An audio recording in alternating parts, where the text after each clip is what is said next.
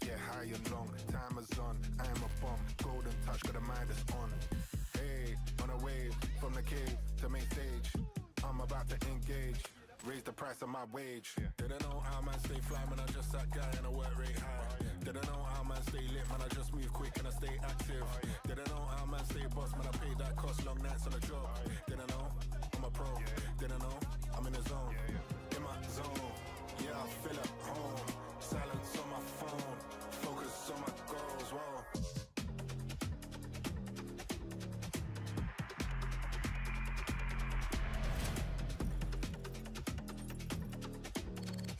Who will ascend to VCT EMEA 2025? Well, ladies and gentlemen, welcome to the Omega stream for VCT Omega! EMEA 2024 Ascension. Now, Tom, coming into this tournament, we've got teams from all over the EMEA region, the micro regions coming to battle it out. I want to know right off rip who you're most excited about seeing. Damn. Okay. Under the bus straight away. I'm looking forward to see Desire. I'm backing the Italian boys. I think, you know, you got yourself a region that I think at times is a little bit underrepresented. I think they're a squad that could do some damage here. And I think similarly to last year, we saw like Saw come out of the gates and like really do some damage when we didn't expect it. I'm looking at Desire this time. Yeah, I think there's a lot of hype for this squad behind the scenes. You know, coming in, I've heard some people, you know, a lot of the time, people don't have time to watch all the regions, right? And a lot of people are like, oh, it's just Apex again, right? They're actually going to do it this time. And Desire's being that outside conversation of like, now these guys have what it takes. And well, that'll be a very interesting thing to track, I suppose, this tournament goes on, because there's no way to really tell how you're going to match up against that international competition or interregional competition, I suppose, as it is here, until you step up on that stage. Even the question of pressure and so on starts to really feed into it. But there you go, you've got our group stage positioned up in front of you, and there's a lot of teams from all over to look to. I think Barca were a big hype squad as well. Obviously they've made a change as well, or potential switcheroo coming into this tournament, so a lot of hype stuff to keep an eye on. But Desire is your pick, Tom. I guess I'll keep it plain, just go vanilla with my boy Hype. I think Apex are going to take it across the line. I thought you'd go for the French team. Oh, I'm bitterly disappointed. Now, listen, I can't believe it. I'm with my boy Hype all the way. Now listen, let's take a little bit of a look at some of the games that we've got for you guys, because of course there are straight into these boys, into the rosters, because our first game up on this stream will be Apex against GoNext, and you've got your rosters on the screen there. I think everybody knows to look at a player like Kayak, though, Tom, as someone to do a lot of damage in any of these series. Yeah, for sure. I think it's going to be one of the more fun matchups, because again, I've sort of talked about it a little bit on Twitter about how the Polish scene has really come to play when it comes to Ascension, and you have some of the Polish scene facing off against each other, with Molzy joining in that as well. We've talked about Zeke, we've talked about Profek. Like, they're players that well, one has a very seasoned pass and one is definitely an up-and-comer. So I think it's going to be an interesting matchup, and honestly, this might be the boldest statement. It's game one.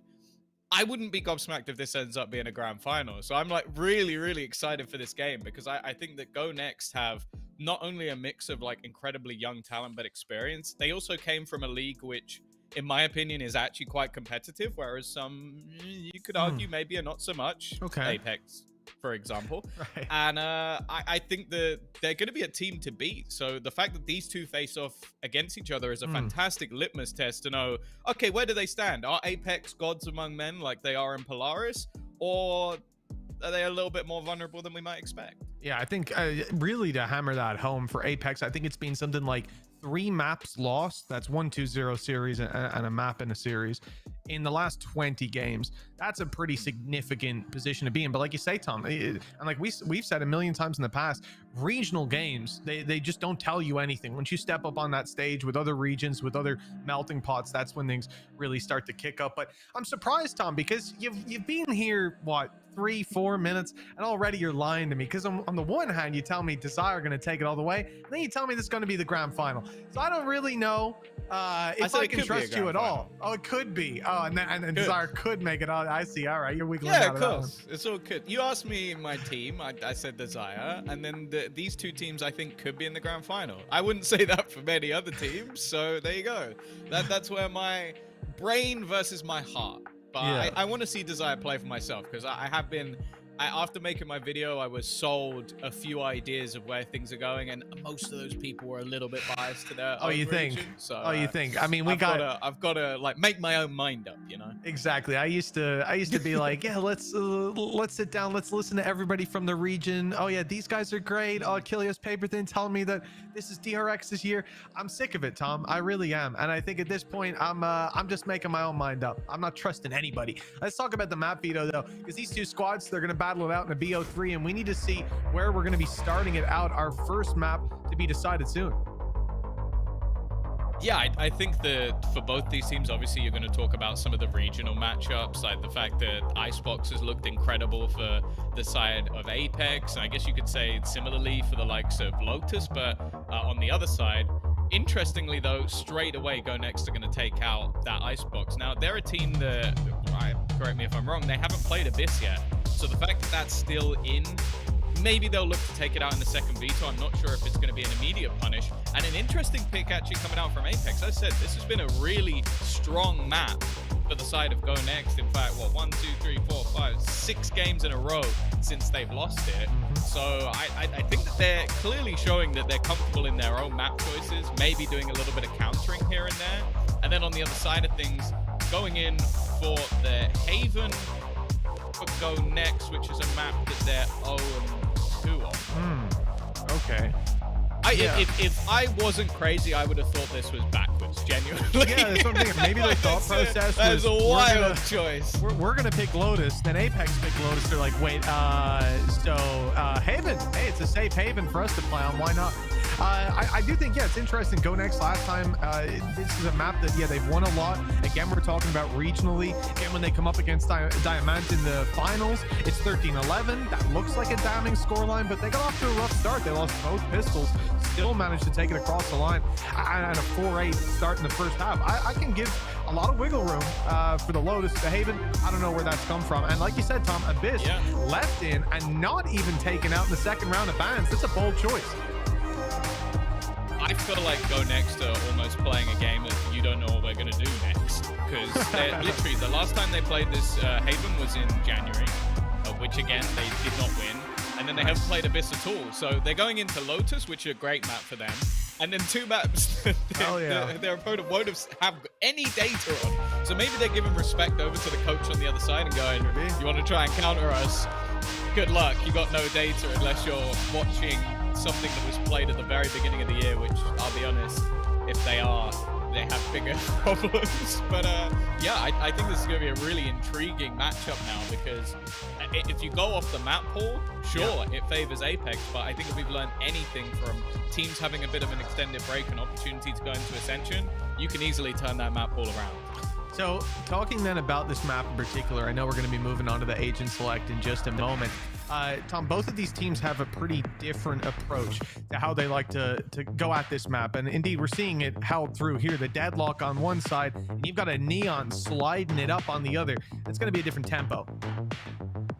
Yeah, I definitely think that coming in with Double Sentinel is always going to make that Deadlock a more intriguing pick, because it means especially you have to have a stellar defense side. You're going to be looking to try and lock down various positions on the map. And I am a big fan of Deadlock on this map in particular. If you've ever watched Sadak play, it's going to be very exciting. The Neon on the other side, it's going to have to try and burst through a lot of those positions. And I think that's going to be very difficult with the amount of control that can be locked down with that agent. Yeah. I don't think that's going to be easy to do. I do think it's tougher though when you look at the side of Apex, like what they're bringing to the table. They really have a well-rounded comp. I personally dislike Deadlock, so I'm curious to see how it's going to play out. You can see the problems they could cause. Someone in your Discord's going to be mad. Yeah, at least one person I know. I'm getting a 7-page essay sent after this, but You know, when I think about Alexic and his abilities then to slide in, to take that space, maybe some deeper Sonic traps are going to be a problem. Add to that, like you said, the fact that they have that Cypher to back it up. You're not just entirely relying on blind picks, on deep traps that they run into. Instead, you can keep that proactive control. I don't mind it, but it'll be interesting to see how these guys clash. And ultimately, especially in this meta, Tom, where I feel like a lot of the time we have more standardized comps coming out of teams, like looking back at VCT, maybe you would have a different identity, but for the most part, it would be kind of streamlined to the same. Like one agent is different initiator, different sentinel, something like that. It's nice to see that here we have an almost diametric approach to it.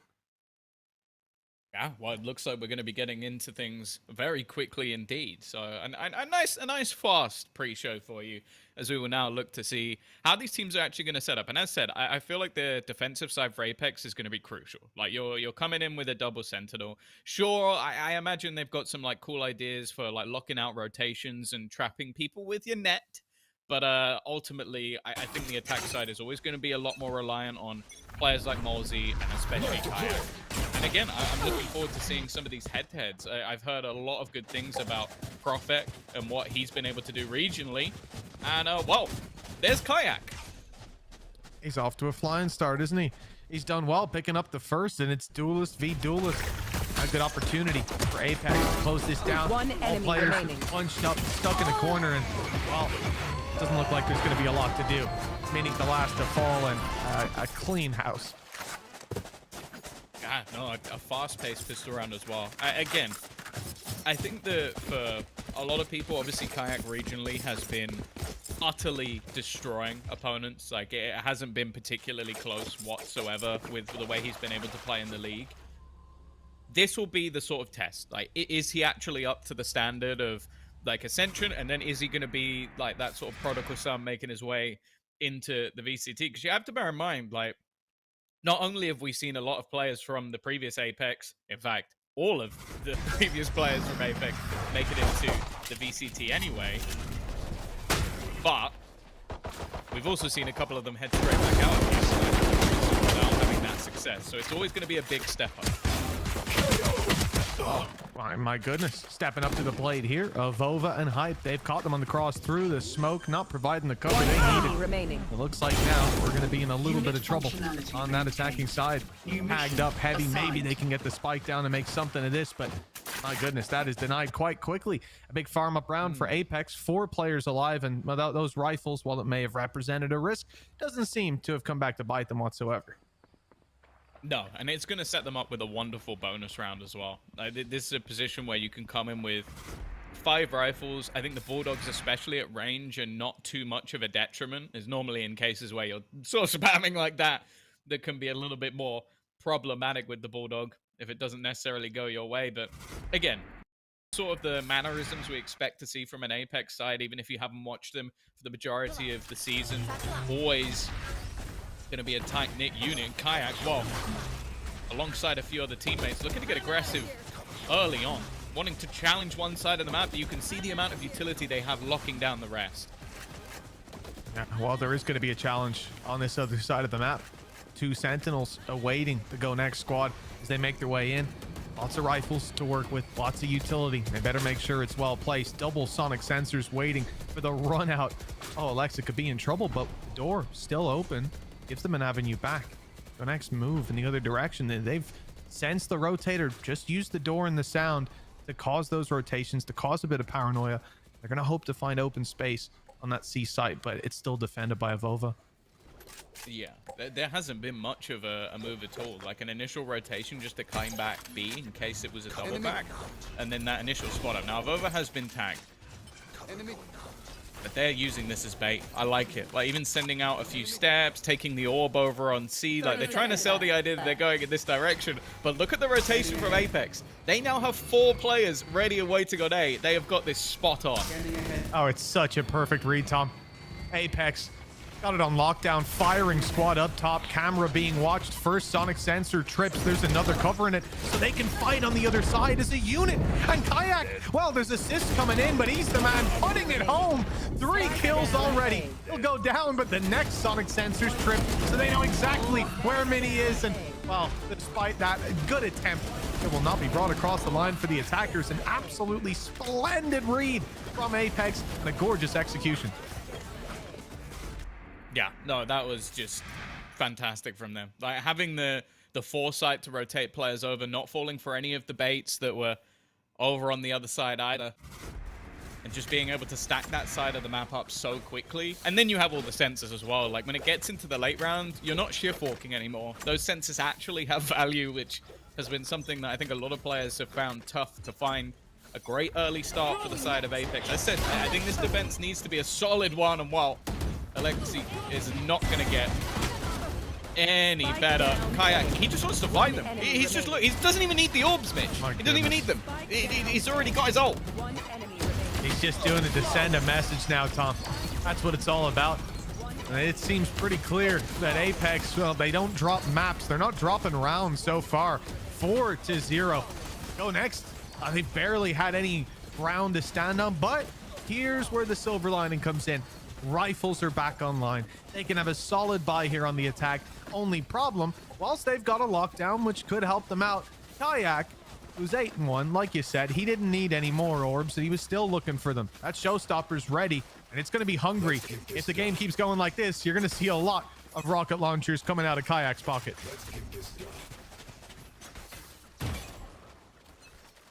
Already. Again, we're seeing this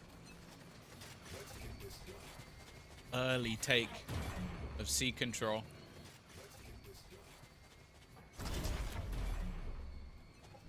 Three players waiting here. Another on B. Paranoia through. Already a great start for Kayak. Well, he's going to do damage. Bold actually manages to survive that on just 13 HP. Looking for a little bit more, but at least for now, both sides will have to fall off. Yeah, complete move back towards the A site from GoNext. A look to take control there. And it is a lighter setup awaiting them. You don't have those same sonic sensors. Now they're positioned on the C site, so Solkas won't have that impact he did in the last A attack, which was huge. It brought it down to just one avenue that they had to watch. The lockdown will force the entirety of Apex back. They might have a chance to grab one if there's a deep extension. Punish on that trap we're seeing in the middle of our screens, but it's going to be tough. 30 seconds left. Momsy's going to get caught. It might actually sell a bait that there might be 30 seconds left. players still up close, but that isn't the case. Soulcast already with another mini trying to fight, but there's so much utility being put into play, and with Bold left on just 13 HP, he's got a lot to do. They do lose him for a second, but of over a safe pair of hands. It will be another round onto the board. The side of Apex, who even when it gets close still seem to get it over again. Yeah, that's it. It's going to be the narrow margins as well that can make the difference in this game. When you look at a side like GoNext, this is a squad that, sure, they have the potential. We talked about it. Tom reckon it could be a grand final, and it may still be. Although the veto coming up next, Tom, this is where I get very worried. We talked about the Haven, about the Abyss for GoNext, and lack of experience there. Maybe that will come through as a benefit, like you said. The fact that Apex can't really prepare for those maps all too well coming into today, maybe they wouldn't have put too much stock in them being played either. So certainly an opportunity to blindside them perhaps. The reality is, yeah, with a 5-0 lead, if you get smashed out of map number 1, well, that element of surprise is going to have to carry a lot of weight to turn the tide of the series. We need to see GoNext get involved soon, and I think that's why we see this timeout. Yeah, for sure. Like, again, even though I think Apex likely going to have a slightly tougher time when it comes to that second half, they've still proven regionally that they can put up quite a lot of rounds, like at a minimum of 6 every single time they played it. So I don't think they're going to be too worried. And the fact is, if they keep steamrolling them like this, however many rounds they get on the defense is almost not going to matter anymore. Kayak 9-2 seems like the exact player that was promised to us. Still a long road to go just yet, and with both Alexic and Zeke currently sat down with 0 kills apiece, I don't expect that to last too much longer.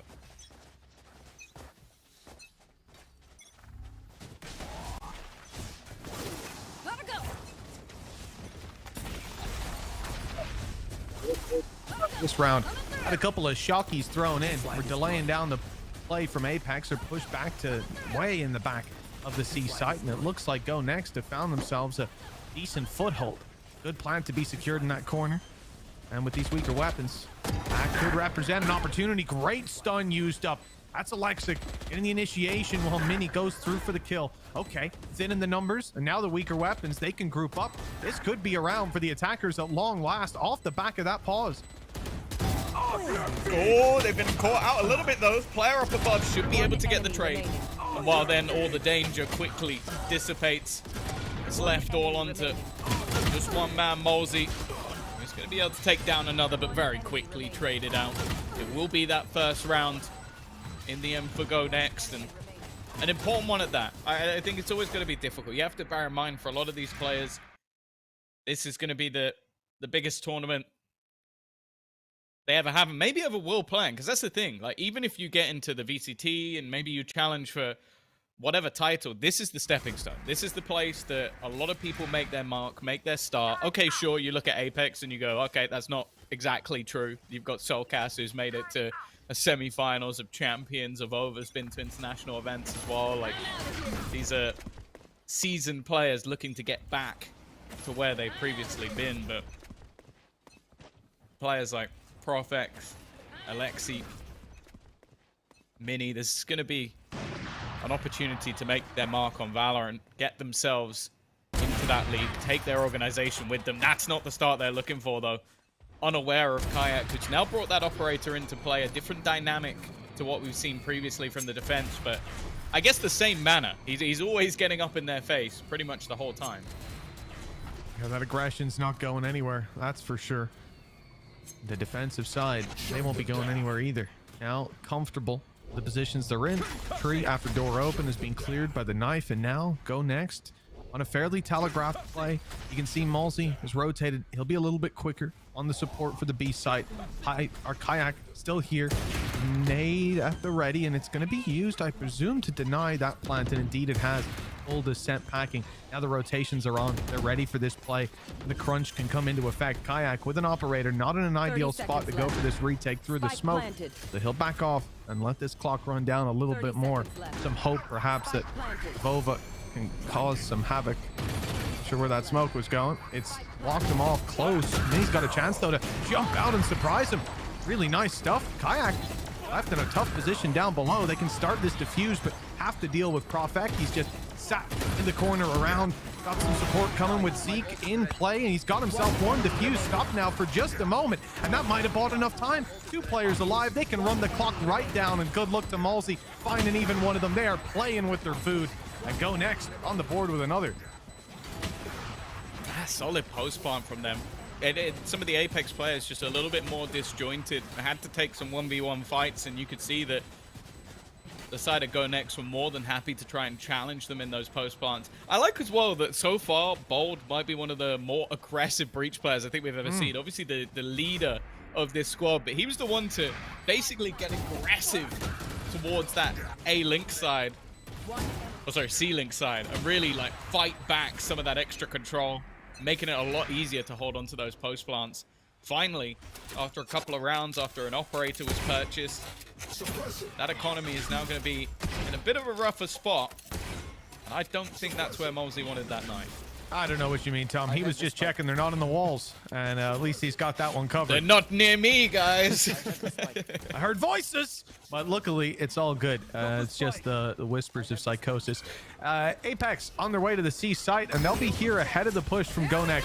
A decent chance. The Alexic going around the back of the site first. The stun is in. There's a player sat inside the smoke, just waiting to make use of those weaker weapons, but Vova doesn't get the chance. Hype does. Good for the one, but he's not getting much more. It's Alexic ripping them to shreds. And the rifle that's left in play might just be kept in play for the next round. I'm not sure they're going to want to risk this. The gap in the turret, though, it might spur him on. And he's got the kill on Alexic. There's a chance. Nice shot. It's whether or not he can find anything more. It's been the player to watch, but an operator, nah, you're saving it. Like, he's had impact with the operator already. Not worth throwing it away. The fact is, though, it seems like GoNext have realized they don't want to allow him to try and keep that. Already on the hunt, want to try and remove any extra weaponry that they can. And if Kayak has decided to stop and not go for this, they know what gun he's found. Either way, after the pause, looking like a fantastic resurgence from GoNext. From 5-0 down, already bringing it back into a competitive scoreline. And I think the next round is really going to be where we see if they're back in this map or if Apex can turn the tide once again. I think that's exactly it, Tom. Like we said, GoNext had to get on the board soon or the conversation would have got pretty bleak over here. But luckily, they've been able to secure those 3 rounds in a row now. Wind in their sails, momentum building up. They're not facing a mass deficit when it comes to ultimates. In fact, I might even favor Zeke, especially with it being Zeke, on that Hunter's Fury versus the Cocoon that could come into play for Solkas. I think the GoNext really impressed me on the way back in so far, but there's still a bit more room, and a big play on C is where they're going to get tested. You can already see Alexic spamming through that cage, and a little bit of damage done. Yeah, this man has no fear. He's not worried about traces. He's not worried about anything. Just wants to W key and try and find one of those early picks. It hasn't gone fantastically well. The initial setup has been placed once again over on that C site, looking to try and hold off any of that initial aggression. As you mentioned, for Soulcast, Annihilation is available. Might just want to try and catch that first player as they look to make their way into the site. Neither of them actually peeking, though. I think he's just going for a timing, and instead, well, he's going to block them off with the wall. That'll hold them at least a little longer, but Mosey trying to throw his utility has been caught. That was one of the only risks that could have caught them. Well, because of it, they're a man down. A nice return for a minimal investment. GoNext take a little bit of a risk. The payoff is there, and now they look to the other side of the map. They were in the middle. They've shifted to the right. The stun was lined up, but they've called it off. Space taken by Mini. The lack of any engagement around here. It's not even got them thinking about a C site. Instead, they're going right into B, which has now been left wide open. A very nice adjustment from the attacking side. There were traps on either extremity, and instead they took it right up the middle, right up the gap. Spike planted.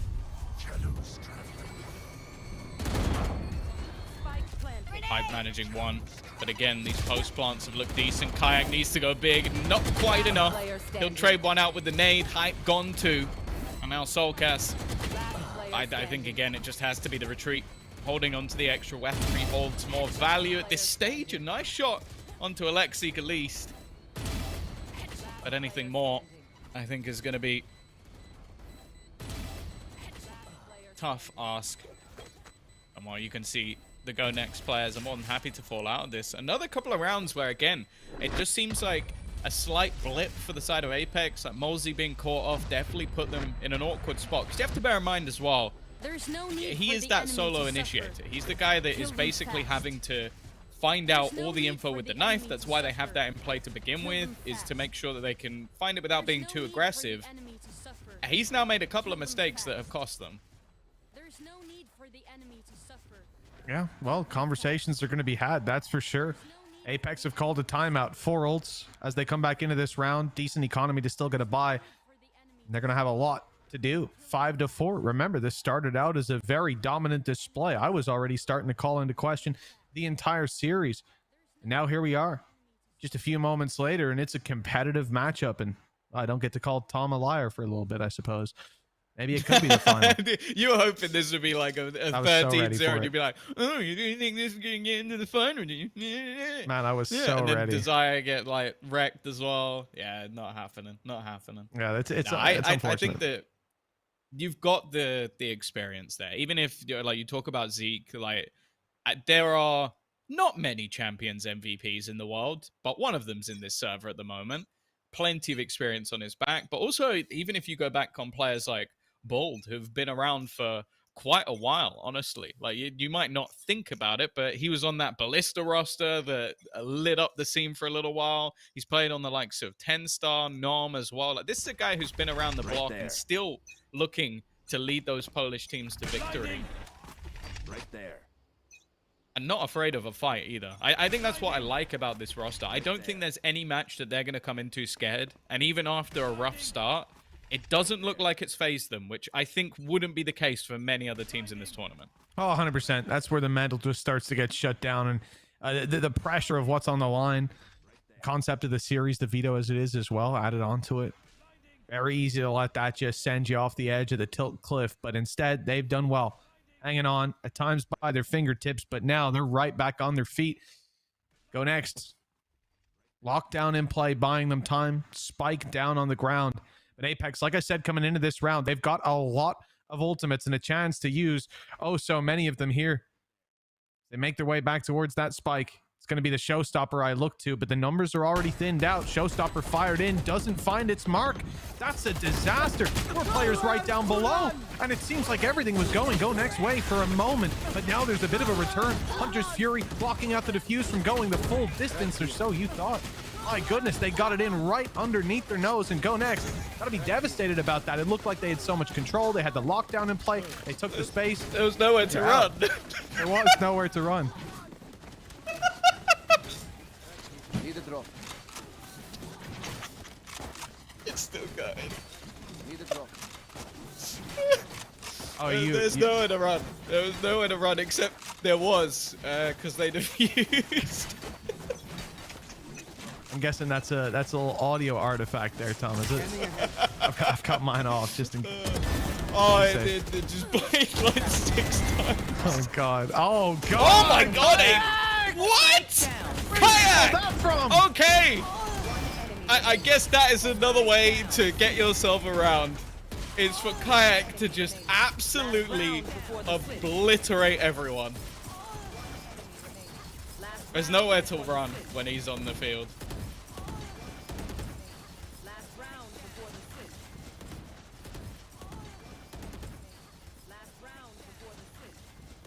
Oh, it's been quite a half so far. We've had our ups for Apex. We've had our ups for GoNext, but there's still a little bit of room left. An 8-4 half. But just kill Kayak, honestly. Sorry to cut you off. Yeah. The guy's 17. There you go. Okay. There you go. So it was well done, Alexi. Honestly, he listened to the strat. My coaching is very expensive, but if anybody's looking to employ me and hit me up. But that seems to be a good way to win a round. Already getting a double opener to kick things off. Mitch sees an Odin. Mitch is excited. Spike planted. Yes. Albeit the chances of that Odin doing well in the retake, quite tough to get the value done. Players are going to be obviously avoiding the little soft wall as soon as those first few bullets come through, and now, where else do you go with it? It's got to be on some of the other players to pick up these kills, and not easy for Hype. Hasn't got a lot of utility to play with. In fact, has none. Has to dry face it, and it's bold. Taking it across the line with a double. Blinded up himself, but not quite enough wiggle room for Malsey to pull out the 4K. Shut down and left to 7-5 at the half. Considering they were 5-0 down, GoNext have had a remarkable recovery over these last couple of rounds. Oh, for sure. It was an impressive resurgence. But I think just finding their confidence overall. I think Alexi, he was like, what, 0-5 or something like that? So I think that they've set themselves up with a possibility. And I'm excited to see what Apex have after the break.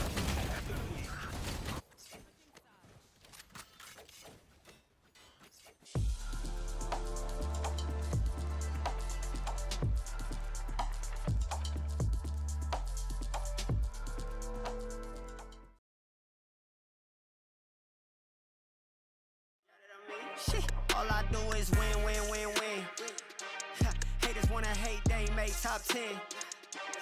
Double, triple team, what they need to defend. I do left and I'm going with the win. I'm going with it. I feel like a champion. A champion. Ain't nothing that can't be done. Oh yeah.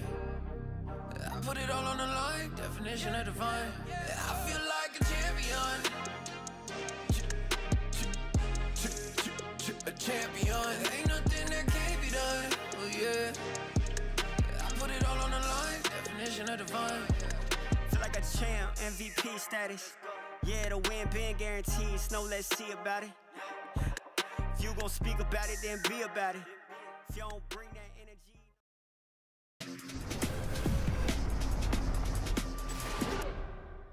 In my zone, yeah, I feel at home.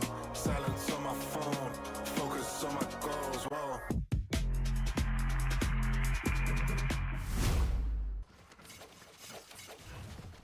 Well, when we left you, it was a 7-5 half, and now that we've returned, nothing is different. You should be happy about that. You haven't missed anything. Again, sorry for you folks out there. There's been a couple of audio issues at the Omega stream. We'll power ourselves right back up, Tom. We'll show that we're the real alphas around here. We'll get those tech issues fixed. Yeah, there's nowhere to run. Sometimes things go wrong, and that might be one of my favorite rounds ever. He used this under jury 8 times. But here we go. We are back into our pistol round. I said, this is where I'm intrigued to see how Apex are going to play, because I think running this composition is already tough when you've got that single initiator, but also it's how you're going to utilize that deadlock. I know that Cypher's going to be there to lock down the flank. I know that Sokas is very good at playing a lurk. We saw it on his Astra in the past when he was playing on Liquid. But can you now make it work on this side of the map? And is there going to be a heavy reliance on this man here, Kayak? Because he was insane, but they only won by 2 rounds in that first half, even after a mammoth performance. Yeah, maybe some more big step-ups needed here today. Apex have secured a plant. B site is now theirs.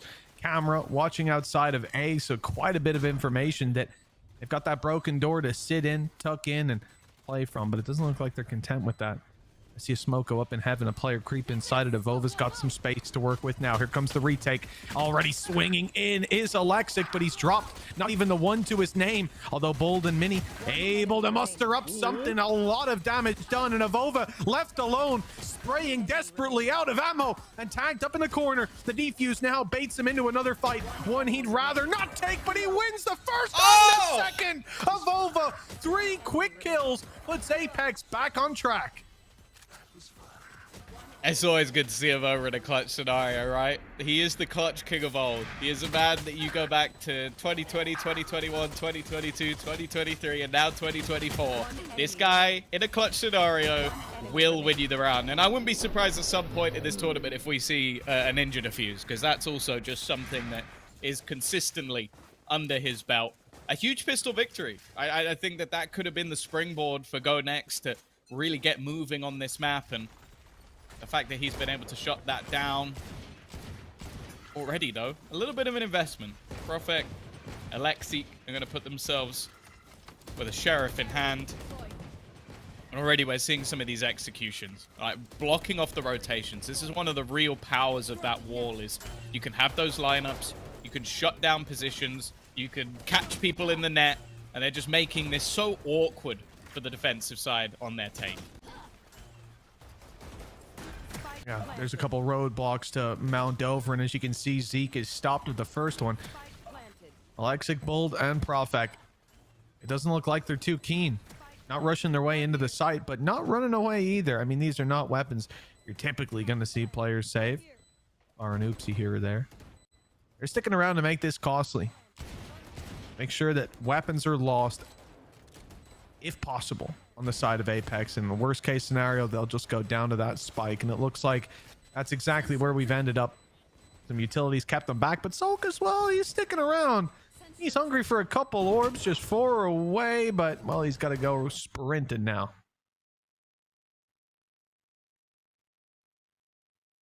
Wow, it's just going to be the rest going down to the spike, making sure those orbs are denied, but Apex have managed to build themselves up at least a bit of a buffer. And again, they've done it in the same manner, where they're able to come into this next round with rifles across the board. It's always going to be that little bit more difficult for the side of GoNext to actually fight versus this scenario where you're not coming up against any SMGs, especially on that attack side. And it's whether or not they'll be able to do too much with those aggressive plays, either with rifles on the other side. I'm still looking down at Zeke, though. Like, he's someone that expectations on him are high. His peak in Valorant is hard to match, but as of right now, not really showing that same level that we expect of him. Well, looks like Apex will be upping the pace towards that C side. At least that's what they wanted GoNext to think. 3 players from the defensive side have rotated in. Try to stall out that push. Instead, they're going to find that Apex are taking it in the other direction. The door's been opened, the players have backed off, and now a decision for GoNext. From what they've seen, this squad is gone. They're no longer here. If they decide to stick around anyways, that could be a problem. I've seen a net and a nade. The nade's got the kill. Mini down, but Bold steps up. Nice little utility setup. but it's trumped by the weapon in the breach's hands. Avova has a big task, even taking down Bold now. Not quite as easy. It's Avova that's tagged low. Oh, okay. A couple of kills, granting them access back into this. This is the guy I was talking about. Zeke in a 1 versus 2. And then a much needed round as well for the side of GoNext, as they are starting to see this map slip away from them after an impressive comeback. Hype full HP, but Avova is desperately low. A 1v1 battle could easily present itself, and just questioning whether or not he uses the dart gives his position away. That's happened anyway now. So he might as well use it just to try and see if he can reveal both players, and he can. It's actually been missed by the side of Apex. That gives a real chance already, finding that first kill, but trying to realize where Hype is. And that time starting to tick away. Hype just looking to try and burn that clock down, but Zeke will find his head straight through the wall. A huge clutch for a man that we have, well, witnessed many a time in these scenarios, but finally stepping up to the plate. As you said, Tom, in a very essential round, too. That could have been double digits for the side of Apex. Economy in the bin for the defensive side. And a 10-5 scoreline that they were unlikely to recover on. But now, they're back in with a chance. And the only thing that we can look at as well, if this round comes that close, Tom, we're gonna have a lot of nice things to say about you, are we? Gonna say that probably sets you up to lose. But reality is Apex, as we said, they've been able to pack a punch in those rounds. They come to fight every single time. So GoNext have done well. 3 rounds in it now. The gap decent. The early aggression has found a lot of what is often the most important part of the map. A lot of the control there going GoNext's way. They've got Rubble on lockdown, push up from Profek, and Alexic happy to stick around on this Neon because he can rotate so quickly if the hit does come in elsewhere. It's still very important position economically for GoNext. They're coming up against a full investment. The Outlaw, of course, you're always happy to see, but in this case, it's actually a great purchase. You know that your opponents are going to be light on money because of the last round, only a single player surviving. So you pull up that sniper in an attempt to do damage, and also just basically have an operator for a round with a little bit extra movement. They're going to try and go back into position here. The TP will give away Profek's spot. He does have a little bit of support, but they actually seem to be backing off. Trying to use util to delay, trying to use the dart to reveal. And they've succeeded. They forced them all the way back to the other side of the map. And guess what? Bold has not moved. Hey, he almost lost that just because he decided to budge at that last second. Yeah, timing wasn't great for him, but the result most certainly is GoNext have got this on lockdown. C-Site rotated in. 15 now on the clock. Zeke opened the door and took a fight. He's done well to find one, but the problem is now B is open for the plant. That spike can make it straight through, and although Soltis can't quite do the same with that door, plant almost undeniable. It's going to be attempted though by Alexic, and he gets in too late. He's dropped, and that gives Kayak the 3rd kill of the round. Bold and Profek now have to recover, and sure, their opponents are already tagged up pretty low, so there's not much of a chance, but Malsey might be able to dig deep. Rolling Thunder not likely to be used here. It's all down to aim power and the HP advantage massive. Malsey needs 2 headshots, and well, he cannot even stop the defuse on 20 HP. It just wasn't worth walking out to a death sentence. That seemed like a round that GoNext almost let slip. Just some, I was going to say slight over-aggression. Like, both positions of aggression, you can understand why it was done. But it's more so the scenario they were in. So little time left. They gave Kayak an opportunity, and honestly, I wouldn't have been surprised if he ended up getting that 4th kill. 22 and 10 at the moment, but funnily enough, the man keeping up with him on the other side, Bold, the Breach, the IGL of this Polish roster, put themselves again in this comeback spot. And after the starts that we're seeing in each half from the side of Apex, the fact that GoNext are fighting it back every single time, I'm nervous. It's difficult. He's very good. He's not bad, and he's got a rocket to work with now. Even more accurate with that. Mini is down and out of the round. 5 versus 3. All of a sudden, Bold got big kills from that position before, but this time it is denied, and Apex have found themselves a plant. They've been struggling to put rounds on the board, but Somehow this one seems to be their salvation. Trap down, whether it was going to find impact or not. And it's Alexic wrapping on the back that will eventually be dropped, leaving Zeke in another clutch position. What a shot to start this one out. One bullet. He hasn't reloaded that just yet. The drone, he's thinking about putting it out. His decisions now will be the difference, and Avova wrapping on the back gets the better of him. 10 rounds on the board for Apex. That was a nice try. I'm not going to lie to you. I did not expect him to hit that first shot. I was going to jump out of my chair, but it's going to be another onto the board. Again, it's day one, map one. I'm already going to sound like a broken record. Kayak, just a double opener. Like, coming into the round, starting things off, just having a pistol. I will say I'm not a big fan of the aggressive stance when your opponents have a weak buy. Like, you're putting yourself in a position where it's a 1v1 fight versus someone like Kayak. You're asking for things to go wrong. And well, this time they are grouping up a little bit more, but Mitch, they don't have the weaponry. Maybe that doesn't matter, though. Yeah, well, Alexic has the weaponry he needs, evidently. Quick headshot. Solkus dropped out, and Apex sent packing. Spike's already moving in a different direction, although there's still going to be some noise made outside of the A site. Question is, how did GoNext read this? Deep smoke, some spams, players still around the area, door probably going to be opened. You can see just a bit of housekeeping, getting rid of that extra weapon. And yeah, there's the door open from GoNext's side. This almost looks like a fake. The fact there's been no extra noise made, no movement. I wouldn't be surprised to see those defenders rotate to the other side of the map once we see Hype, I guess, making some noise. I don't know if he's going to break this util, walk through it, or just wait for it to go offline. I think it really depends on which direction they plan to go in. If they get a pick one way, he probably breaks it. That's the response they were looking for. So he's now destroyed the utility, and that immediately pulls rotations. And this is where they now stick to the A site. If they were going to go C, he probably would have waited for the players to get a little bit closer. Nice work from Profek, though. They're still keeping this one favorable. It is going to be the afterplan on the other side of the map. Molesy has his ultimate, which might have to be used. And Mini, he's played this to perfection. Just waits, leaves it down to the remaining two. A clutch needed, but Kayak's awake. Well, Kayak's found his first, the nade to cover his retreat as well. GoNext have played this optimally, isolating the one player on the other side of the map. All they have to do now is the housekeeping, cleaning it up. Thunder's Fury used, expertly dodged. And it looks like a little wrap around from Bold. He's gotten close, but he hasn't found the opportunities he was hoping to in the back. Thunder not quite rolling as expected. Malsey, the rifle, looking to shut down another, but ultimately just covering the back of Kayak, drawing their eyes in that direction, giving the Rays a chance to step up and find something big, but it's Zeke up close with a Marshall to find the shot to seal the round in GoNext's favor. I'm not gonna lie. After he got the first two, I was fairly confident the Kayak was going to close that.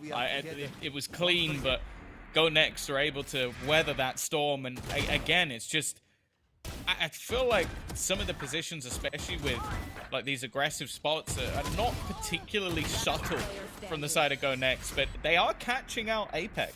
I think just having a player ready to catch the rotations over on C, I think having these sort of aggressive starts to the round and not a lot of utility to, again, this is the lack of that second initiator that just causes issues. So you don't have the flashes, the stuns, and well, on the other side, you most certainly do. Yeah, we've seen that one pretty clear. Early aggression from Alexic nets so much value. That is a big haul for the side of GoNext. Now locking down the B site from afar. Utility on C, second player there too. And a double stack up on the A site. The extremities are doubled on. The B retake with man advantage is looking good. And, well, they think the smoke will be enough to deter them anyways. Let's see if that's the case. Apex are moving towards the A site. Firing squad waiting. And it will be a shift, a contact play, contacting straight into Alexic's rifle. Now they'll swing to try and deal with him, but second player revealed. And that trap card has landed with great effect. GoNext. Well, that's going to be the motto of Apex. Go to the next round, because this one almost definitely lost. Okay, Hype, relax. A lot still to do. Two players on the other side of this door is not going to be easy to clear, and well, impossible, it seems. Again, the fight back continues from the side of GoNext after falling to massive deficits at the beginning of both halves. They are looking to try and level this one up. And I feel like right now Apex are really over-reliant on Kayak. Like they've had the odd round here and there, a couple of clutches from Avova, which are high impact, but it seems as soon as this man is gone, it becomes a whole lot easier. And especially with the way that Alexic started to play, the way that we're starting to see step-ups from the likes of Zeke in clutch situation. Bold has been there the entire game. I don't know. This is starting to swing in the favor of the beast from the east. Yeah, this would be a huge safety net for the series as well, locking this down again against two maps coming up next that they're not too experienced on. Let's put it that way. Who knows what their comfort level is? They did pick Haven after all, so I imagine GoNext will be decent there. Apex on the rotate. Early aggression on B spotted. Some players in C pushed back to the site, and there's a three-man stack up there. Looks like the attackers are making the right call, moving this towards the A site. But the weaknesses in weapons here. You know, you talked about how once Kayak's offline, the rounds more or less fall apart. Seemed like a walk in the park compared to the hell they were facing earlier. Well, you're definitely going to hope that Kayaks have an impact in this round if there's any chance of stopping GoNext from equalizing. That's the thing. The last time they got close, we saw him win a round with the Sheriff. So having a rifle, it almost seems unfair. But already tagged down to half. Couple away from his ultimate. The rest of the team now starting to make their move towards this A site. And again, with 30 seconds left, 30 seconds there's still left. a lot for them to try and do. Now, Mini is also one away from having his ultimate online. So if they wanted that safety net, he just needs to get a kill and survive. That's the only real goal for him in this scenario. But with 3 players already here, they might just want to try and fight this. 12 seconds, yeah. Denying that spike could be worthwhile. Certainly tempting to the side of GoNext. Nade thrown through. Plant now fully secured in Apex. No, they have to fall back from those positions. Maybe they don't. Standing strong up close. Hype in a bit of an awkward battle, but in the meantime, Kayak's picked up another 2 already. And the ult used. Oh, Kayak doesn't even need his rocket launcher. He's leaving that in the back pocket as this show is already being stopped. A thrifty round from Apex yet again. And Tom, just like you said, a big round from Kayak right as GoNext are about to equalize.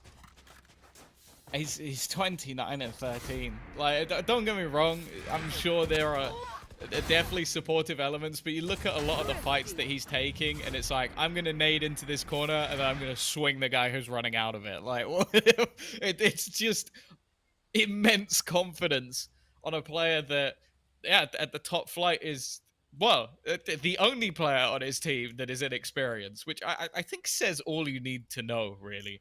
Like, you're talking about someone who has just turned 20. He's born in August, so we already know he's a legend. And it's a scenario where if you're picked up with a team of, as said, like players who've been to Masters events, players who've been in the top flight, played for organizations like Vitality, played for people like G2, Liquid, and then you kind of go, and we've got this 20-year-old.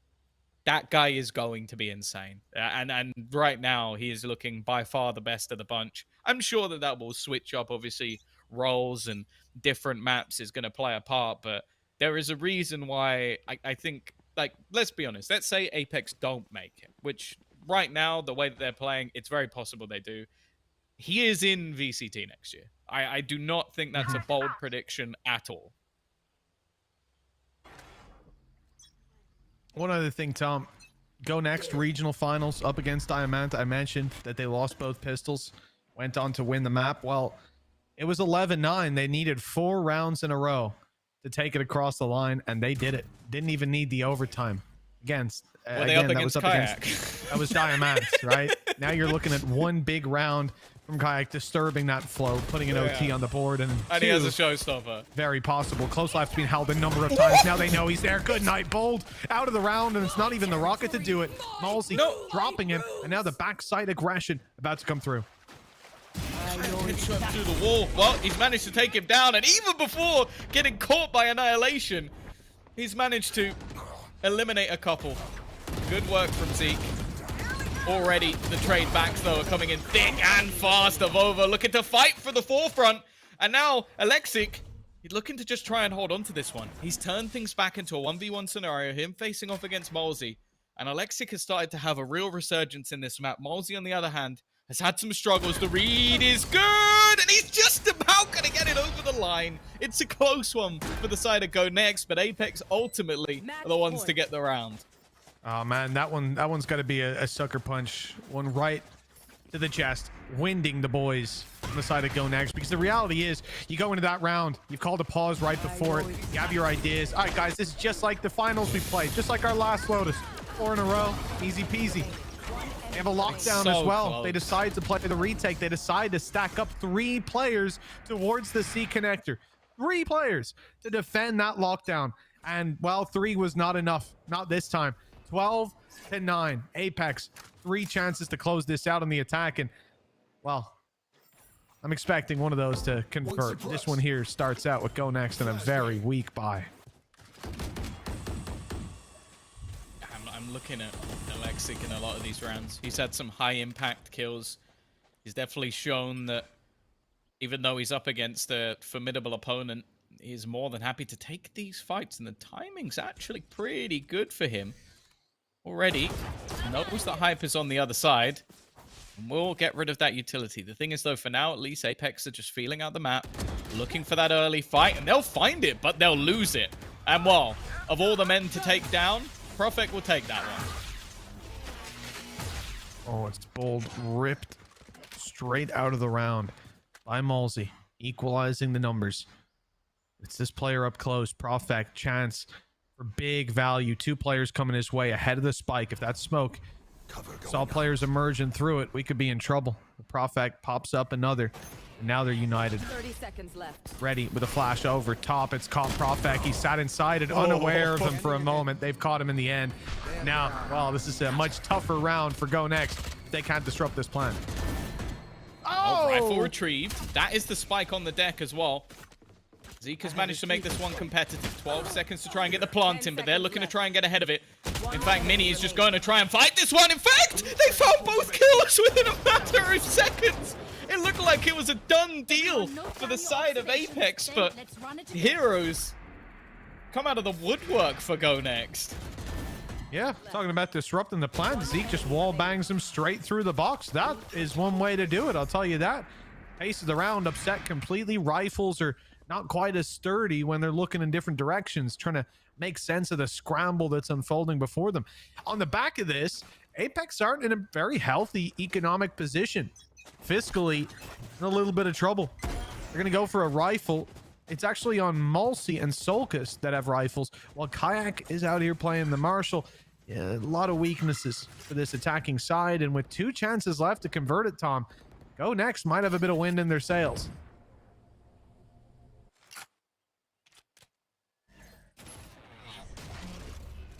Definitely some struggles economically. I'm surprised the rifle hasn't gone into the hands of Kayak, if I'm honest, but hey, each to their own. A lot of damage already being done by the utility, and looking like a much safer opportunity for an afterplan here. In fact, this has become awkward. They've caught Bold in the corner. Oh, that is the freest kill of Kayak's life. It doesn't show an assist, but it definitely had one. Oh yeah, he has sent that man packing. My goodness. I don't know if you can see anything, Tom, but I most certainly cannot. No. I heard Alexa go in for it. But they're tapping the defuse, Tom. I can't see it, but I hear it, and it looks like it's most of the way across. The spams haven't landed. Gotta go.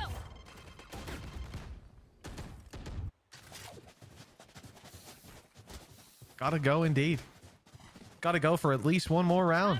GoNext have done it. Now they were up against a weaker buy. Looks like my feed has returned to normal. I can see again. The gift of sight has returned.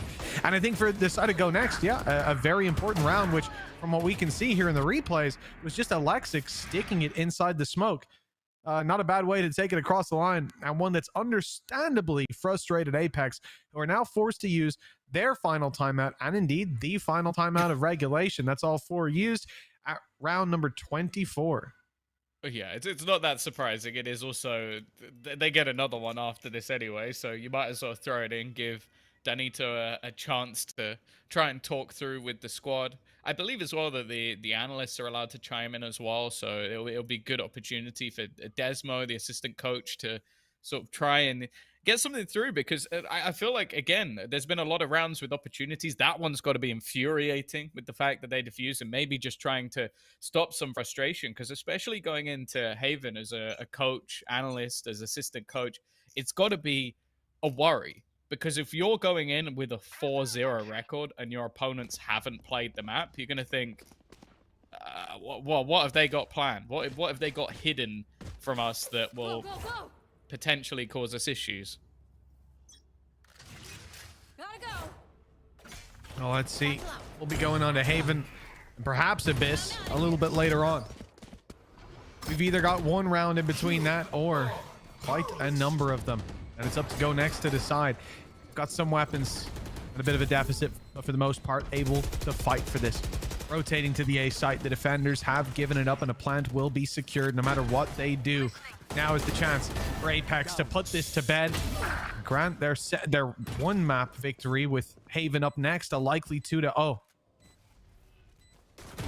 Important map, to say the least. Solkas has done some damage, but they're managing to bypass a lot of this. Kayak up close, already tagged, and he's gone. The advantage now sits with GoNext. Puts them into a position that it's not going to be easy to fight from, just because of this post plant. They're waiting for somebody to try and tap this diffuser, even having the cam to potentially reveal, but again, it's already been halved. They need to go and get on this. They're not going to be able to deny it. Just about at the last second, they found it, and Apex are going to be there to close the map. I wasn't believing that they would be able to get that over the line, but it is going to be the victory for Apex on their choice. Yeah, I have to say, Tom, when we come down to the wire like that, a big clutch play, another. We could have had back-to-back ninja diffuses right under their nose to close out the map, but wow, GoNext put up one hell of a fight. Not quite enough. Big clutches from Zeke. We're seeing some of them here. Alexic certainly cementing himself as a strong duelist, but one that's going to have to make the reverse sweep happen. They're now going to have to take it 2-1, and it's a tough reality for these boys after a game like that. Yeah, I feel at home. Silence on my phone. Focus on my goals. Whoa.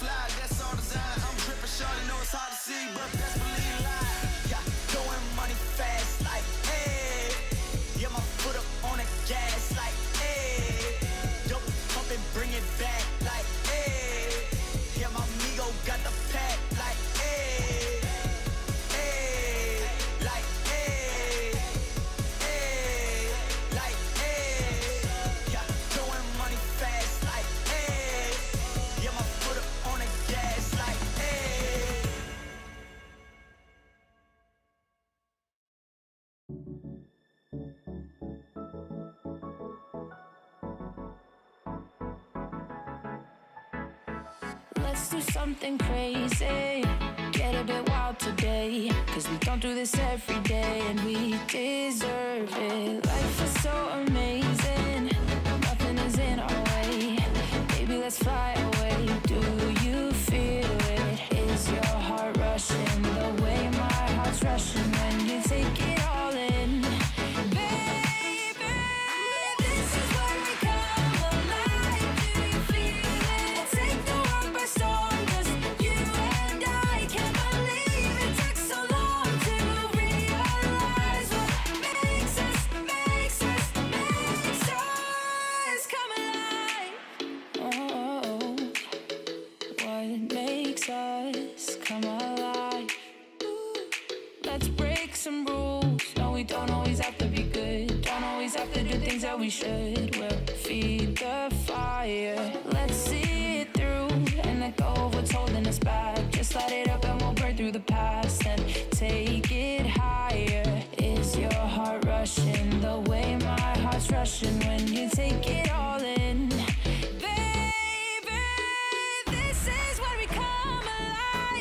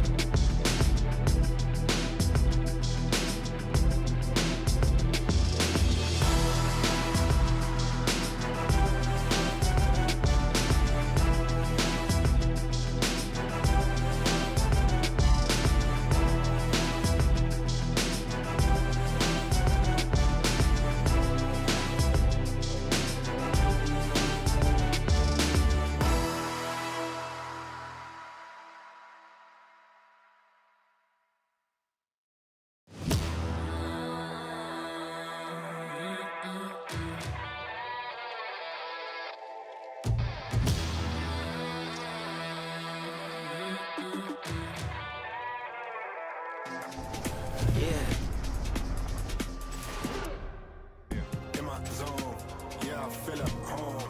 Silence on my phone, focus on my goals. Whoa.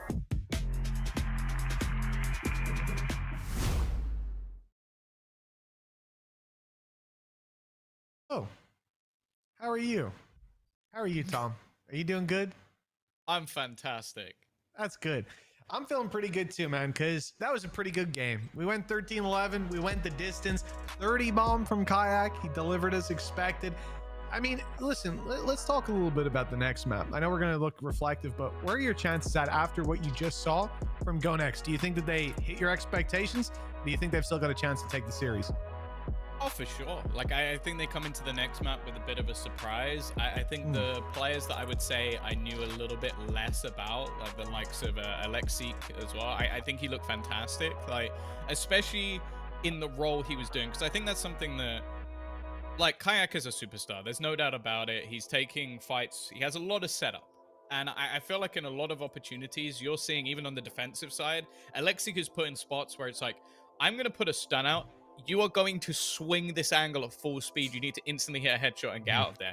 If you feel like that on a positive, you're doing a good job. So I think that they had that clutch factor with the likes of players like Zeke at times, and I think of Over on the other side as well. So I think we got a real series on our hand, and I don't think I'd be disappointed if it ends up just now going to Haven and they haven't got like a secret plan. They haven't got some cool setups. If they come in playing like an almost defaulty style comp, sort of like what Apex run, I'll be disappointed.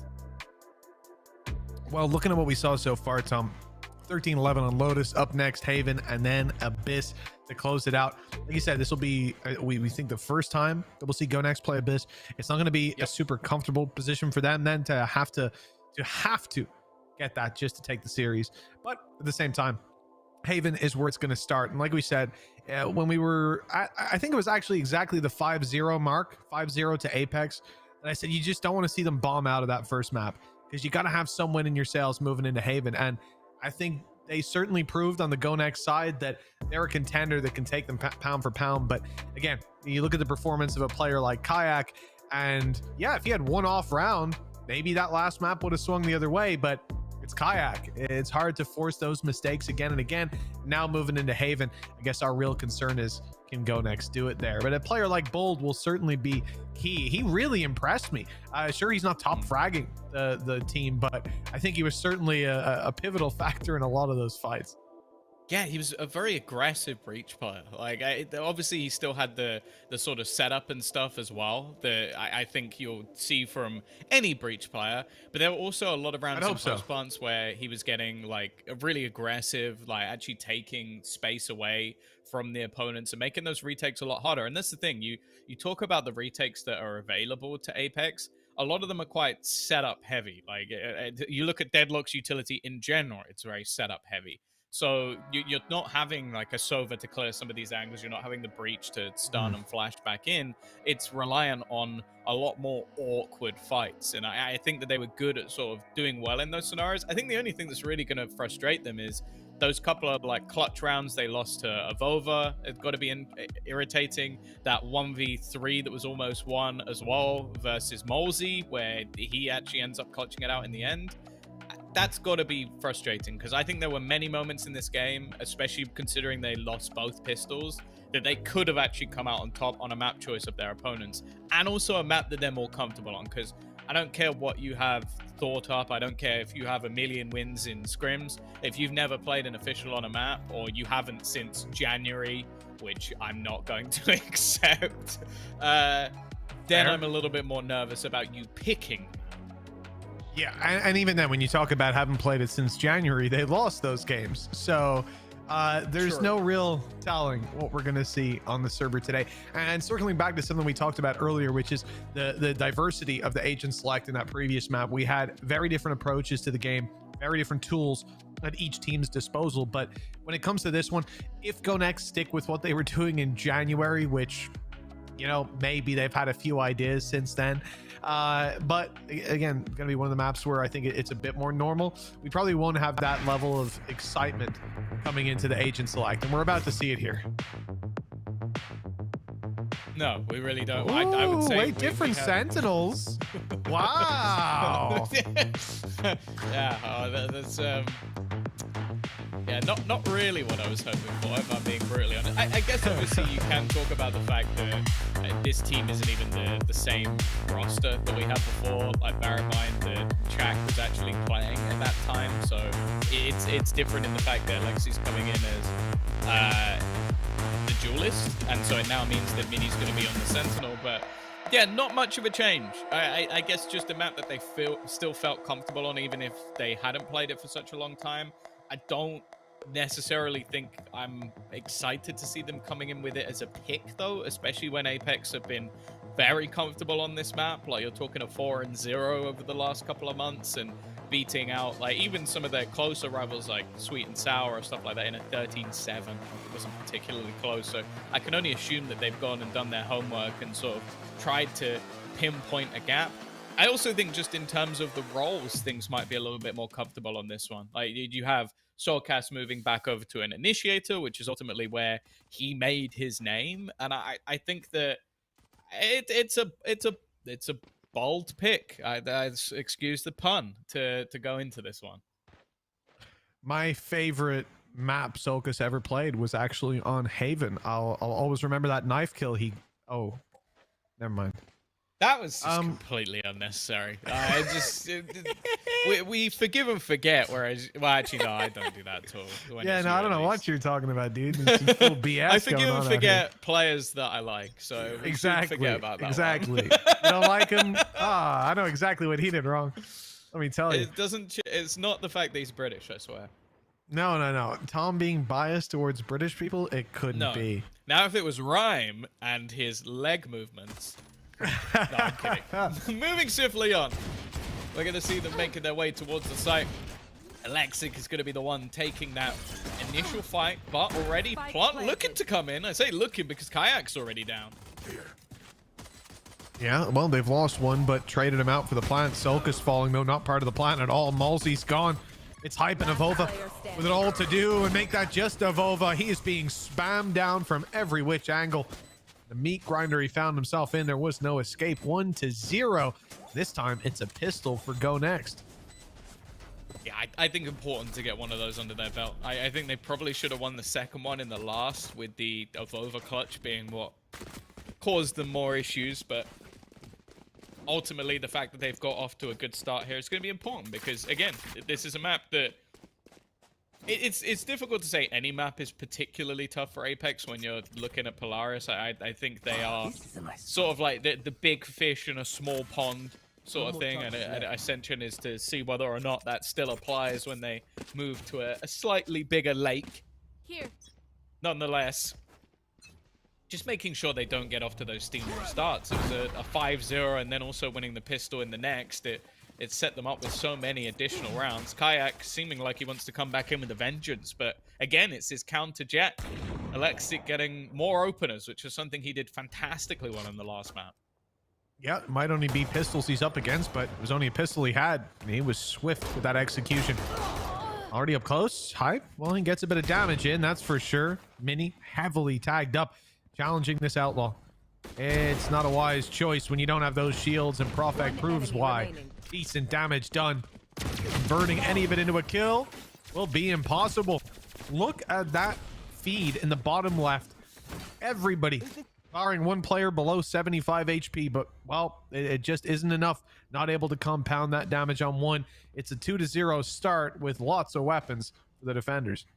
I want to see what they buy, because you went like it's an unusual second round. Like, you came in with an outlaw, a guardian, an SMG, and 2 pistols. So now, in theory, you could buy back up with a couple of those players and come in with rifles for this round, but it doesn't seem like that is the plan. GoNext actually want to play this as just a really light purchase, and I wonder if that means Alexic's coming in with an operator next round, because that's the only thing that really makes sense for him financially to be saving up for, which, hey, I don't mind it. This map is great for the operator, especially over on towards A and C. In fact, it's not really bad on the B side either, so I guess that's the big part of their plan. Well, you think about how much success you have in rounds like these, though, when you buy up those rifles just to level the playing field in terms of battles.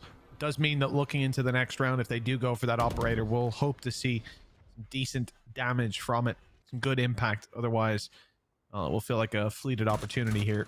Go next. Stacked up on A. It looks like Apex won't be going towards them in the end.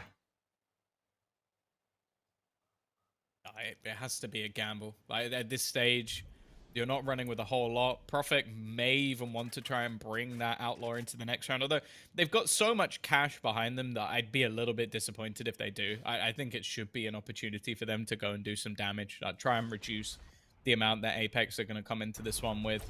For now, though, Apex just being clinical. They're taking all of the angles with utility beside them, moving in towards the post plant. The only thing that makes me a little bit nervous is I'd say that with the weaponry they have, in most scenarios, there's a very, very small chance they win the round.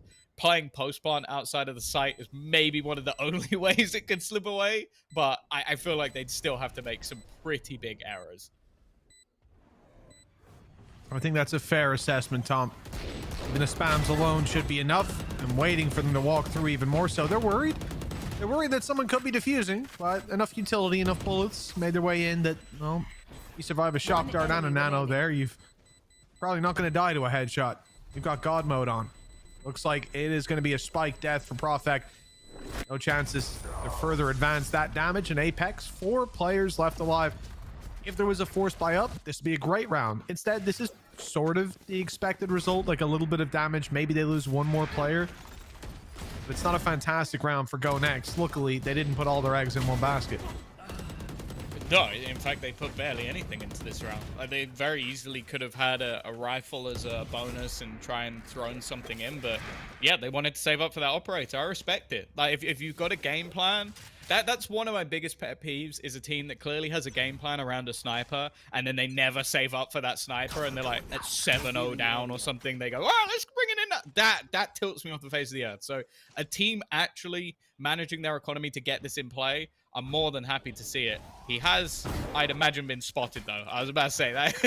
if there's not a flash going through that, I'll be infuriated. Oh, but they're not deterred. Still walking towards this site. Now they definitely know the op is there. They've seen him fall back, but they are chasing Apex hot on the heels of Alexic. And have they spotted Mini? Yes, they have. Quickly dealt with. Sneak out from Profec. Those smokes will block him from doing much more. And Alexic has died straight to the head from Avova. And Kayak does just the same. Zeke and Bold with it all to do, and can't even find the space towards Garage. Completely denied a way back in. And unless Bold believes in a 1v5 ace clutch, I think he's just going to play exits. Go for it. Go on. One for the... It happened last time, didn't it? Bleed when they were qualifying. Scary got a 1v5. Yeah, you're right. Why not? This is your moment, Bold. Come on. The world is watching. If they're not watching Alpha Stream. Why would they be watching Alpha Stream, Tom? That doesn't make... Well, of course, because there's good Valorant there. You guys should watch it. Yeah. Also, but we're better. Have a dual stream. Watch both. Why not? No, just watch Omega. Screw those Alpha Stream guys. No, I'm kidding. We like them. They're our friends. Probably Yeah, I heard at least one of them Scottish. Oh. No, 2-2. Oh, was that you? Was that your Cairo impression? 2-2. No, that'd be you. Wow. Okay. Wow. That's messed up, Tom. That's messed up. Both teams are looking to try and get to tree in this round, as they're currently level at 2 apiece. The thing is, that was a lot of economy put into that round, and to get nothing out of it is not a great sign for GoNext. Like, the operator roaming was very easily forced off the angle. I think the utility from Molsey on the breach was fantastic. That's not a bad start, though. Bold has used the extra cash he had left to purchase up in this round. Alexic as well does have a Blade Storm. Solid utility from Mini. This is starting to look like a winnable round now. And especially as they've added in that Blade Storm into the mix, this is very doable for them. Spike planted. Certainly looking so, and I like their approach too, Tom. They're not just running in, taking space up close. Instead, waiting for this blob. 4 players together in the spawn, a drone leading the way. I like it. Solkas is shot through the wall. What? What did Mini see? What did he sense? And now Hype has gone to, it's Malsey all alone and probably scratching his head as to how the first of those kills went the other way. Mini's hit another wall bang. Just stay away from this guy. Keep at least 3 walls between you and you'll be just fine. That is 3 rounds on the board now for GoNext, and a remarkable round at that. Yeah, they've done it without losing a single player either. Again, there's a round where you save up to get an operator in to try and win a round, and then there's a round where you have a few pistols and a blade storm, and that's the one that you win. Maybe the operator wasn't needed after all, but GoNext aren't going to mind. They're pulling their first buy round onto the board. Of course, for Apex, they kept the last one nice and clean, so I don't think it's going to affect them too much economically.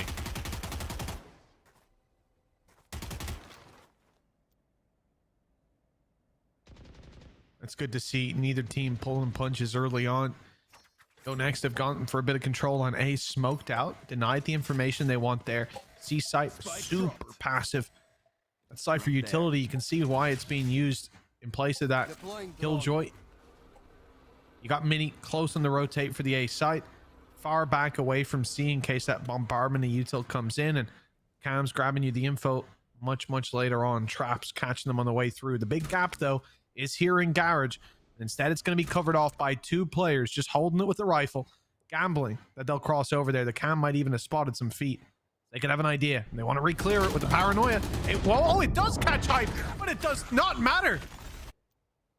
Yeah, they've still managed to find the advantage nonetheless, and off the attack, that's a pretty big deal. Bold now looking to go walkabouts. He's taken a lot of control, but the TP's going to be directly in towards the C site. Maybe trying to sell this as a ruse. In fact, it could work out even better. Both kills coming up for Bold again. He switched his role in this one, but still finding the value, and Soulcast lost in the source, has walked straight back into his opponent. It leaves just Malsey remaining. The round's already over. He doesn't have the spike. Yeah, well, he would have to go sprinting to have a chance at recovering it. And in fact, Alexic is the one to land the shot anyways. 4 on the board now, and this defensive side really heating up in these last couple of rounds. Apex got to be feeling the pressure, but economically still able to grab a good investment as they move into this round. This is where they'll look to reset it. That position though, the fact that Hype, even blinded up, is able to get the first, that set them up for a very strong round, but the disruption of that late round aggression out of the players like Zeke has got them the reward. Yeah, I to be honest, I wouldn't mind seeing a pause here from the side of Apex. Like, there's now a couple of rounds where they've been caught by like walking into trips and dying to a sheriff. Like the last round, they were caught by a player walking up and getting 2 kills. Now they're about to just run into the blender. What was that? Blink and you miss it. Give him the ace. You gotta give him the ace. Oh, there we go. Off the mark, Alexic. That was unbelievable. Wow. I think he saw what Kayak did last map, and he's got a little jealous. 30 bomb? Well, it looks like Alexic's on track. Take the pause. Take the pause. Same. Oh, from the top down. This is a buy. This is a buy. 3 out of 4 headshots. Nah, that's outrageous. No, I mean, this is a technical timeout. No, we got to check this man's PC. Fly the admins out. Get cast to Alexic's house. Something's going on. What was that? You can't be allowing that to just carry on your server. 10-2 in terms of KD. Alexic is absolutely dominating, and 5-2 in terms of the scoreline. You definitely understand why Apex have called this timeout after watching that last round. Mind you, I don't know what you're going to say about that. Don't get shot in the head through smokes. Kind of a hard piece of advice to onboard. Or through walls too. Just avoid both of those things, and I think it's plain sailing. Like, gee, thanks, coach. Okay, let me figure out how the hell I'm going to do that. 5-2. I have to say, they showed a lot of resilience on that first map. The fact that facing against a map they don't play often, a map they don't play at all, they're coming in with this much firepower. That is a great sign for what GoNext can do, not just in this game, but in this Ascension tournament. No, that was That was legitimately insane. Like, I won't lie, I'm still a little bit flabbergasted from what I've just seen. The 18-year-old Alex is just, it's just trounced them. That was disgusting. And it's something that they're going to have to try and recover from. Because, again, that wasn't an eco. That was a blade storm of 4 guns. And they've just got obliterated the second they got anywhere near him. Again, though, you could see further confidence. Deep C control already there. Deep A control already there. Okay, the B site's left open, but it's evident that the defense want to play that as more of a retake. But that's the thing. Like, you could see GoNext are truly just disrespecting Apex on the amount of map control they're willing to take. Because, let's be honest, a lot of these rounds, Apex have either tried to quickly make a play somewhere, or they've been playing the middle of the map. Well, playing the middle of the map here are Apex, as they found themselves a bit of control and a plant. The post plant might be difficult. Flank already opened up on one side. Now they've got to be worried about that aggression from Bold.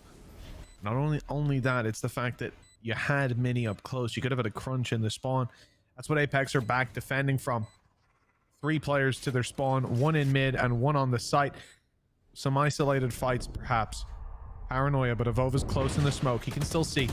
They emerge through that. The shorty leading the charge, and every shot connecting.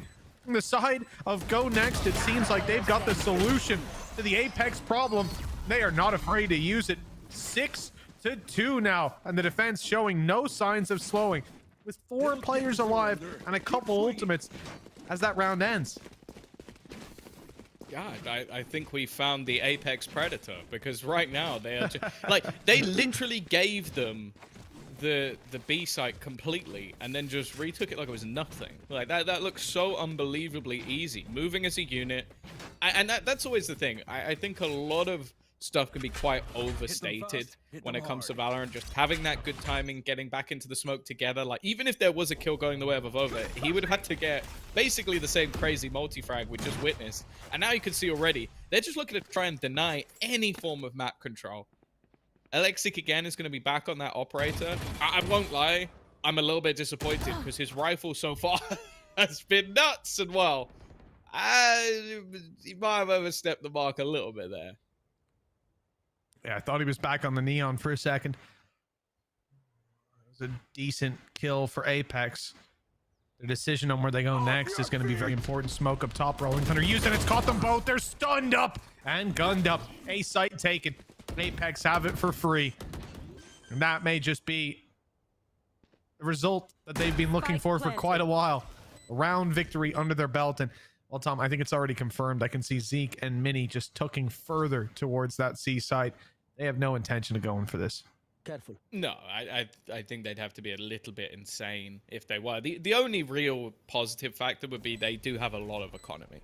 Like, they can afford to throw all of these guns off the map and they'll still be absolutely fine for the next round. So I wouldn't necessarily have minded it, but especially on an A site retake, chances are you're just going to give them orbs and not actually get anything in return. So not necessarily worth it. I will also say, I don't want to see Alexic touch an operator for the rest of the half. Like, the guy has been so good with the rifle, and I get that he's trying to get up in the face of opponents, but I think him being dynamic has so much more value for them, and him being shut down early, definitely more of a problem.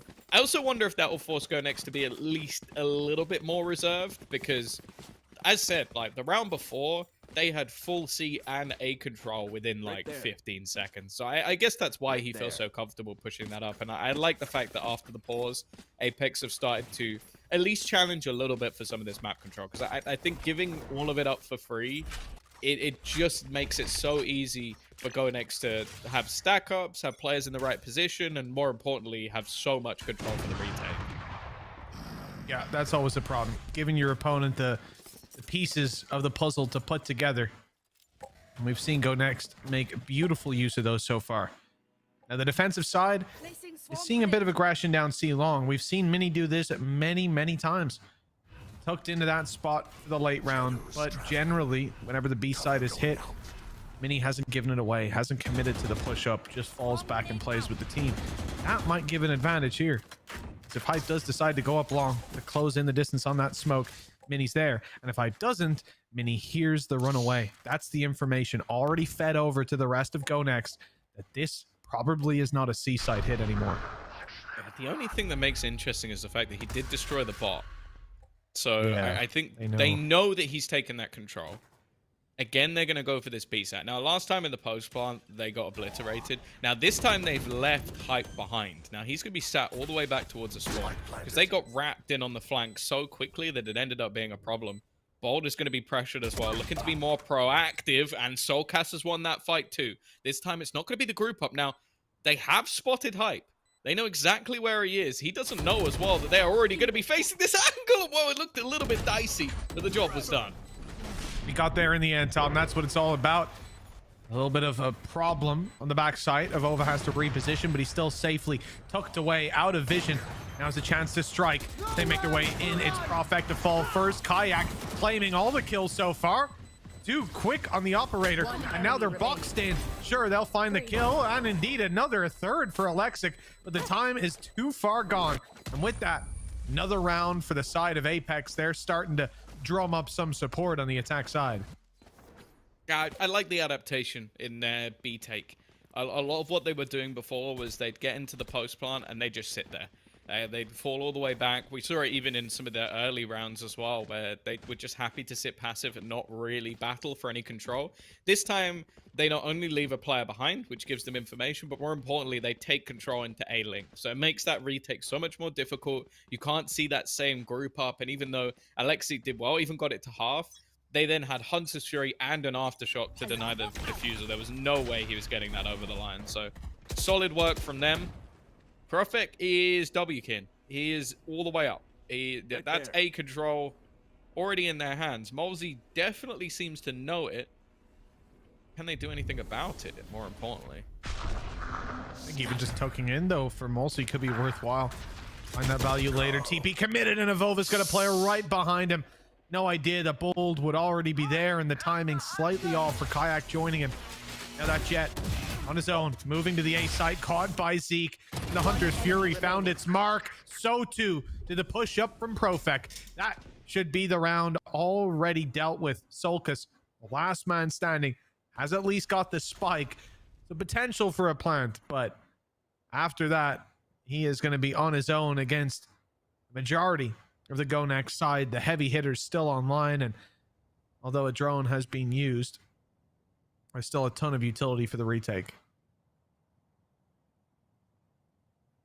It seems more so down to how much damage he can do, but even then the economy of GoNext is pretty good. And maybe if he can somehow remove an operator, but it would have to be a pretty impressive clutch with them already encroaching in on his position. The operator down towards long. It's going to be an isolated fight. The rest a bit further away, but even if he gets even if he gets this one, they're going to be right on his tail. And while Profek is going to make sure that nothing more comes of it. A little bit more of an economic boost, and the operator will be saved. It's a 7th round on the board. They'll go in with a victory at the half, and I'll be honest, Mitch, I think they've deserved it.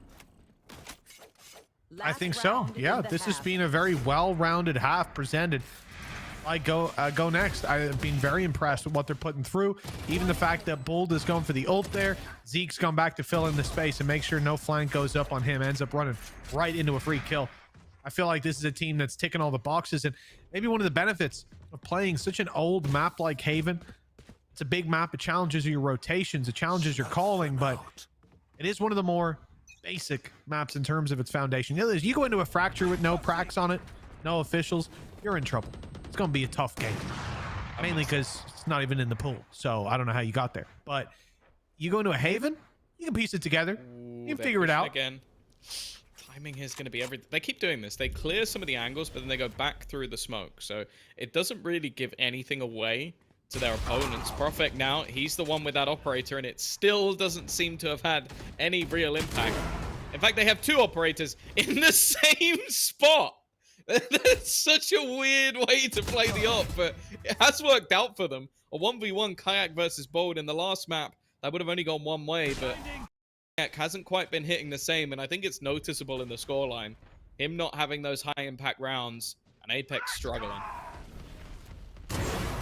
Yeah, I think we absolutely see that. GoNext, there's been heroes there with an AWP.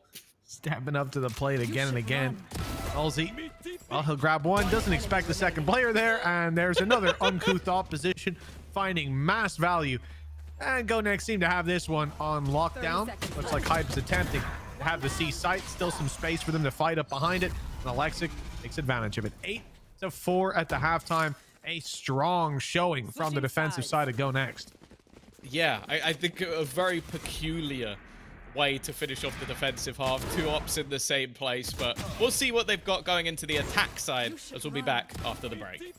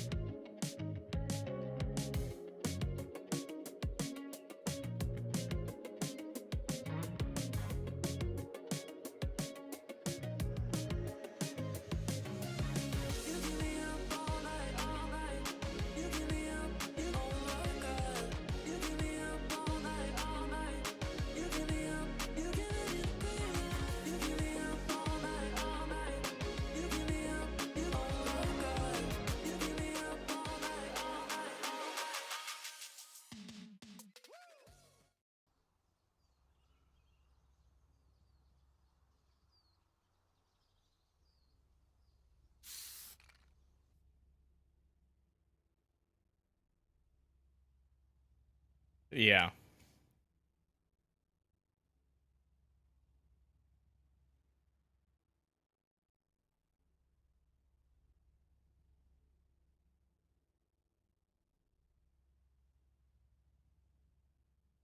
I was muted in VMix that entire time, Tom. So the tech pause seems like it was for me, but actually it's for the teams. They're sorting out some stuff. Sorry about that, folks. To summarize, it's 8-4, and GoNext have done well. It's okay, That's Mute Man. basically what I said. Mute Man returns. Mute Man never truly left. Yeah, what you did say, though, is you gave Alexic the hype he deserved. He had an incredible half, had what I will assume is the first ace of the tournament, although I'm not going to give any spoilers, but if you want to check out what happened in the other map, there was a lot of opportunities for aces to have come through, so I can't confirm or deny, but he was impressive. But I also think the team overall, like, they're really solid in the retakes, really good at taking map control, and I think you're noticing the difference of Kayak not having that insane performance, and I think expectations of him to do that again every single map would be absurd, but it is making me wonder if Apex are going to be able to take this one over the line, because they now head into the defensive side. Okay, sure, he's not going to have to entry with his face anymore. He can actually take some more measured battles, look to do the same as what Alexic did in the last half. But we're also seeing just some very quiet performers overall who have ultimately been blitzed. I think a lot of the strategies that were attempted at times didn't have a lot of legs to them, and right now on Haven, as I said, a map that hasn't been played since January for the side of GoNext is looking very good. Yeah, like I said, I think this is one of those maps where you can have that adjustment if you haven't got as many reps on it, as long as you've got the sort of the foundational understanding across the team of how you want to play it. I think the execution is something that, compared to some of the other maps in the pool, and indeed outside of the pool especially, it's going to be a bit more forgiving. For Apex, this game has been anything but forgiving. 13-11 in the previous, one off of a close clutch, and now, or rather stopping a defuse through a wall at the last second. Could have been an overtime for us as well. But Apex now sit with just 4 rounds moving on to their defensive side, and I think even if you expect this to be a close game today, Tom, you wouldn't expect to see Apex trailing by this much. Yeah, I think they've definitely had their struggles, and I think a couple of rounds as well in the early stages almost gifted to them with a weak purchase coming in round number 2. Oh, sorry, round number 3. But we'll see what's going to be there in the pistol. Already an afterplant scenario for the side of GoNext. When it came to the last map, their afterplants were stellar, but You're going to have a lot available for that retake. Stun already going through. Paranoia is going to be available as well and utilized, but no one really capitalizing off it. In fact, it's again going to be Alexic in these aggressive positions that already looks to put this one to bed. Left all onto Ballsy, and he'll face across against that youngster. And again, he is thriving. Yeah, this guy's just on fire. Last map, we saw Kayak drop 31 kills, and it was an extremely close game. Very different ball game. Now, this time around, Alexic is hitting absolutely everything. They're dominating in the scoreline. They're picking up pistols, just like Apex He did. didn't even take any damage. Yeah, clean, untouchable. Only 4 deaths so far as well. The lowest deaths on the server, and the most kills by more than double. So that is... And the most aggressive player. Like, think about where he got his ace. He was pushed up behind the smoke. Like, it's not like he's been chilling. Oh, an investment for Kayak. Let's see what he can do with the Marshall. Again, it obviously will feel like we're putting a lot of pressure on his shoulders, but it feels like after the last map, he needs to have a step up. As does everyone else. Well, this is what I meant about him not exactly... Oh, no! Oh, I don't want to talk about it. Spike planted. A brave play by Sulcus, God man. save our gracious king. Sulcus. Oh. Sulcus is our gracious king. But, well, he went down. Haven's not his map. Let's just... It's really not. Yeah, I was going to say, I thought he was going to go for the knife. I don't know why he didn't. Oh, no. Oh, God. Any other gun. Literally any other gun. And instead, well, Alexic's now looking to try and just get orbs onto the board. He's down to a sheriff. He's handed off the rifle. Looking to try and find hype as well. He's just... He's going to get revealed, and there you go. He's now getting ever closer to having that Blade Storm online. Again, this guy just seems unkillable. Although a shorty at range was less than desirable. That's the way I'll put it. Yeah, Don't show it again. This is very unfortunate because the reality is Sulcus just paid 300 credits to lose that round, lose that fight. Lose that kill. Sad. Yeah, not the round. Yeah, I don't not the think round. Well, who knows?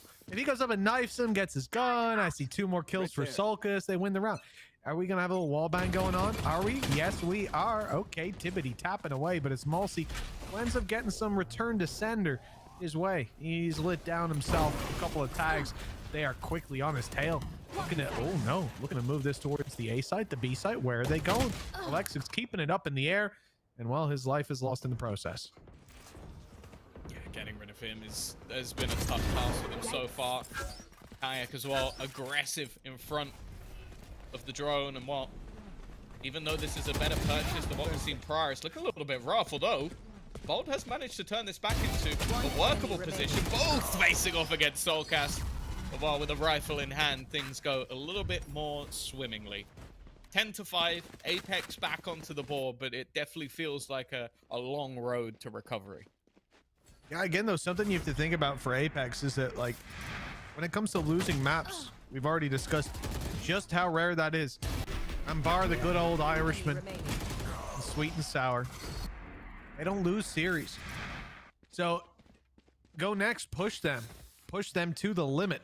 That could be a scary sign for them. Because look, we talk about experience. Ultimately, Apex don't have much experience at losing maps. They certainly don't have the experience when it comes to maybe in their previous games. Teams. Oh yeah, listen, as individuals, they most certainly do. That honeymoon period, well, they've been brought to a new destination, and it ain't quite so tranquil here. GoNext putting up one hell of a fight already, picking off Kayak, the opening duel, the duelist for Apex that's done so much in just the previous map. Gets nothing done here. No, completely shut down. Seems like he's met his match so far in this game, and you can see the re-aggression from Apex. They're not just going to sit back and allow this space to be taken. The problem is, I am a fan of Bold. I think I have been in the past, but it is being revitalized here. Happy to try and slow down the pace. Now, do they actually check for this? Are they ready? Whoa, Mini definitely is, and Profik is watching the other angle. This team is looking like they are Last reading player standing. from the book of their opponents, every hidden angle, every crossfire, every corner checked. Of what Apex, I don't know. I don't even think they played that one badly. 30 It was seconds just left. that GoNext were more than ready for everything they were trying to do. This is the thing. Sometimes when you see a series like this, a team like Apex who rarely lose, when they do lose, it's them that lost it a lot of the time. The teams get overconfident. What in the world is that, my dude? Fix your sensitivity. But that definitely doesn't feel like the case here for Apex. Are there some fights they could be winning? Sure. I mean, Kayak on short could win the opening duel, yada yada. But GoNext are there for them every step of the way. They're catching them out, tripping them up. And for a map they haven't played since January, well, evidently keeping those cards up their sleeve has paid off. Hype gonna struggle to save. Look at this, a flood of red onto his side of the map as GoNext did not want that weapon carried forward. 11-5 now. The home stretch already entered for GoNext, while Apex they barely started the map. Yeah, no, that was just utterly clean. Like, I think as well, just the way that they took out that crossfire, like, it's just team synergy, which again, I think when you look at a lot of like younger teams or a lot of inexperienced teams or teams that haven't played at the top flight, you expect gaps, you expect mistakes, you expect slip-ups, and you don't expect it to be like synergetic as we saw there. But that was just so clean in terms of how ready they were for every single little piece of that puzzle from Apex. We're still going to have an investment into this round. Alexic already taking full control of the C site, and as said already, when it comes to the post plants, GoNext have looked unbelievable. Like they've looked like they've been in a spot that's hard to beat, and I don't mind Apex trying to get back in, but even still, they're going to be met with so much resistance. It's down to a Vova, and he doesn't even get a breather. The second he tries to move, he's immediately dead. 12-5. We are one round away from a third map, but I don't know. The thing is, right now, it looks like GoNext could have 2-0'd this series. Well, yeah, they absolutely could have. Again, they were so close to defusing in the last, to bringing it to an OT. A few clutches that could have went their way as well. Like, it was a tight game, and now, well, this one is anything but that. A dominant scoreline for GoNext, and again, if we were are you going now to doubting see... my statement that I said at the beginning? Yeah? You wanna eat your words? You know what, Tom? I would... Or are you doubting that Apex will get that out? I really desired you to be wrong, but I'm not certain anymore. I mean, this GoNext squad, they don't look too bad. I'll give you that. Alexic is unbelievable, and this map has definitely highlighted it. I think he was able to go blow for blow in a couple of the rounds in the previous map, but this one here, a different ball game altogether. Commanding lead. The attack side looks to close it out here. Abyss, another ace up the sleeve, perhaps, for the GoNext squad. Ready. Information found. They know that they're walking into a stacked up site, but at this stage, they don't seem to give a damn. It is looking good, but Kayak still standing, looking for a little bit more. It'll be left down to just hype, and that is the end of what has been a quick and brief haven, as GoNext will take us to a third. Yes, Tom, indeed it was. It was quick, it was brief, over in an instant, but you know what, Tom? We can't forget the good times we had here. A phenomenal display from GoNext and a phenomenal map from them too. Now, we move all the way to Abyss. Let's see who can take it on map number 3.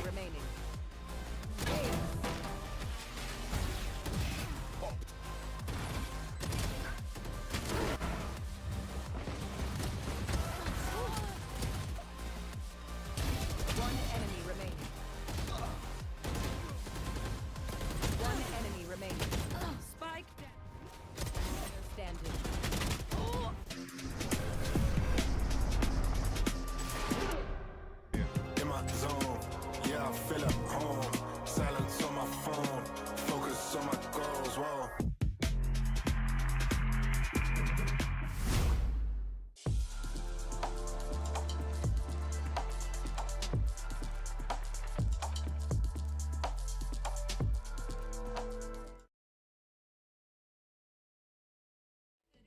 we should. We'll feed the fire. Let's see it through and let go of what's holding us back. Just light it up and we'll burn through the past and take it higher. Is your heart rushing the way my heart's rushing when you take it all in? Baby, this is when we come alive. Do you feel it? Take the world by storm, just you and I. You and I.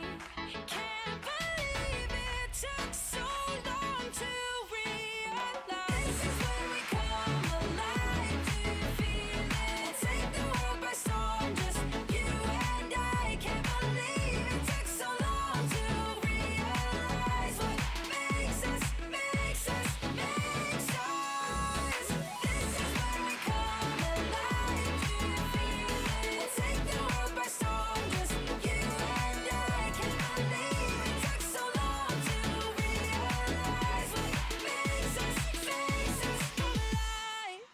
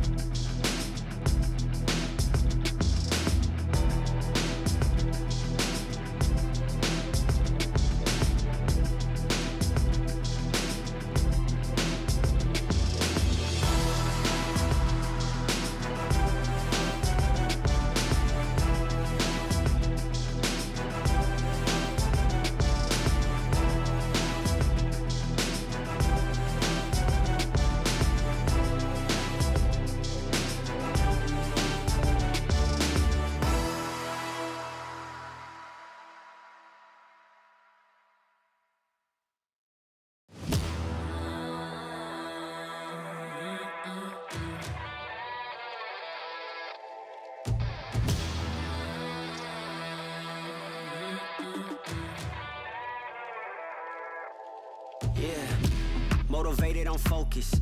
Came a long way from the lowest. Yeah, gotta get it, the mindset, gotta put it in motion. This is the moment, gotta one up my opponent. Back then they ain't noticed me, now they know it's me, I'm the chosen. It's my time, yeah, I put that on Bible. No excuses, gotta get to the final. Take all of my idols and turn them to rivals. It's all or nothing, man, the trophy is vital. Game time, bet I'm coming in clutch. No hang time, man, they can't keep up. The game's on the line, seconds on the time. Who can't fight? It's gotta be us. Better under pressure, go ahead and let it fall on me. I'm destined for it all, you better call on me. They say what doesn't kill you make you stronger. All that pain, it done made me to a monster. They say what doesn't kill you make you stronger. All that pain, it done made me to a monster. Yeah, whole lot of times they doubted I wouldn't be who I am without it. Sleepless nights, I counted. It all paid off, it's really astounding. I had to keep the faith to elevate. Hope for better days, they were coming. Now we can celebrate, knowing every day is abundant. Yeah, it's my time, yeah, I put that on Bible. No excuses, gotta get to the final. Take all of my idols and turn them to rivals. It's all or nothing, man, the trophy is vital. Game time, bet I'm coming in clutch. No hang time, man, they can't keep up. The game's on the line, seconds on the time. Who can't fight? It's gotta be us. Better under pressure, go ahead and let it fall on me. I'm destined for it all, you better call on me. They say what doesn't kill you make you stronger. All that pain, it done made me to a monster.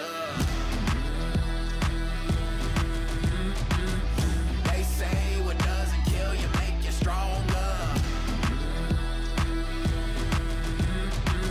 All that pain, it done made me to a monster.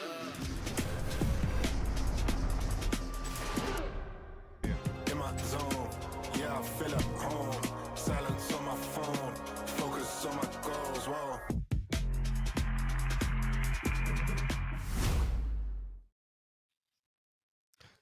Welcome back, folks. I checked this time and I'm not muted, so that's always good. Tom, I'm excited to get into the third map here. Abyss, a couple of unknowns, I suppose. It's not like Apex have played it a million times, but they've certainly played it a little bit more than their opponents have. They've played it once more. So Which is infinitely more.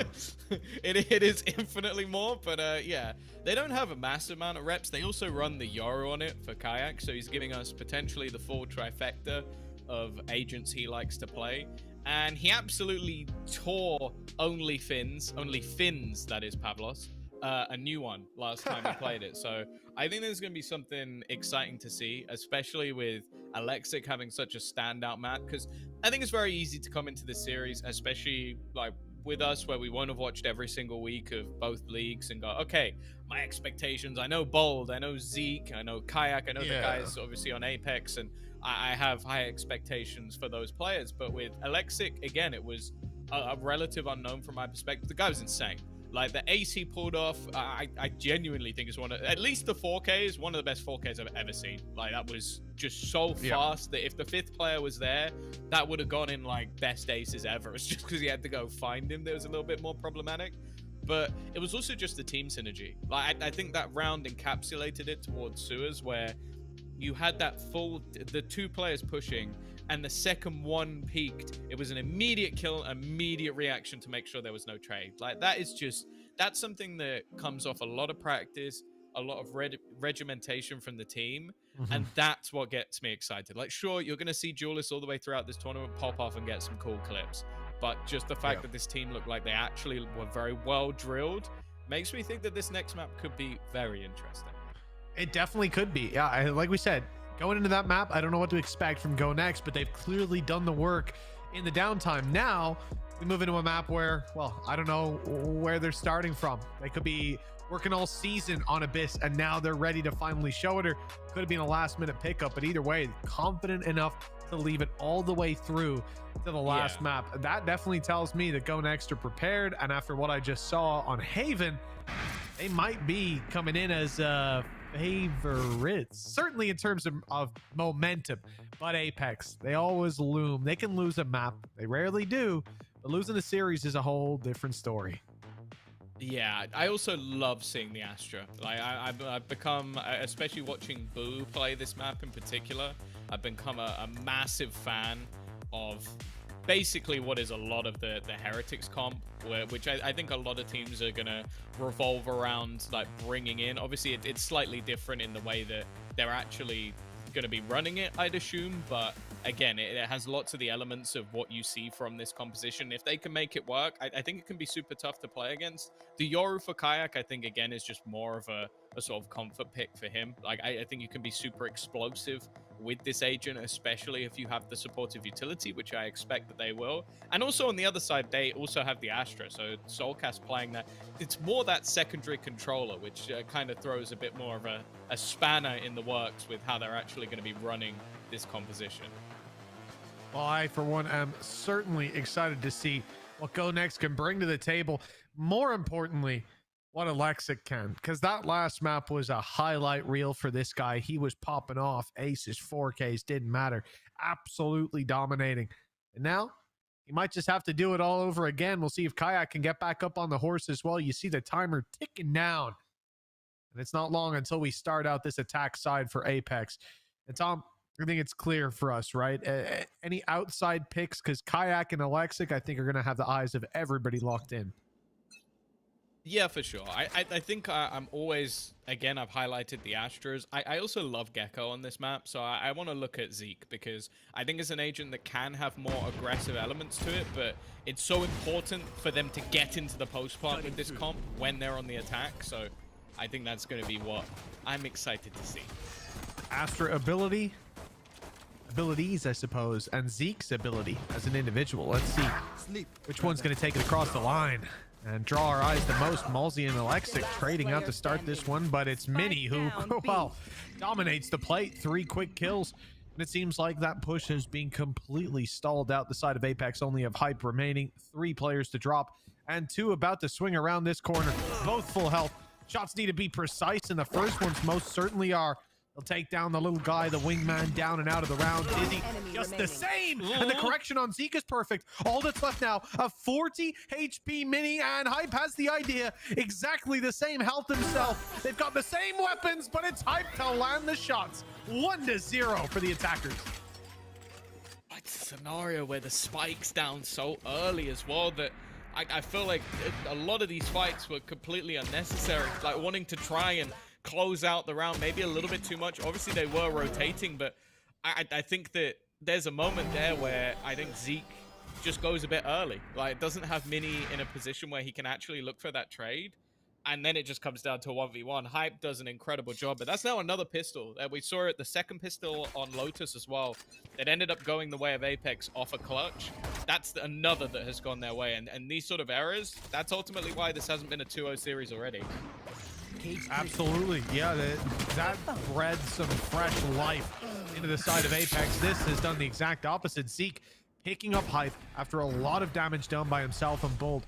Damage has been done to some of these defenders, but they don't care about their lives here. What they care about is making it costly for Apex, dropping weapons, and now, as a bonus, getting to retrieve them too. Yeah, the first kill, I think, was only a pistol, so it's not really the end of the world. But that kill was a rifle into the hands of a player who tore them a new one on the previous map, so definitely gets a little bit dicey. Again, if they get these kills back, it might not be a problem, and Soulcast hits the timing to perfection. Kayak and Malzy combine as well. Well, it ends up being very easy in the end. Rifle will be retrieved, only pistols end up being lost, so I guess with the side of Apex, a very good recovery. Yeah, I guess so. The alarm bells were certainly starting to ring, but in the end, they've gotten out of it pretty. Some rifles still to play with, mostly rifles to play with, and lots of credits for the next. So a much stronger third round buy than what we saw coming out of GoNext on that previous map. The GoNext side, fully invested. And this is going to be where they get challenged, I suppose, in terms of their early round approach. Seems very, very passive. They're going to give the ball to Apex to kick around and see what they want to do. Gate crash, thrown deep, star in play. It's going to be pulled back and give Kayak the opportunity to take an aggressive kill. That is a gorgeous setup, and one that I think we'll be seeing more of. Even going to be able to back out of there without too many issues. Alexic is going to try and play aggressive on the other side. Now, they met Hype here in the previous round, so it would be a bit of an oversight to not have the expectation of him still being around this position. Apex, though, worth noting, last time they played this map, it was a dominant attack side half, winning 8 rounds to 0 when it came to their attack side. So starting on this half, it kind of needs to be a strong one, or at least it seems that way. Very little data to go on, but I'd say that as well when you look at the way that Heretics play this map, and that's obviously who GoNext have sort of based this comp off of.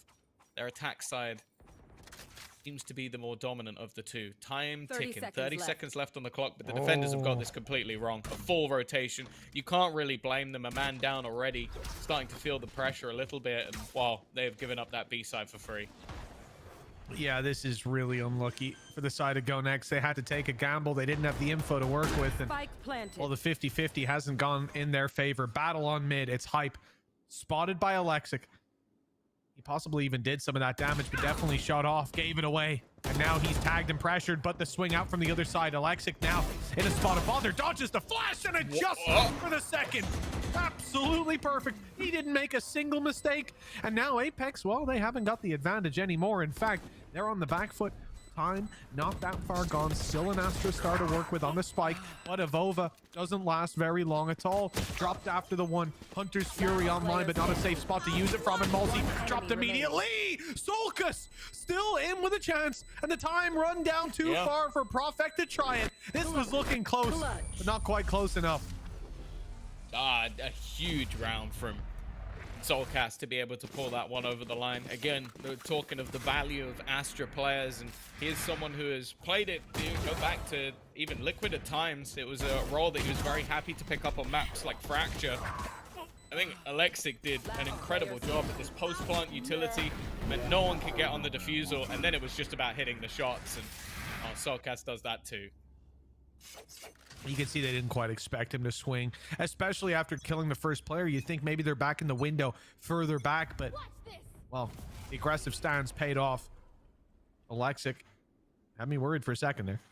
He's on his way up close, Bladestorm in hand, and it's Avova who's going to be on the receiving end of that. Only one knife to land. Avova decently healthy, looking for another fight, and losing that one. Well, that is a big piece removed, because if any of these GoNext players can recover that rifle, well, then you're sitting pretty.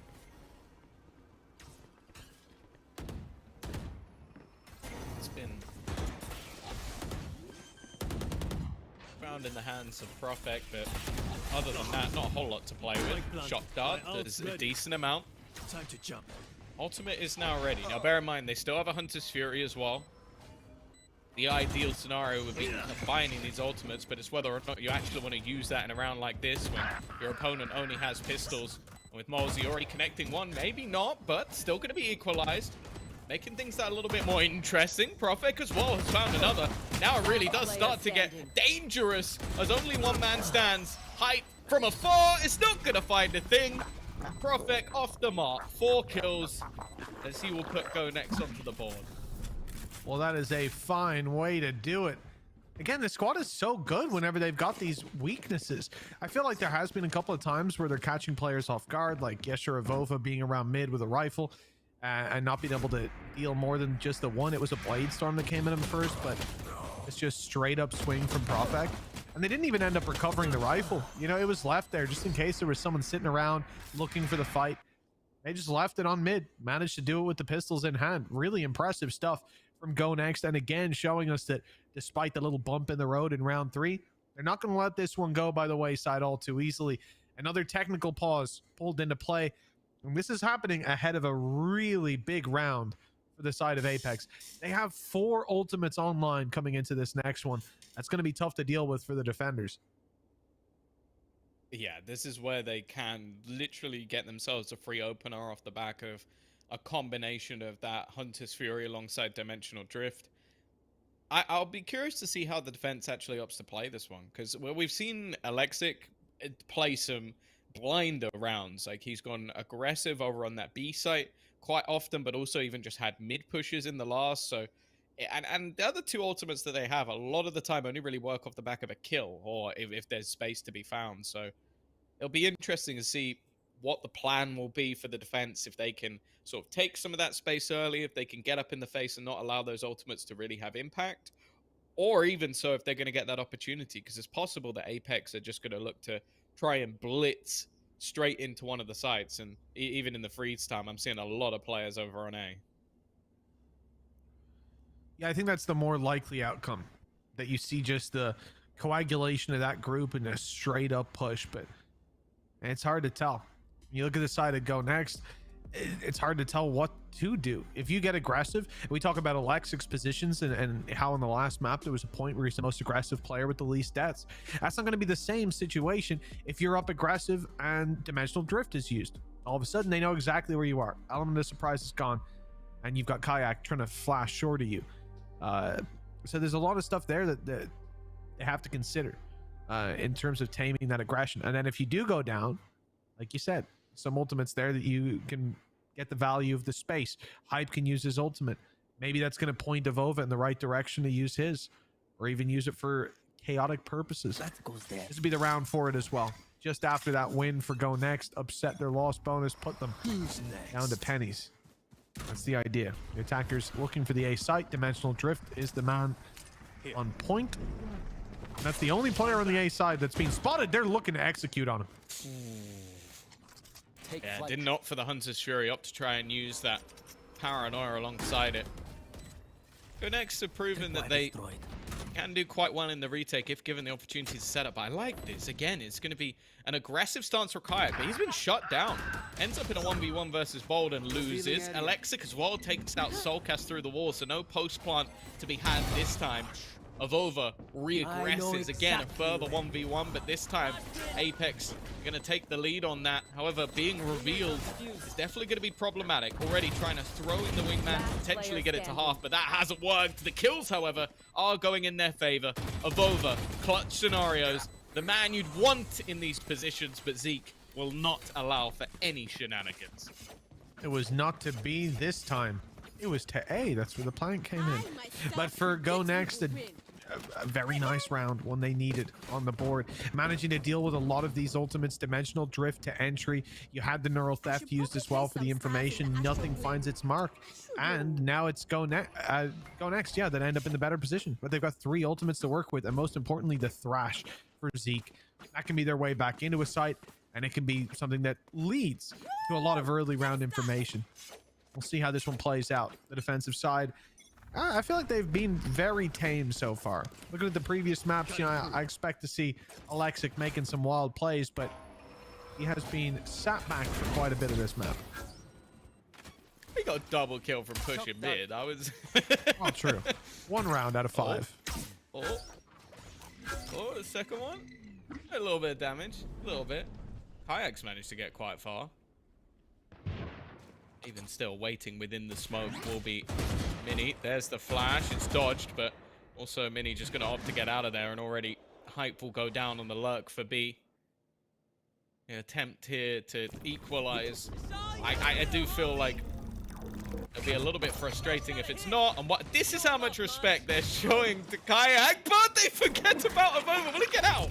Oh, just about. They're still watching the cross, though. We've just come on board with Bold, who's... Oh, he's not hit his shots. Now they're close, but there's support from Profek up top. That makes it a little bit more awkward for these players. You know, Vova's known to be around this position. He sat inside a smoke, making a play around it, but not finding it down. And as the spike makes its way to sight, some kills will be needed. Sulk is close to finding that second. It's Malsey who connects it. And now they're neck and neck again. Neural theft used by Mini. Information and the Hunter's Fury lands both pulses, meaning only 1 man stands. Sulcus, Sheriff in hand, and 2 players to drop the first on full HP. The headshot not found. Normal the shots after. Bold just about had that buffer. My goodness. Yeah, it wasn't a headshot. He did hit the body towards the end.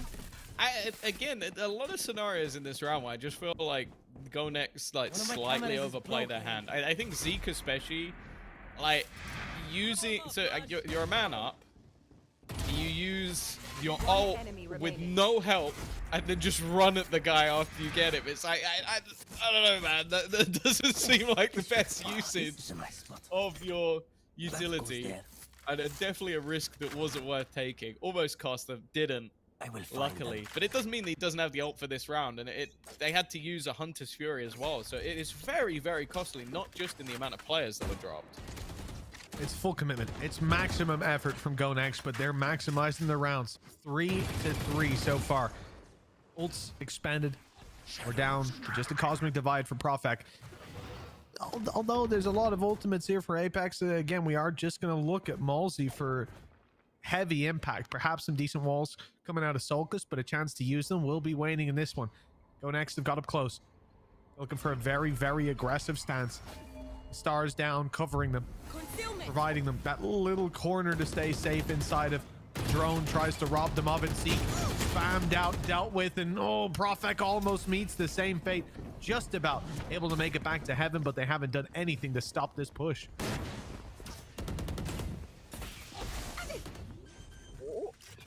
Hey, stick it out. Spike planted.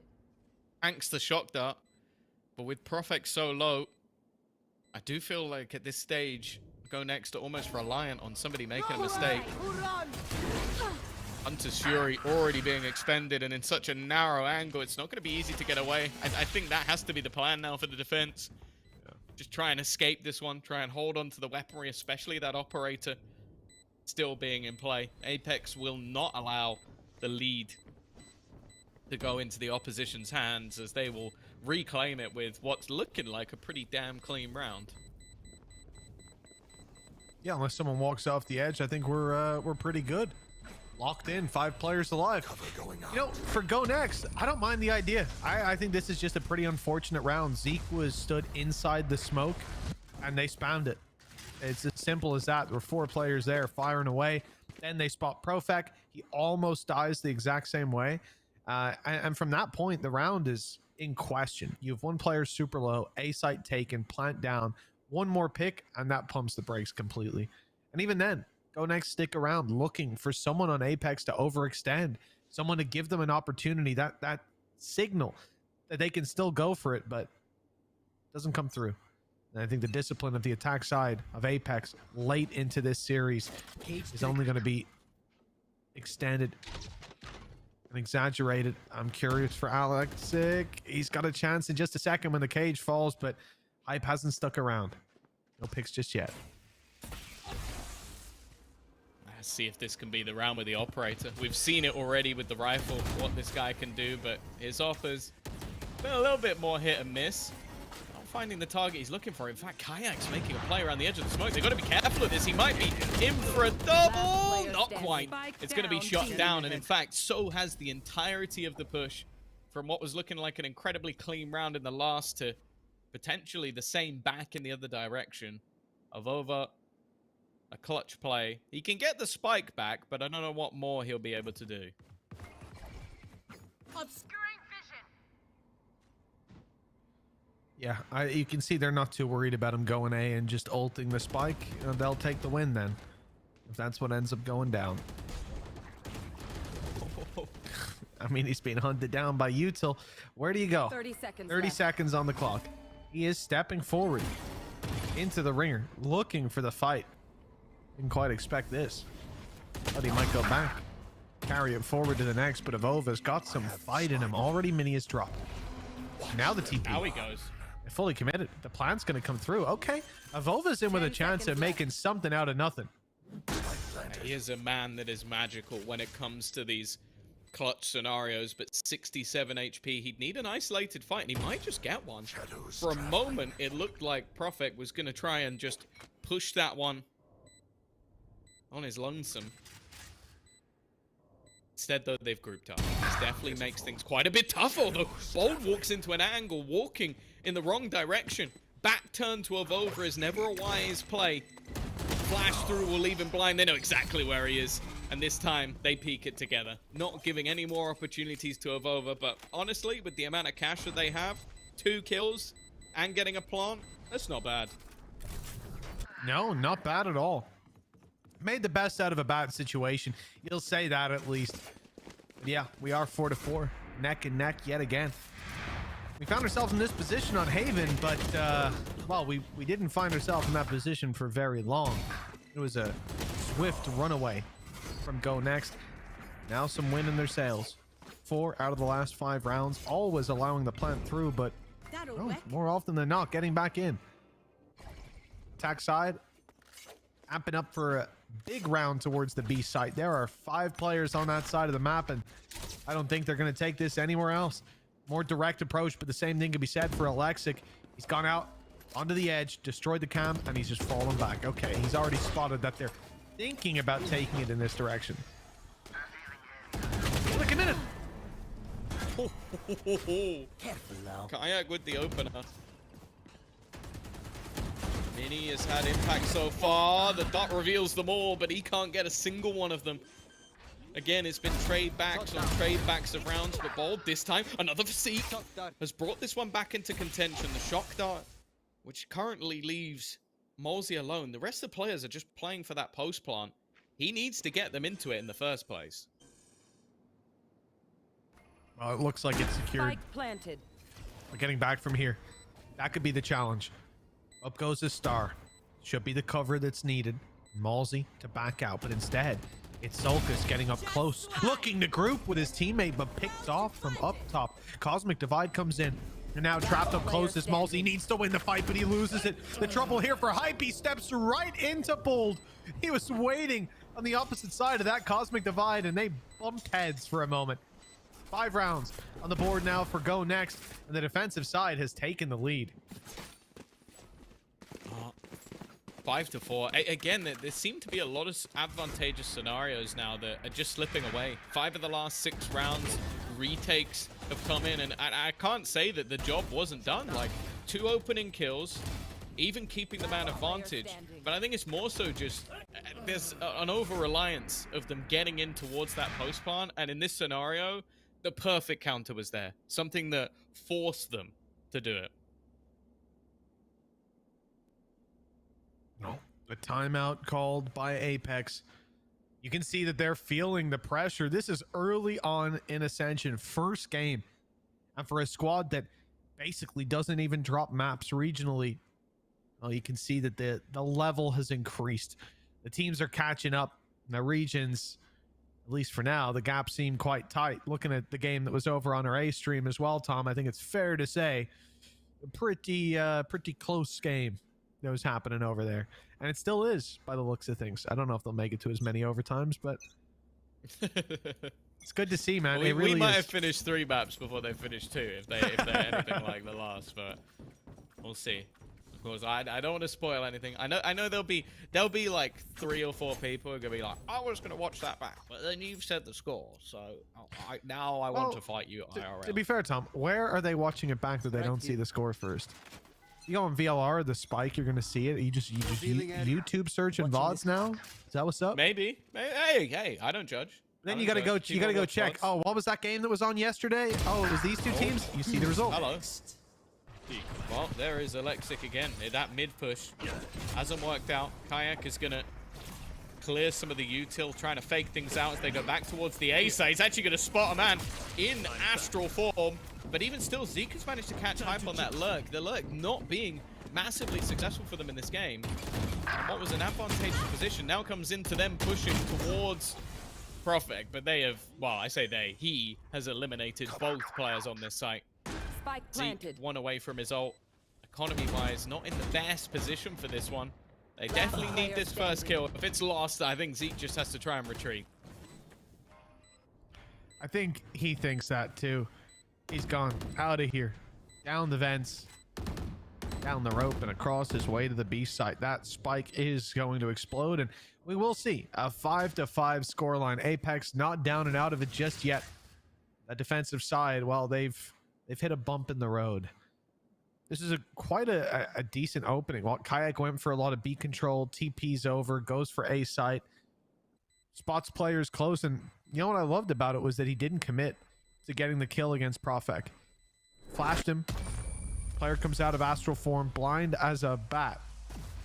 But he doesn't take the fight. Instead, he falls back, comes out of the ult, and lets the drone entry for him. In fact, there was a player further ahead of Kayak who, because of those steps, I can't remember who was up in heaven, but they came barreling out. In fact, I just saw it. It was Bold. Bold was up top waiting. He hears a player run deep into the site, jumps out thinking, all right, I'm gonna get this is my moment. I'm gonna get the jump on him. But no, Kayak was sat there waiting the whole time, ready for it. Really nice round from him. Really nice round from the side of Apex. They're tied up 5-5, and now another big test for them. Immediate Hunter's Fury pop. I can only assume that maybe that was an attempt to try and catch out Hype. Like, he's been lurking on that side of the map so regularly that they just wanted to try and eliminate him with an early ult. This is a round where they've got some weaknesses in terms of economy, so might have been an attempt to get an extra gun. They've traded bang even, in fact. 30 HP on both of Over and on Alexic, so it hasn't really had the desired result. They haven't really gained any map control for it either. I guess the only real thing that they've done is they've forced Apex to use a little bit of utility just to make sure that there's no gaps left.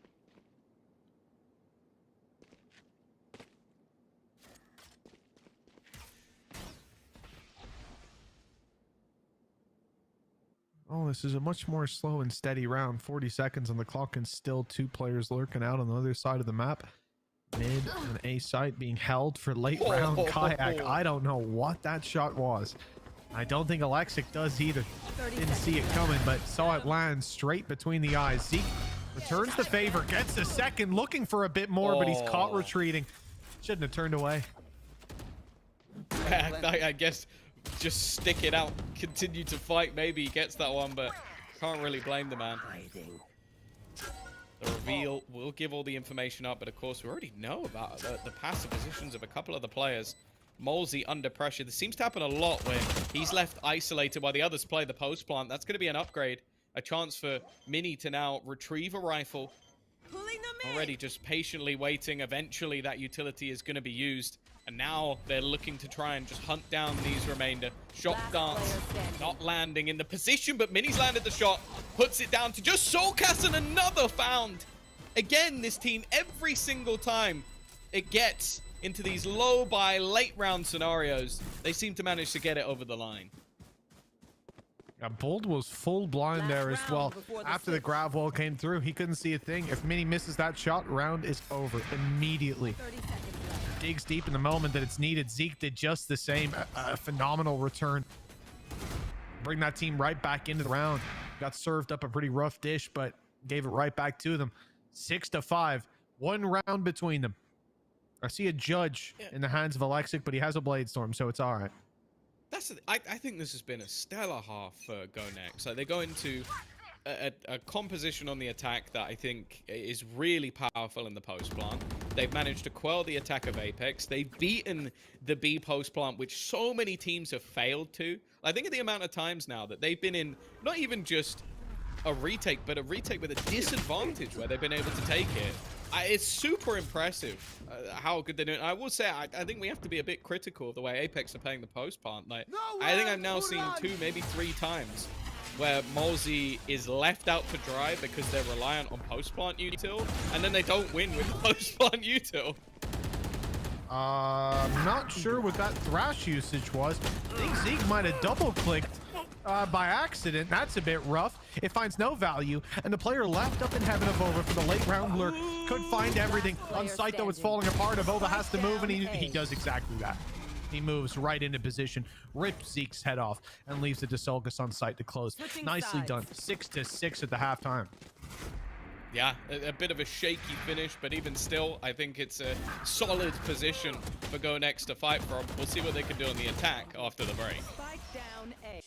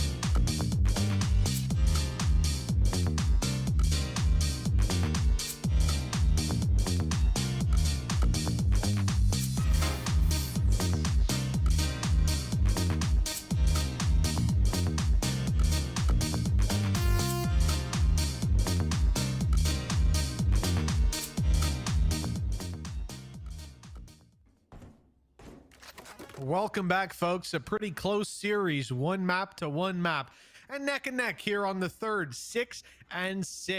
GoNext certainly putting up a fight, Tom, and now we get to see if this fight is going to have the result they were hoping for, at 2-1 in favor of the now attacking side, and a well-fought battle against a squad that rarely loses maps and now is facing a series loss. Yeah, for sure. And I think, again, proving that we definitely have a lot to learn in terms of the expectations of teams coming into this tournament. I think we're getting a lot of close games right off the rip, which is definitely exciting. I think that's what we want to see in Ascension. I don't think there's anything fun about, like, teams like coming in and just blitzing the opposition, proving that their league is the best. I want to see close games. I want to see the representative being the right one for the job. And I think right now that's exactly what we're seeing. GoNext proving that they are the right team from East to fight for this. But also, again, proving that in a lot of situations where they lose the pistol or they're on the side of the map, which I think for both teams should be less favored, they can still put up those numbers. And also just the depth in the squad. Like, we've had Alexic sort of almost single-handedly win them the last map. This one, I think we've seen a team performance across the board. And the same can be said for the other side of things as well. This pistol, I think, is going to be more important for Apex than anything else. Going on to that defense, and, well, Kayak is just looking to rip him apart. Almost goes down while teleporting, and in fact, the Vova, blissfully unaware that there was a lurk. Well, he's found that info at least. Traded his life out for it. Low HP on Kayak certainly doesn't look all too good for the late round. We need a hero to step up for that defensive side. I'm taking a look at Hype. He's been slowly sneaking his way up. It's being watched by Mini. Close right corner needs to be cleared. It will be, and the shot is perfect. But Hype has a lot more players waiting around that corner. He's got a taste of it with the wall bangs coming. That's at least two who are firing at him from his POV. That's careful on the site. Only one can really be close.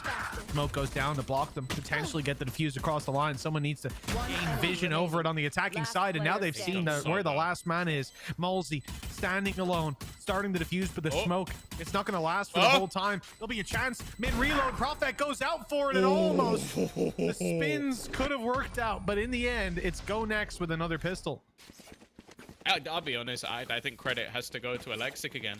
Like, the rest of the team were so busy fighting the flank that he has to basically walk in through a smoke and take down multiple players. And you know what? That's exactly what he did. Like, just first picks off one, gets rid of Soulcast as well. And then, okay, it comes down to a 1v1 that is very winnable for his teammate. But this duelist, like, whether he is putting up the raw numbers or whether he's having high impact rounds, he's got it all. I'm super impressed, and as said, I think that pistol is far more effective on the other side. The flash is actually gorgeous from Kayak, but he doesn't know he's blinded like half the team. Yeah, so what can you really do with that? There's only classics. You wanted the all. Exactly. Yeah. In terms of getting kills, that's just not going to happen, and you see that there, summarized by Avova. They've got more bullets and bigger ones at that, taking them down through the wall. And so a 5 versus 4 commences. Still, though, it looks like GoNext are going to move towards this B site after showing presence early and now making no noise. Typically, you'll expect the defenders to rotate to the other side of the map to overthink it. But they've sat in position, and now they may just find a reward. A couple kills would be enough. We're going to line up with one of them already desperately low. It ends up being all too easy for Mini. Very glad that he spelled it a different way. We got Mini Boo, and now we've got Mini with a Y. I appreciate it. Soulcast. I like the classic. It's nice, isn't it? Reminds me of the old days. Well, the thing is, he's also the player that was tradable, right? They were able to do the swaps, so it kind of makes sense that he's still repping. And well, the weapon's going to be juggled back. So it's not really the end of the world. 3 rifles kept through.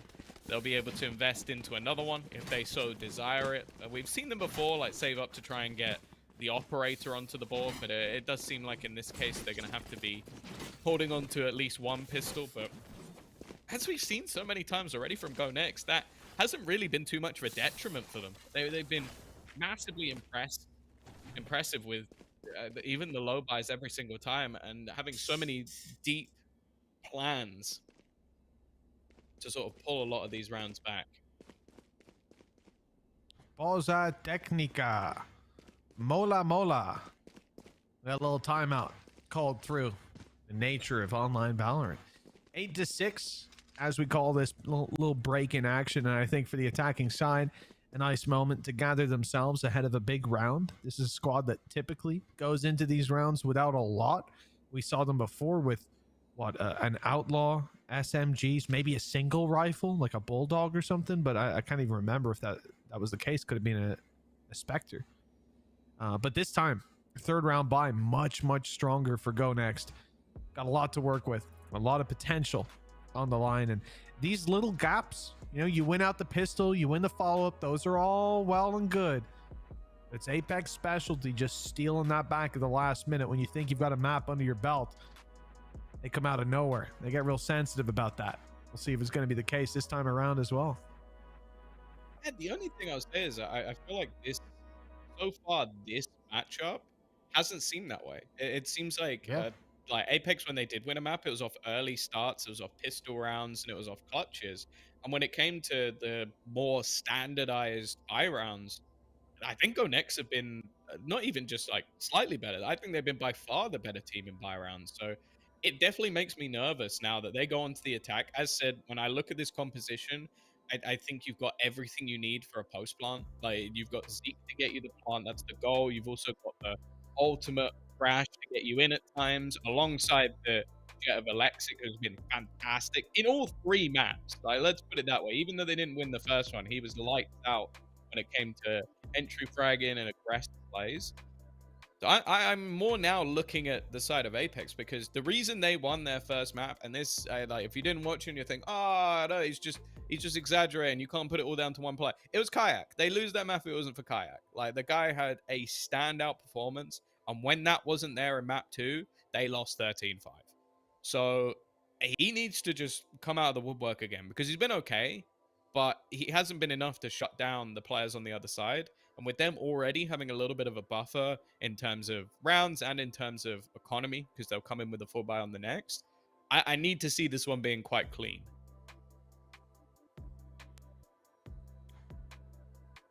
It's a big challenge to win this round cleanly.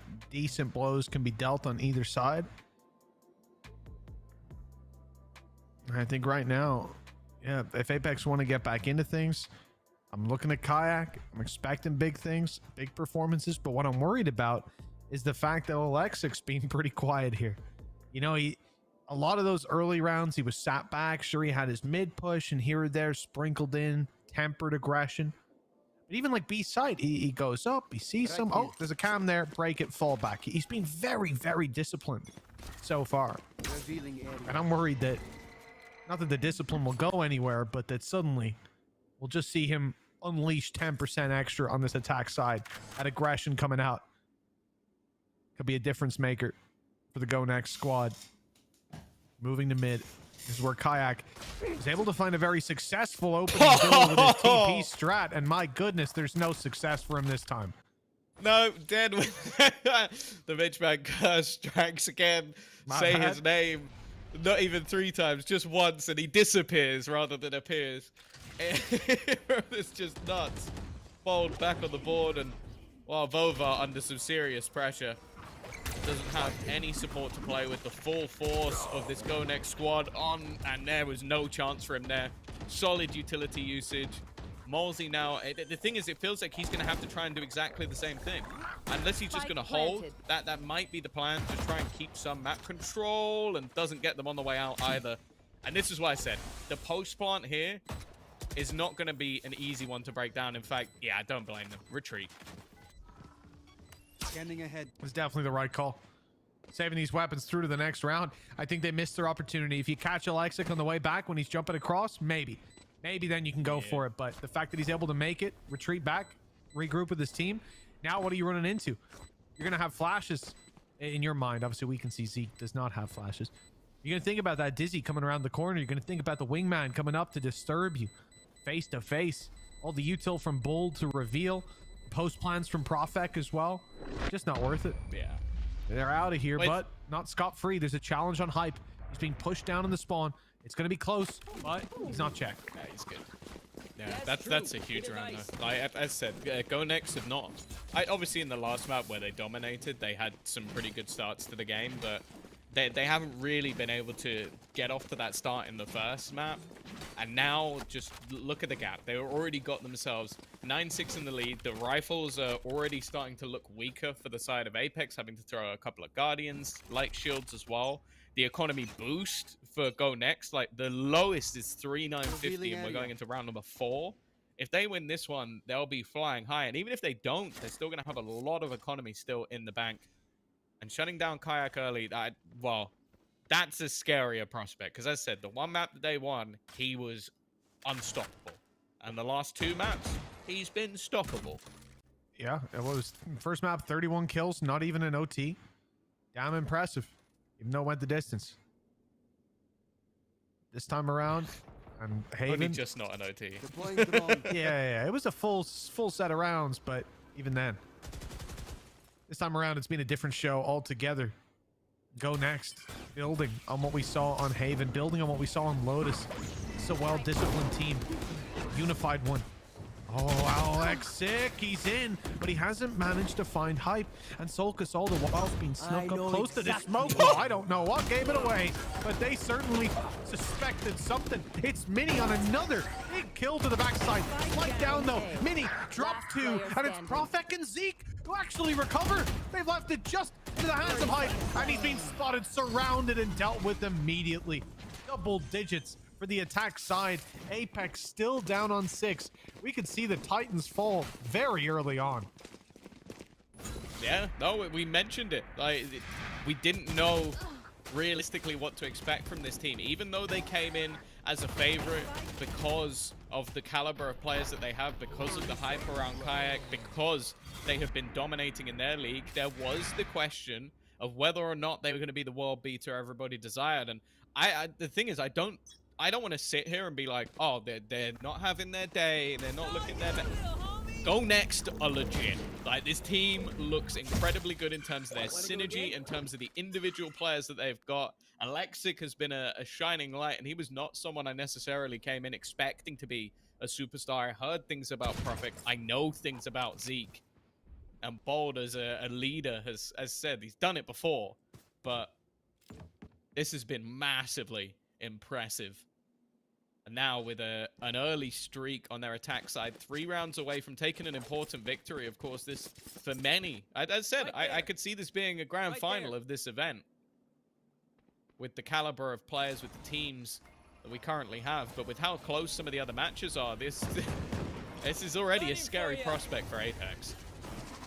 Yeah, it doesn't look like there's going to be many easier games coming their way anytime soon. 5v4. Apex with the advantage. On the defensive side, though, weaker weapons and a retake.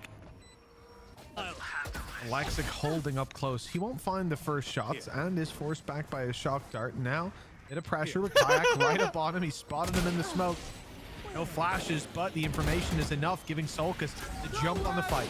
Now a 5 versus 3. Hunter's Fury used by Bold. That'll deny a defuse for now, but Apex are taking advantage of one player out of the action. They're fighting up, getting aggressive, and Bold, he can't even get there. Surely he cannot stop this defuse. He'll try his damnedest, but just a second too late. And Avova puts lead in his head to close the round. Well, that occurred. He put lead in his head, and then he fled. But it's going to be 10-7, a big round for Apex. And again, it looks like we're going to see ourselves a pause. I think an important timeout for Apex. They've won a round that they definitely shouldn't have done when you look at the weaponry that was in play.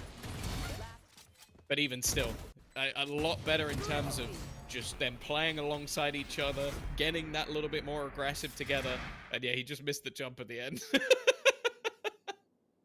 These things happen. But the thing is, it doesn't stop there. Like, as said, the way that these last 4 rounds have gone, the economy for the other side is nigh on perfect. They're going to be able to buy everything that they need.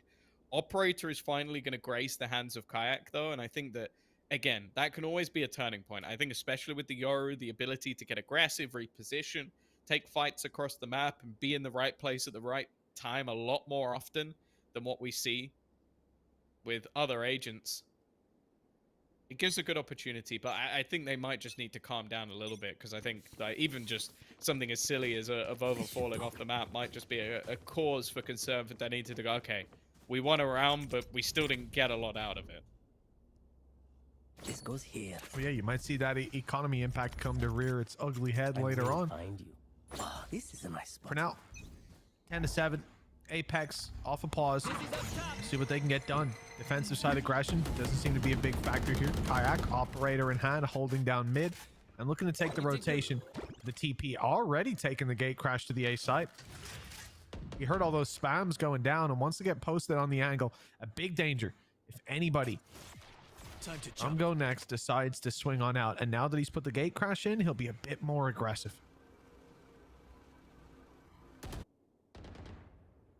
Thrown up and over. They're trying to set this man up as much as possible. Give him the space. Make a play. And he's in the right place at the right time. Drone's going to force him off the angle, though. Needs to try and get back into position because already Alexic is in and around the players on the other side. Good work from Molsey, though. The reveal giving away his opponent definitely makes things a bit easier. And Mini's going to fall for the fake out. Keeping that advantage only for a second, though. It's quickly dissipating.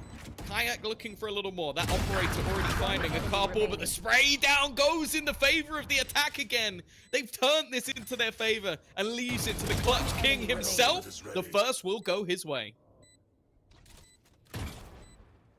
As a smoke knows where he is. That's the information he needed. I mean, I don't think that Cam did very much. Confirms he's on site. They already knew that. Instead of Vova now knows exactly where to look. The spams don't land from Mini, and now Mini has to walk in the smoke. Surely Mini has to check it, and just in time, Mini emerges 11-7 now with that play. GoNext are on the home stretch. I said it earlier in the day. There'll be a Vova ninja, and I thought we were about to witness it. And it's the thing is, with him, I'd check sooner than anyone else because he's just so keen to take those risks. This double up, though, again, Profek has had a worldie of a game. As said, when it came to the Polish community, this was a guy that they were hyping up. Like this was their guy that was going to perform in this matchup, and he's been good the other two maps, but this seems to be the peak. And that double up with Zeke was sublime. It's put them.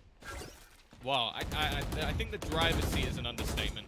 Molsey has a gun. Everyone else is on next to nothing. In fact, Kayak is on a classic. Not the best weapon, really, is it, for a player of his caliber? But, oh, selfish player to say the least. Looks like GoNext are on their way to their next site. They'll be going to A by the looks of things. Bit of pressure applied on B, but just look at the rotation from Molsey. The rifle is on its way to middle. And that, with the drone going out and seeing absolutely nothing, might send him to the A site. There's some noise there now. And yeah, okay, Molsey might be here, but I don't think he'll be here on time. The rifle in the back lines, well, it's the classic up close. I know and, exactly. well, some damage done, that's for sure. Whether or not they can turn 30 this into seconds a left. victory, it's looking like not. That one rifle has been spotted. Molsey tagged to half HP, and they can afford for this weapon to go down. It's just whether or not they want to have that little extra buffer of cash for the next round. Already, again, you see these post plants put into place.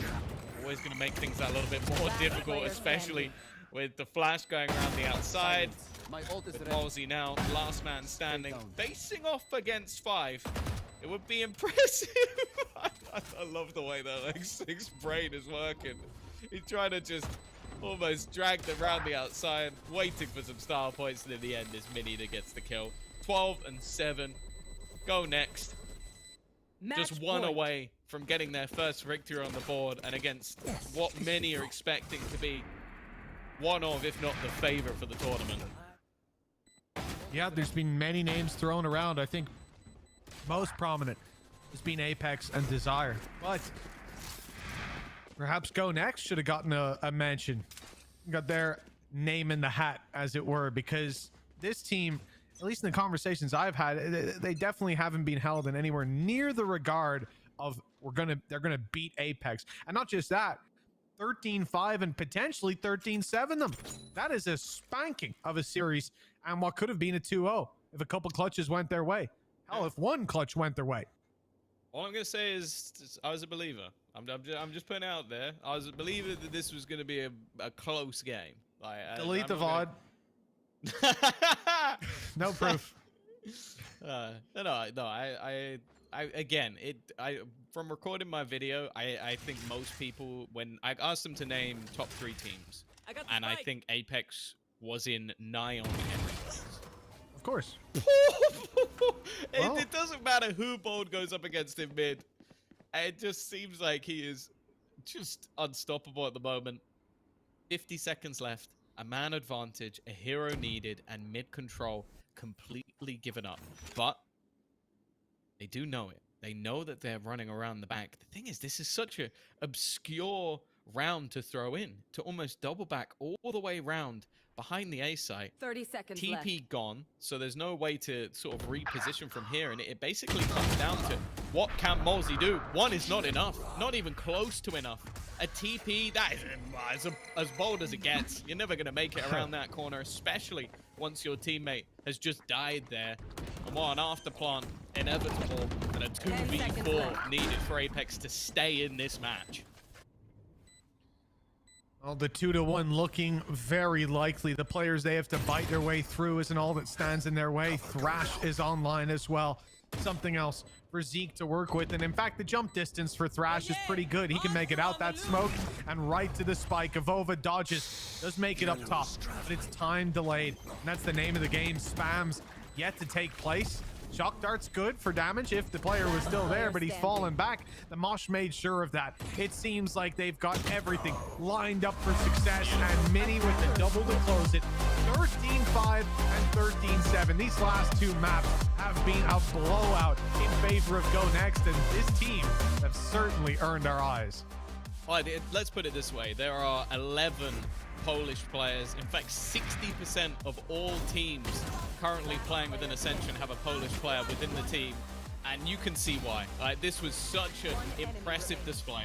I think that already we're starting to learn more about Alexi and his plays. Like, that guy was unbelievable. But I think in this map, Prophet showed why he is such a sort of hyped up player within the Polish community. I think we're seeing the sort of depth that this roster has in terms of strategy, because again, like, you go back to maybe Bold's old teams, like you go back to a Ballista, it revolved around someone playing Phoenix, a man called Batty G, and pretty much popping heads. This was not that team. This was a team that had depth in structure, depth in synergy. This was a team that looked like they could go and face the tier 1 tomorrow and give them a run for their money. And I think many are expecting Apex to be the bridge between tier 1, and they've just beaten them.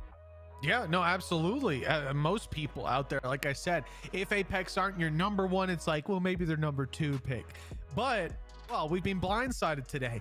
Not just a victory, what could have been, and in our minds, very really could have been a 2-0 on map number 1 if that went to GoNext's favor. And then the fact that they not only win, but dominate on Haven, dominate on Abyss as well.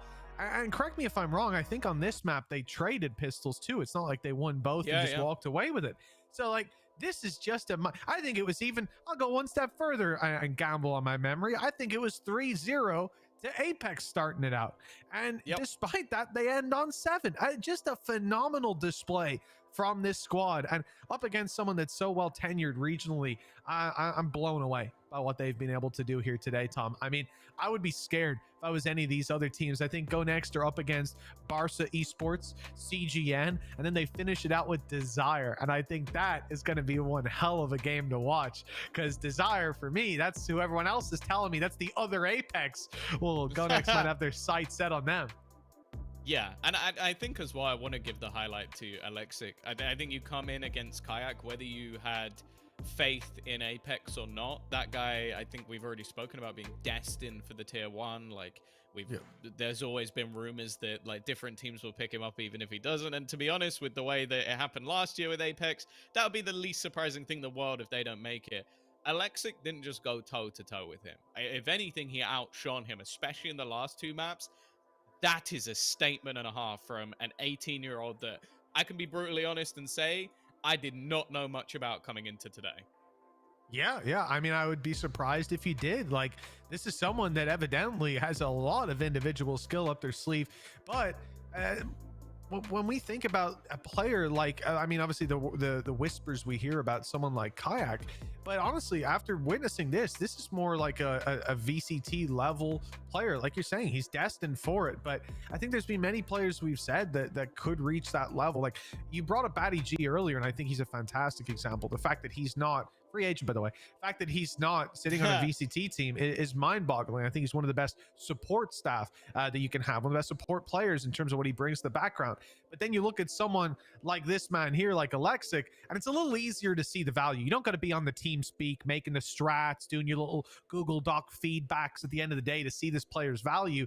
He's just shredding people on the server. The guy's just pure brawn, and I love that. It's going to be very exciting to keep tabs on his career as, you know, the year goes on, but also as Ascension goes on. Who knows?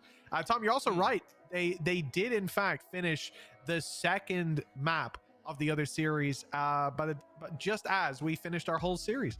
So the A stream's having one hell of a day, and it's 1-1. Saw ended up, it was 18-16.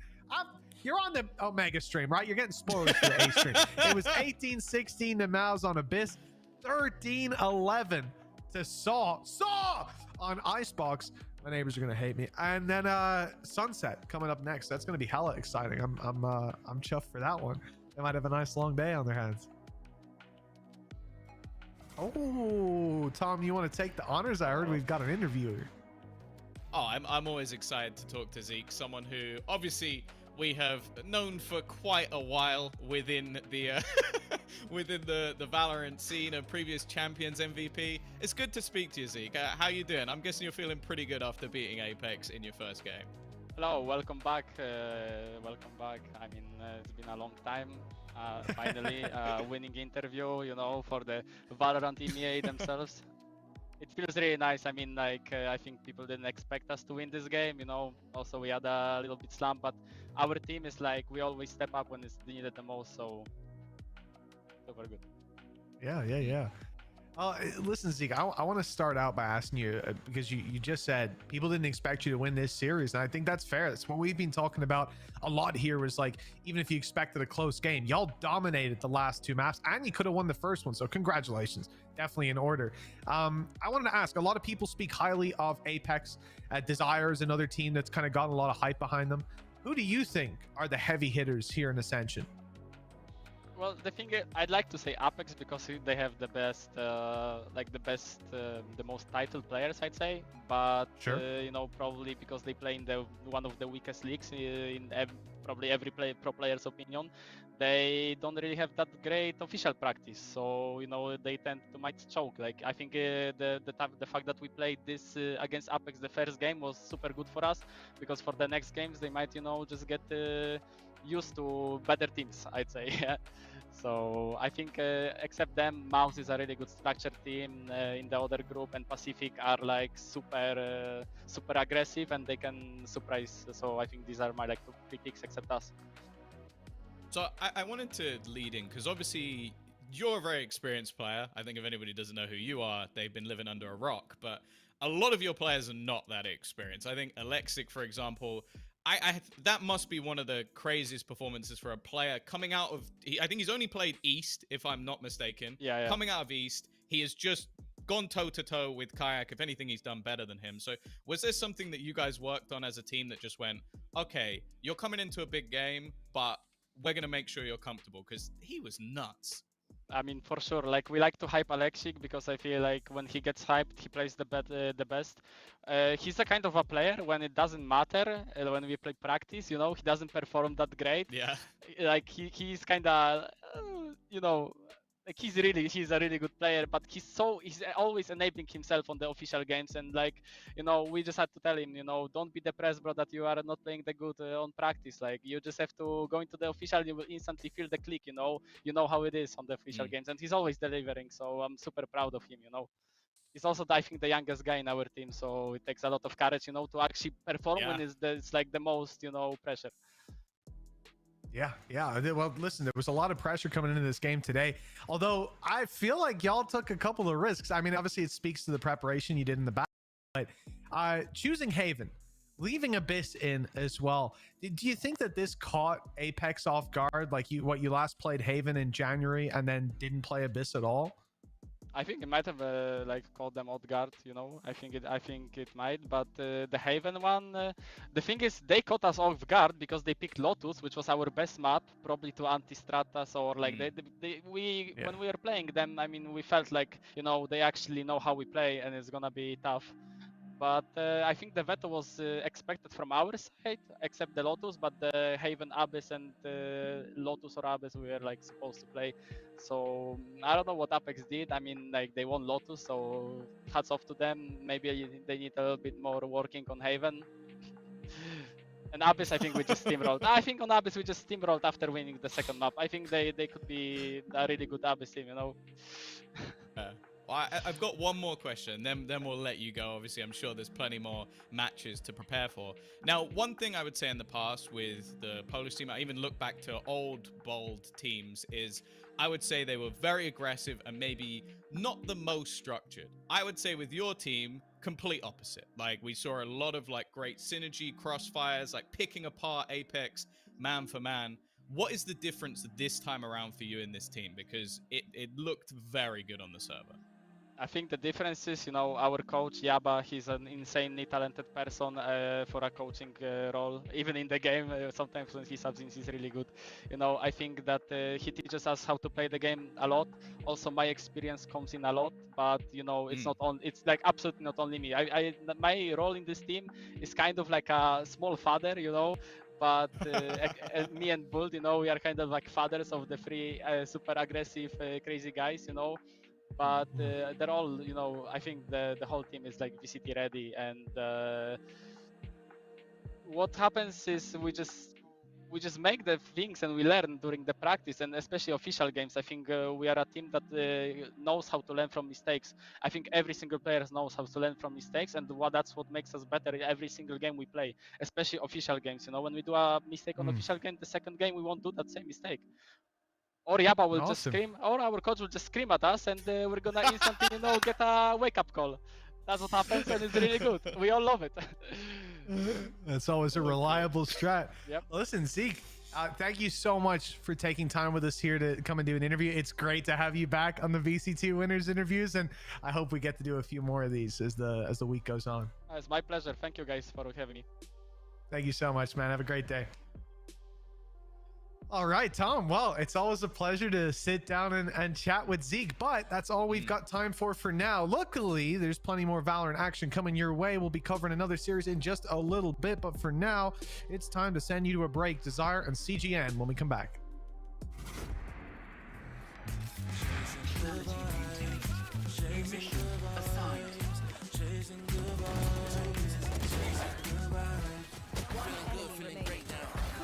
Can't play with my day now. Get that negativity out of my face now. In my city, I'm the man on my state now. Yeah, I'm living life to the fullest. Baby girl, you talking to the realest. Anything and joy, you nice, feeling good vibes all around. Baby, tell me, can you feel it? I woke up, so I'm blessed. Just another chapter in the test. I know I'm doing better than the rest. Got a smile on my face, showing teeth for the crest. It's no sweat, I'm a vibe in my own right. Go time in the sun, guess I'm gon' shine. So fine, got a baddie on my phone line. Feeling good, feeling great, chasing these good vibes. Feeling good, feeling great on my time. Won't let a hater blind my shine. I'm just living my life. Too busy chasing good vibes. Chasing good vibes. Chasing good vibes.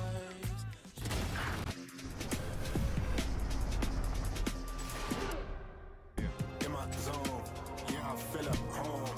Silence on my phone, focus on my goals. Whoa.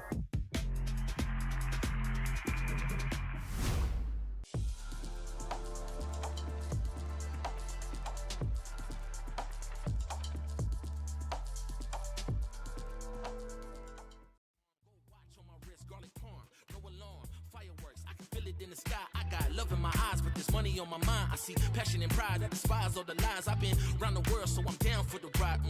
Good drinks, good people, and good times. Fast cars, pretty women on FaceTime. More money, more fun in my life. I'm just chasing my shots with good vibes. Feeling good, feeling great on my time. Won't let a hater blind my shine. I'm just living my life. Too busy chasing good vibes.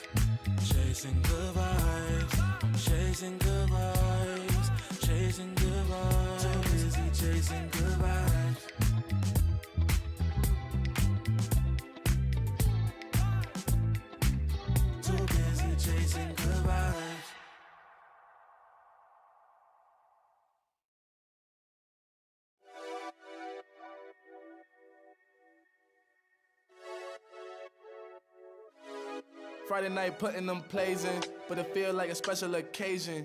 So let's go out, go blazing, hit the dance floor, let go frustrations. I might have a hidden agenda, but my intention's pure. I'll give you all that I got, and I hope that you don't need more. It's okay, just take my hand now. Damn, me and sweating your hair out. You got me creasing my sneakers. That's usually something I care about. Couldn't see the path, but it's clear now. You was in my dreams, but you here now. And I just want a little dance and a reason to change my plans. All I want is for you to dance with me, with your hands in the air where I can see. I don't know if we'll get another chance, you'll see. So I hope that you'll just come dance with me. We outside, did you hear what? I called a ride cause I'm going up. And there's something mixy going in my cup. Don't say much cause they know what's up. You know it get cold on the late night. We getting all close like it's day night. You looking so fly, you could take flight. Now I got this feeling that I can't fight. Your curves got my urges flaring. You got me by the collar and I'm not caring. You see how the people can't stop staring. I'm trying to make you mine and I'm not sharing. Okay, let's bring it back a bit. She said you could have whatever if you ask for it. Well, I just wanna have a little dance and a reason to change my plans. All I want is for you to dance with me, with your hands in the air where I can see. I don't know if we'll get another chance, you'll see. So I hope that you'll just come dance with me.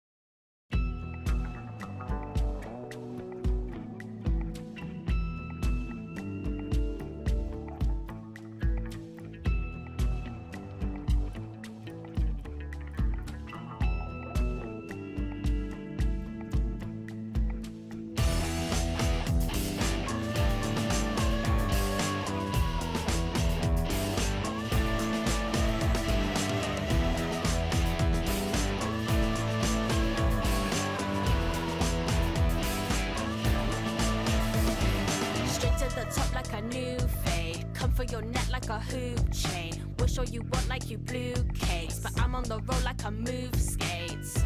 Settle to the top like it's due date, and I'm never gonna stop like LeBron James.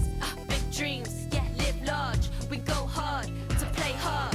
Dream big, live large. I work hard to play hard. I'm coming for the top, and I ain't never gonna stop. Oh no, dream big.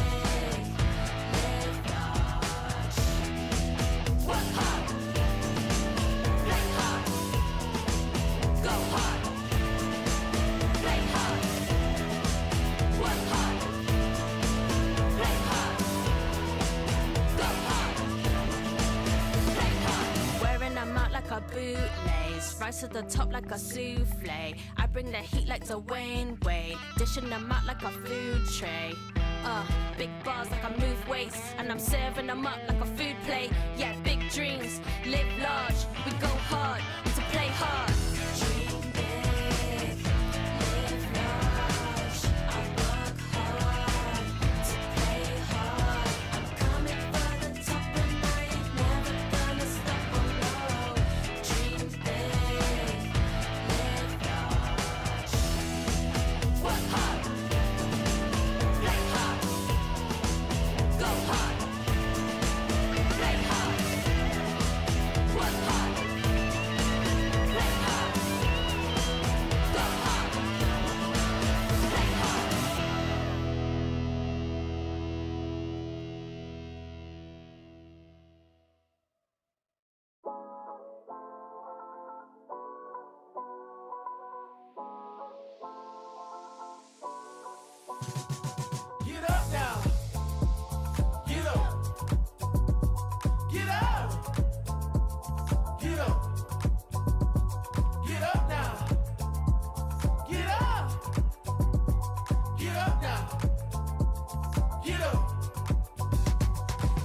Get on your feet and move to the beat.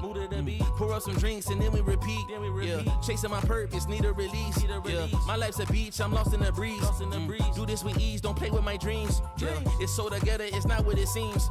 Heart of a tiger, life of a king. Yeah, chasing my bag, my feet in the cream. Running these laps, not losing my steam. I'm feeling good, this life's what I need. Don't intervene with my energy. Yeah, I'm in her scope like Jimmy Iovine. Yeah, no Superman, but I'm feeling supreme. This not a movie, but I'm making a scene. Yeah, I can tell you how to live your life, but you just gotta get up. Get up. Get up. Get up. Get up now. Get up. Get up now. Get up. We just gotta live our life, we paying a price. Piece of the pie, I need me a slice. Yeah, rolling the dice, the scariest spice. Sticky like rice, the tricky reprise. Yeah, love will suffice, I suffer in silence. All alone, I'm lost on the island.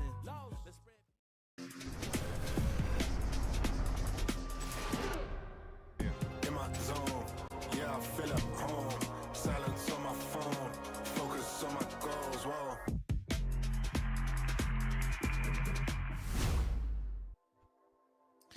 You desire to see some more Valorant? Well, then we can. I was trying to get CGN like can. It didn't work out, Tom. But you know what? I'm excited to see this matchup, Desire and CGN. In case you didn't get it, coming up in just a moment. Tom, who's winning this game? Ooh, I want to lean obviously towards Desire. I'm excited to see both teams though, in all honesty, because I think CGM were the team that I think expectations were high when it came to Germany or DAC, and they lost. I think one of the first finals they lost. I think they always played well versus Mouse, but then they came through and made it through the play-in anyway. And then on the other side of things, it was the dominating force over in the Italian league. So it's a very different look. Obviously, I feel like we know a lot less about Desire for that fact, because I think there's no doubt they've got some great players. We've seen the likes of Filu and stuff in the past, but it's not the same when you've just been bullying teams, especially as we just saw that happen from Apex. Well, we've gotten into the map veto here, and we can already see that Abyss has been removed. It looks like Icebox is going the same way as well, and now we're into the picks. Desire get to select the first map of the battleground. What do you want to see here, Tom? Well, I feel like logically you'd think maybe something like a bind, but it seems like they've gone for Haven, a map that they haven't played massively, but when they did play it, they ran the Fnatic comp that has ISO in it, and they won 13-2. So maybe just feeling confident on the back. Ascent makes a lot of sense. I think it's 10-1 and a streak that goes back to June for the side of CJ. They run a Phoenix on it, so I'm intrigued to see how that one's going to work. I think difficult to play against if you haven't played stuff like that in the past, and I think that's one of the main worries for a side of Desire, is they won't have played a whole lot of variation because of the way that their league is. So playing up against an Ascent that has a Phoenix Jet in it might not necessarily be too easy. And I think Sunset is a middle ground for either side, both fairly comfortable on that map. A lot of reps for CGN, playing it 15 times this year. So I think that, again, a fairly logical map pool, I'll say, but the Haven may be a little bit of a gamble. So we went into that veto then, Tom, with the perspective of Desire, possibly your favorites. Going against Element is bold. Now, coming out of the veto, how are you feeling? I still think they're going to be feeling comfortable. I do think that going into two maps where your opponent runs off-meta comps is a bit of a risk. Like going into Haven, it's a deadlock Phoenix Jet if it's the same as last time, which it is. So yeah, this is gonna be one of those games where Zilv and Harry, our observers, have both just clenched their butt cheeks, because this is not going to be easy to follow. You got a Phoenix Jet, that's already a bit difficult. Deadlock Util doesn't make it easier, and then you got a Yoru alongside a slightly weaker ISO on the other side. All I will say is, Zilv, if you catch the majority of the kills in this game, I salute you.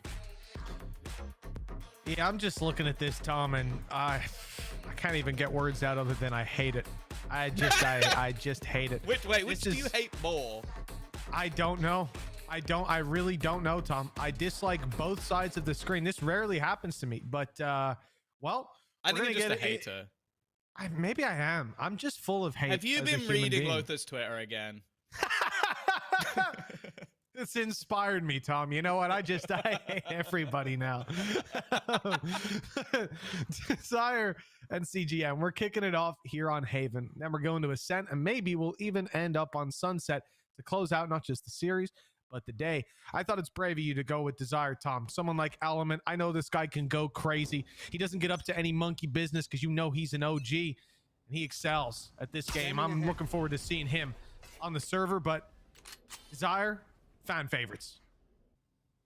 Yeah, I think that, again, we've seen a lot of talk from the Italian scene about this team being, well, it's their, in theory, their last representative because the league is no more. They're merging with Spain, so this is the chance for the final team coming out of the Italian league to truly do some damage, and already Filu, the other Polish player, we've had a lot of them today, is going to get things off to a good start.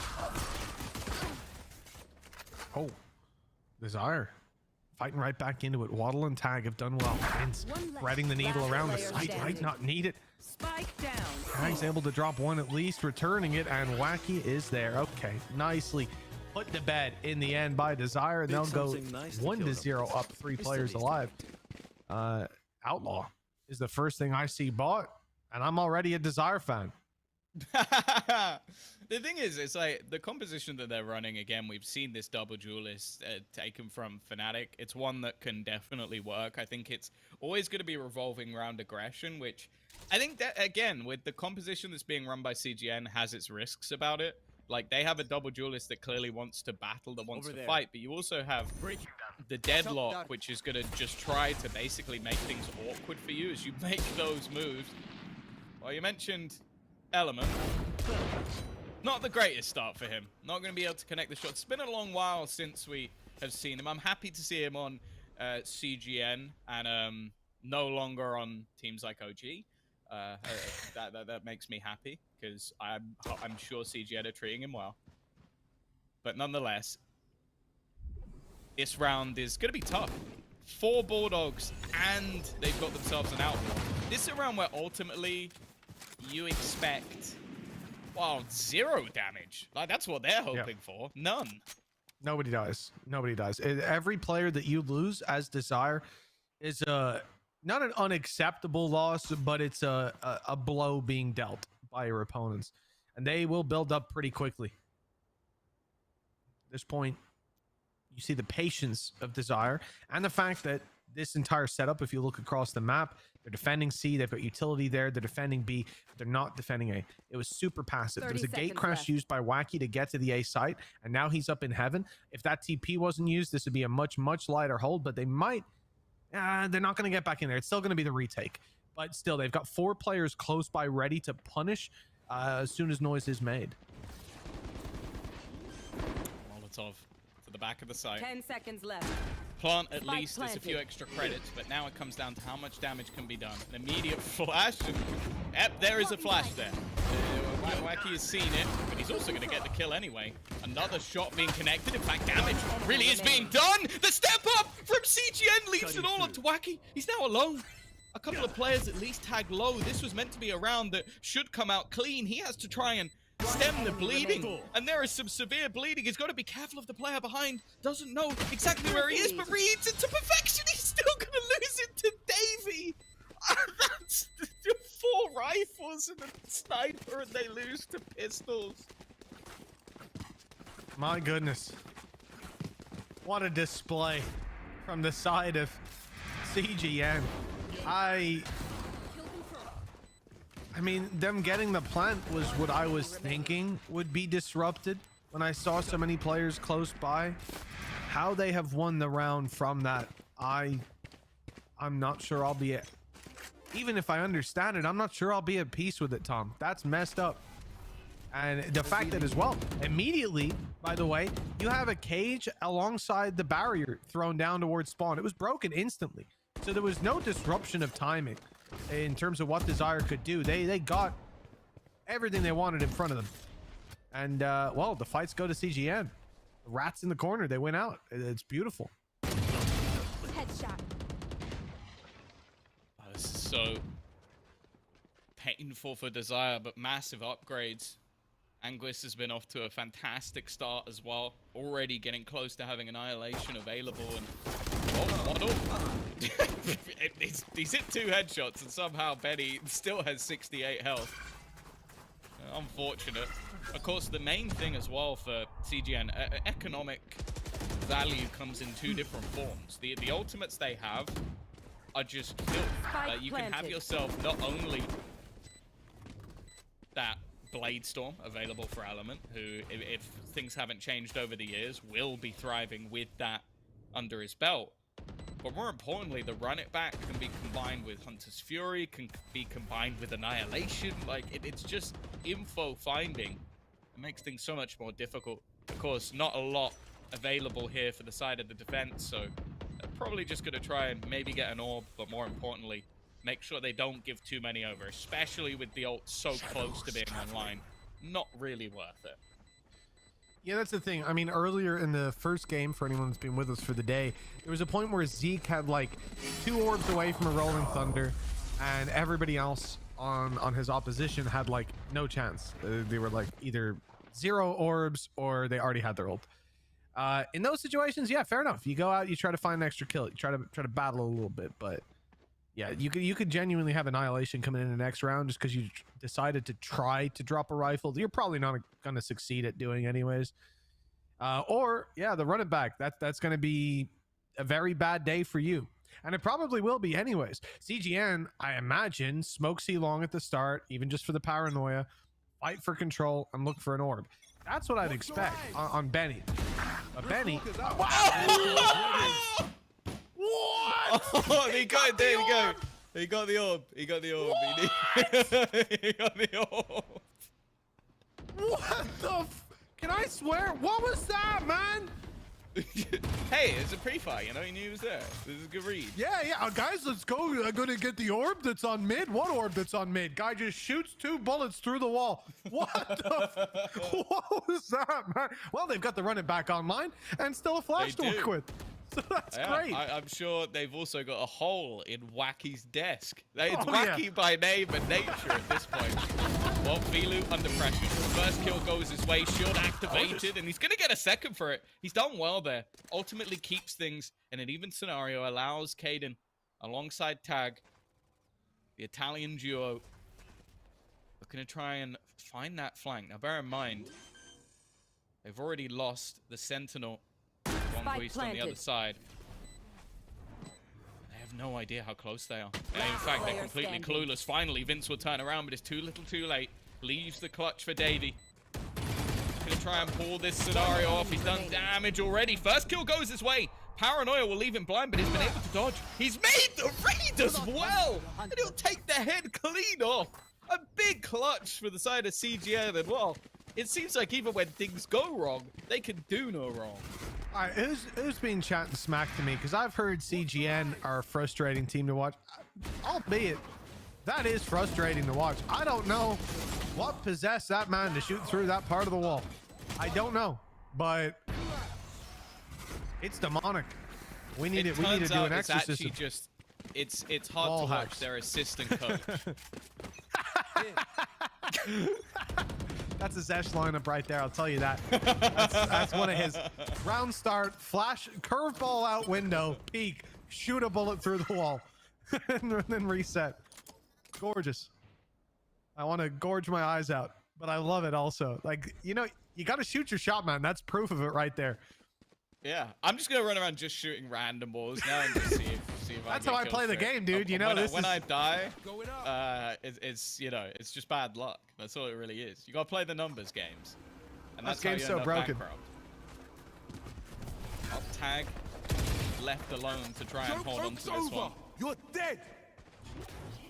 Benny will take that space. Playing this one fairly safe. Obviously up against just pistols in this round, but wanting to make sure they don't give anything away.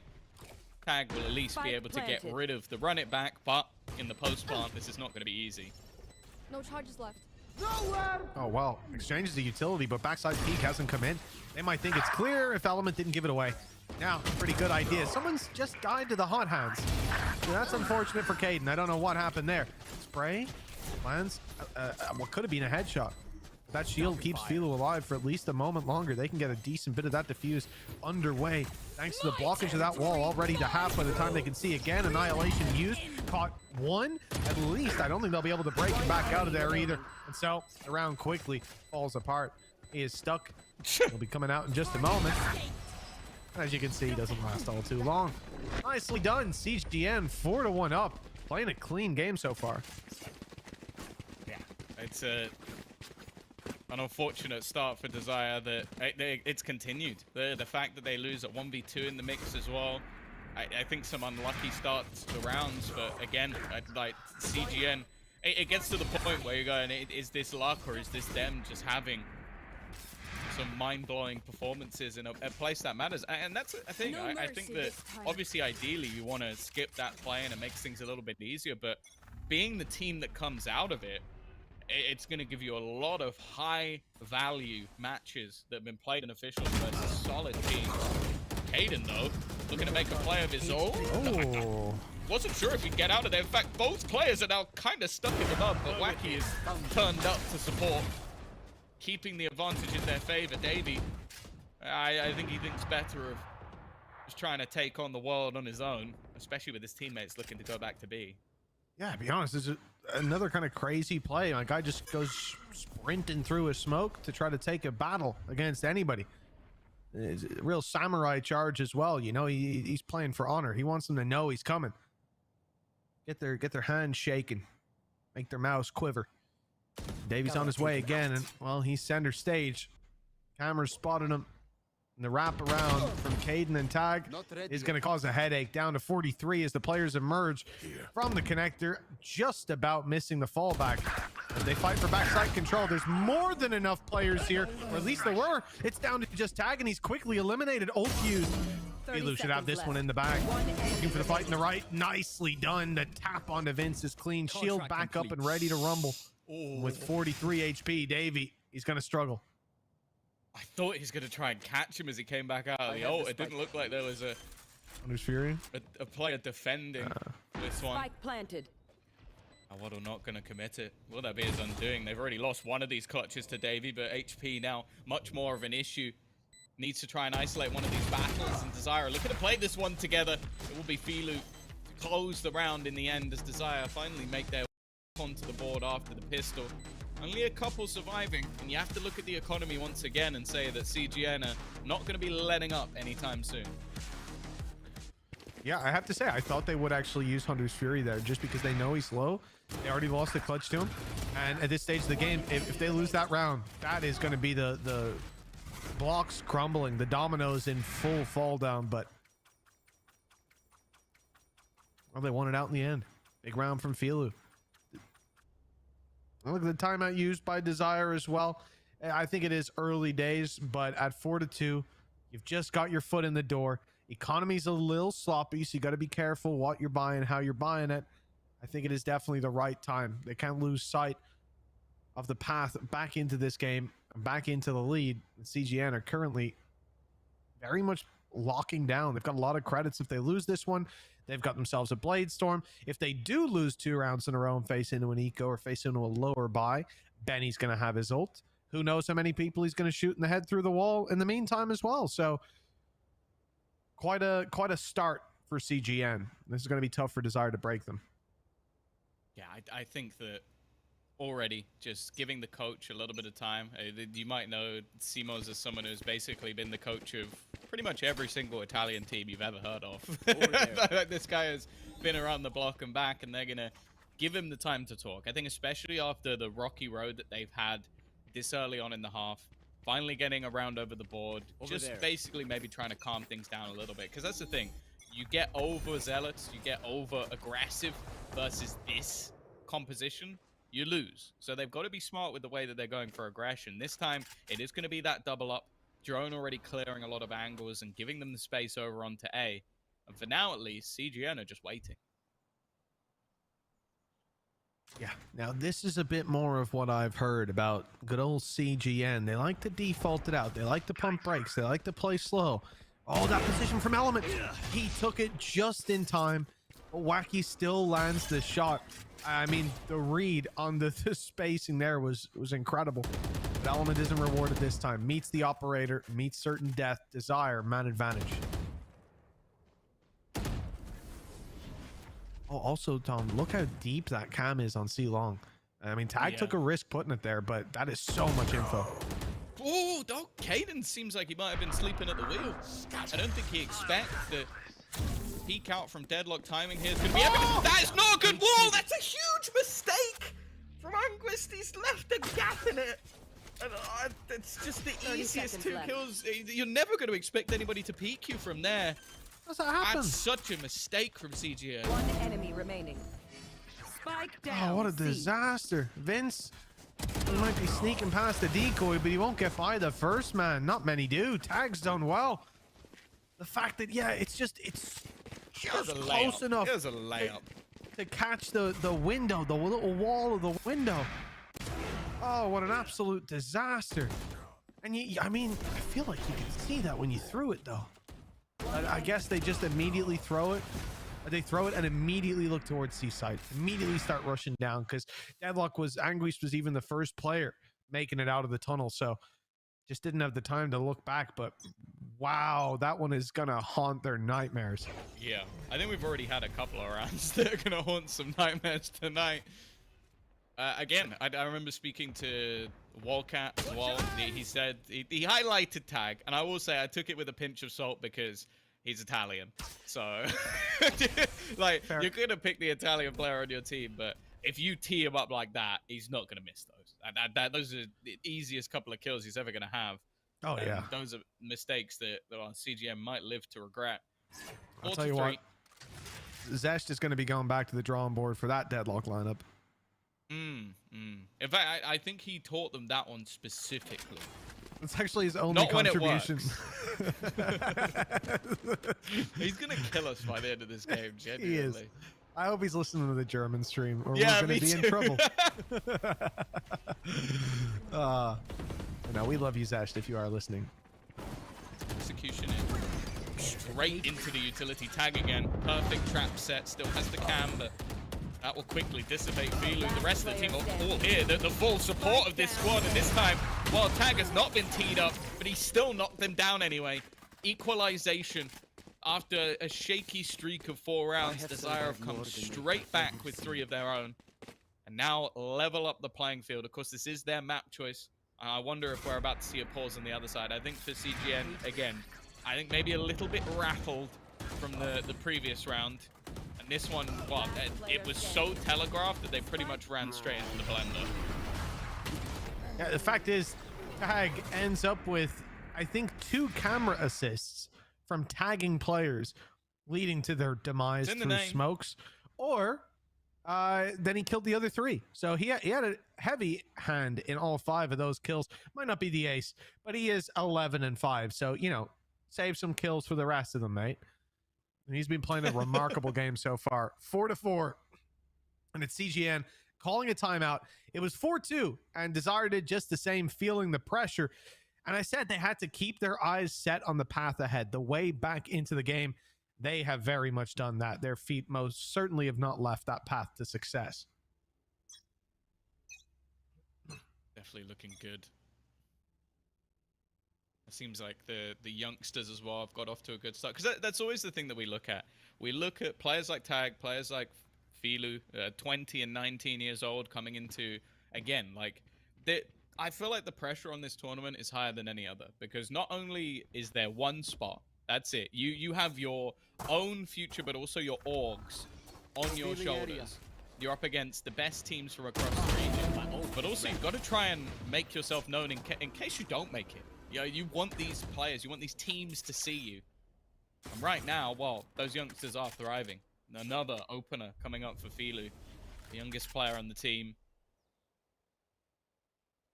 Wow, it's not looking like it's getting any better here. I'm curious if we'll see the annihilation thrown into this round, and already it's just going to be a dry swing. If you're going to face into them like that, I don't think it's going to get any better for the side of CGN. That just made it easy for them. No one at base is going to believe us. Even the knife to bring the shield back online, closing out the round. That looked like shooting fish in a barrel for to the side of Desire. They certainly felt that way. A big show up. Tags had a couple of rounds now. Well, it was Filu's time to step up to the plate, get himself his little 3K equalize on that top fragging department, and CGN most certainly struggling now. That's 4 rounds in a row, the last of which came off the back of a timeout. If this round goes to Desire, Tom, there's going to be some serious problems in that CGN camp. Annihilation online, run it back online. And as you just heard, Blade Storm here to play with. Early fight and exit. Already, again, just look at the rotations. They've been so direct that Desire has started to just send players in early. A lot of space taken by Element. He's left blinded, and they haven't been able to clear out the close player attack. Finally, he'll be caught by the Annihilation.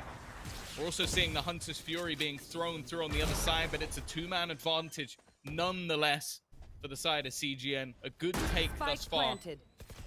And while it seems like they're just going to have to duck out of this one on the Desire side. Yeah, turn to the 3-man once Tag eventually got taken out of the cocoon. Desire left to pick up the pieces in the next round. It won't be here in this one. And this is what I was talking about, Tom. Like, the reality is you have a run it back. Blade Storm played a role. Certainly allowed Element to take a lot of space in the back line, spot out Tag, give them the information. Also, I believe, I think it might have been Waddle that they saw. Maybe it was someone else. I don't know if he was on site and managed to retreat out, but either way, a ton of information and clearing site, catching the player that was on site, moving around the back. So the information was there for Benny to direct his ultimate. And I think that if you lose a round like that, especially with Annihilation finding its target, there's not much hope for you. You know, that's your attack side wrapped up. But a round like that on the board, it's not quite disruptive enough to put Desire onto an eco. They've won 4 rounds in a row, a lot of them fairly flawlessly. So, you know, they're going to be buying for the rest of the half. But it does give you that springboard to possibly at least keep it equal at the half. Yeah. The only worry is that was an ult dump. Like, that was a Blaze Storm. That was an Annihilation, which did get a kill, but which we rarely say.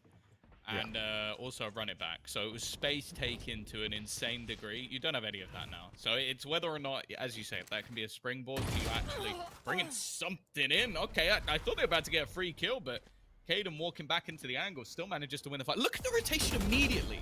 There are already 4 players in A-Link. Like, they've just seen CGN are so committed to their initial takes that they're just ready for this. Still, the kills went their way for a second, but Tag is an unstoppable force, leaving Element 1 versus 3. He's going to have to bring us back to some old school VCT days if he's going to be able to take this one over the line. And with the crossfire, I would be incredibly impressed. That needed to be a shot. Tag has had enough. You don't take a pot shot at this youngster and live to tell the tale. You know, that was pretty much, if you've ever played chess online, they have these little challenges, right? And the first ones are super easy. Like, you got to do 2 moves and you win. But then the last one, like the Grandmaster ones, the AI is just like 999 times out of 1,000 they're beating you. That's what he was just facing. He was facing the Grandmaster challenge. You know, you got to get past the op, take the first guy out, dash back, then spin, hit another headshot, probably spray transfer a guy. It ain't happening. 6-5. Where we close things out at the half, well, it's either going to be neck and neck or a lead for Desire. CGN, the ones that get to make that choice. Like we said, they won their round off a big ult dump. They were not able to find success in the previous. And now, Hunter's Fury. That's all they've got to work with. Maybe Vince can get it from the shadows, but that's neither here nor there most of the time. They're going to clump up the literal firing squad in the spawn, waiting for aggression. They don't get the aggression. They have no map control. Now what do you do? Oh, flash coming. Actually, I think Filu saw it coming, but he still didn't manage to retreat off that. Waddle's been revealed, and they're going to look to just put full pressure in onto his position. Left somewhat alone. I don't even know how he's still alive at this stage. Pressure not really coming in on the other side as the players are pushing through long. Caden's found one with the immediate trade back. The ultimate's done damage as well, which is only going to make things worse. Tag has to be a hero again. He's been fantastic, but I think this would have to be the best of them. Teammates still standing with an operator, while Tag now left to try and face the full force of CGN. One goes his way. He's got, oh my god, this kid. Oh my god, that was so close. That was about 30 HP as well. That was about to be one of the best clutches you've ever borne witness to. What an unbelievable display. Neck and neck at the halftime as well. It's been a good one so far. There's more to come after the break.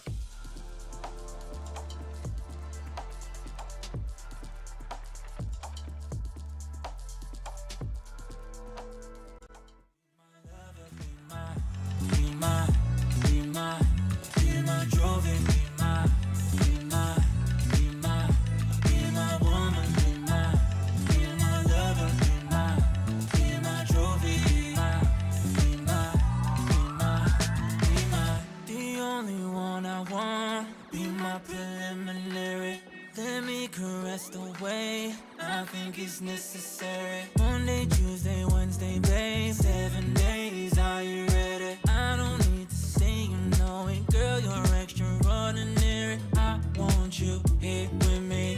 I miss your body, baby. No, I cannot believe that you're still single, lady. Wishing I could retreat.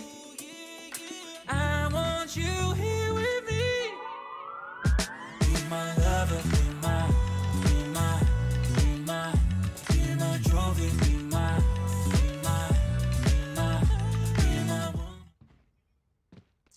Well, Tom, when we left, it was tied up. And when we come back, do you know what the score is? 8-4. Damn, you were close. It's 6-6. Good guess, though, Tom. An A for effort. I believe that's how it's spelled. Desire, 6-6, moving on to their attack side. Now, I'm excited to see what they've got up their sleeve, but the defensive display from Tag will be hard to match for anyone on CGN. That guy was on fire. Another hero of the day stepping up to the plate. Now on the attack, probably might look towards Wacky, getting a little bit wacky with it. Nice. Thank you. Yeah, I'm a bit nervous to see what is going to come out of the Phoenix. It didn't really have the value I was hoping for on the attack, and on the defense, it seems like it's just going to have it's going to have to be aggressive. It almost reminds me of old school Sick, just basically like flashing into angles, hoping you can get kills. Vince, decent position. He's done incredibly well. 2 players with so few bullets. Space has been taken on the other side of the map, though. It's a lurk from Waddle on a Sova, not something you're going to see too often, but that should give them the space to rotate. Now, Wacky already incredibly low, and I think the only real thing from here is how many kills can Waddle get, if any? Element was clear and spawn. He's going to watch for this push up, but it doesn't matter. Waddle connects the shot anyways. I thought the lack of element of surprise would play against him. But, well, evidently not. He's just too clean with it. Steps heard by Wacky. He knows that Vince is going for the long play. That's a ton of information. Makes sense for Wacky to do. He's 38 HP. Why not try to make that play this way? Reveal going up top in just a moment. Going once, going twice. There it is. And now, Davey. It all depends on whether he spots him, whether Anguish does, and he didn't. Now on the side, it's Wacky. 38 HP, but delivering death from the blind side. 7 on the board for Desire in a 3v5. That was just perfect positioning from 2 different players in the same round. Like, well, I guess 3 if you include Vince in there as well. Like, he did fantastically well to get 2 kills on the edge of the smoke. But then, yeah, Waddle being able to get aggressive.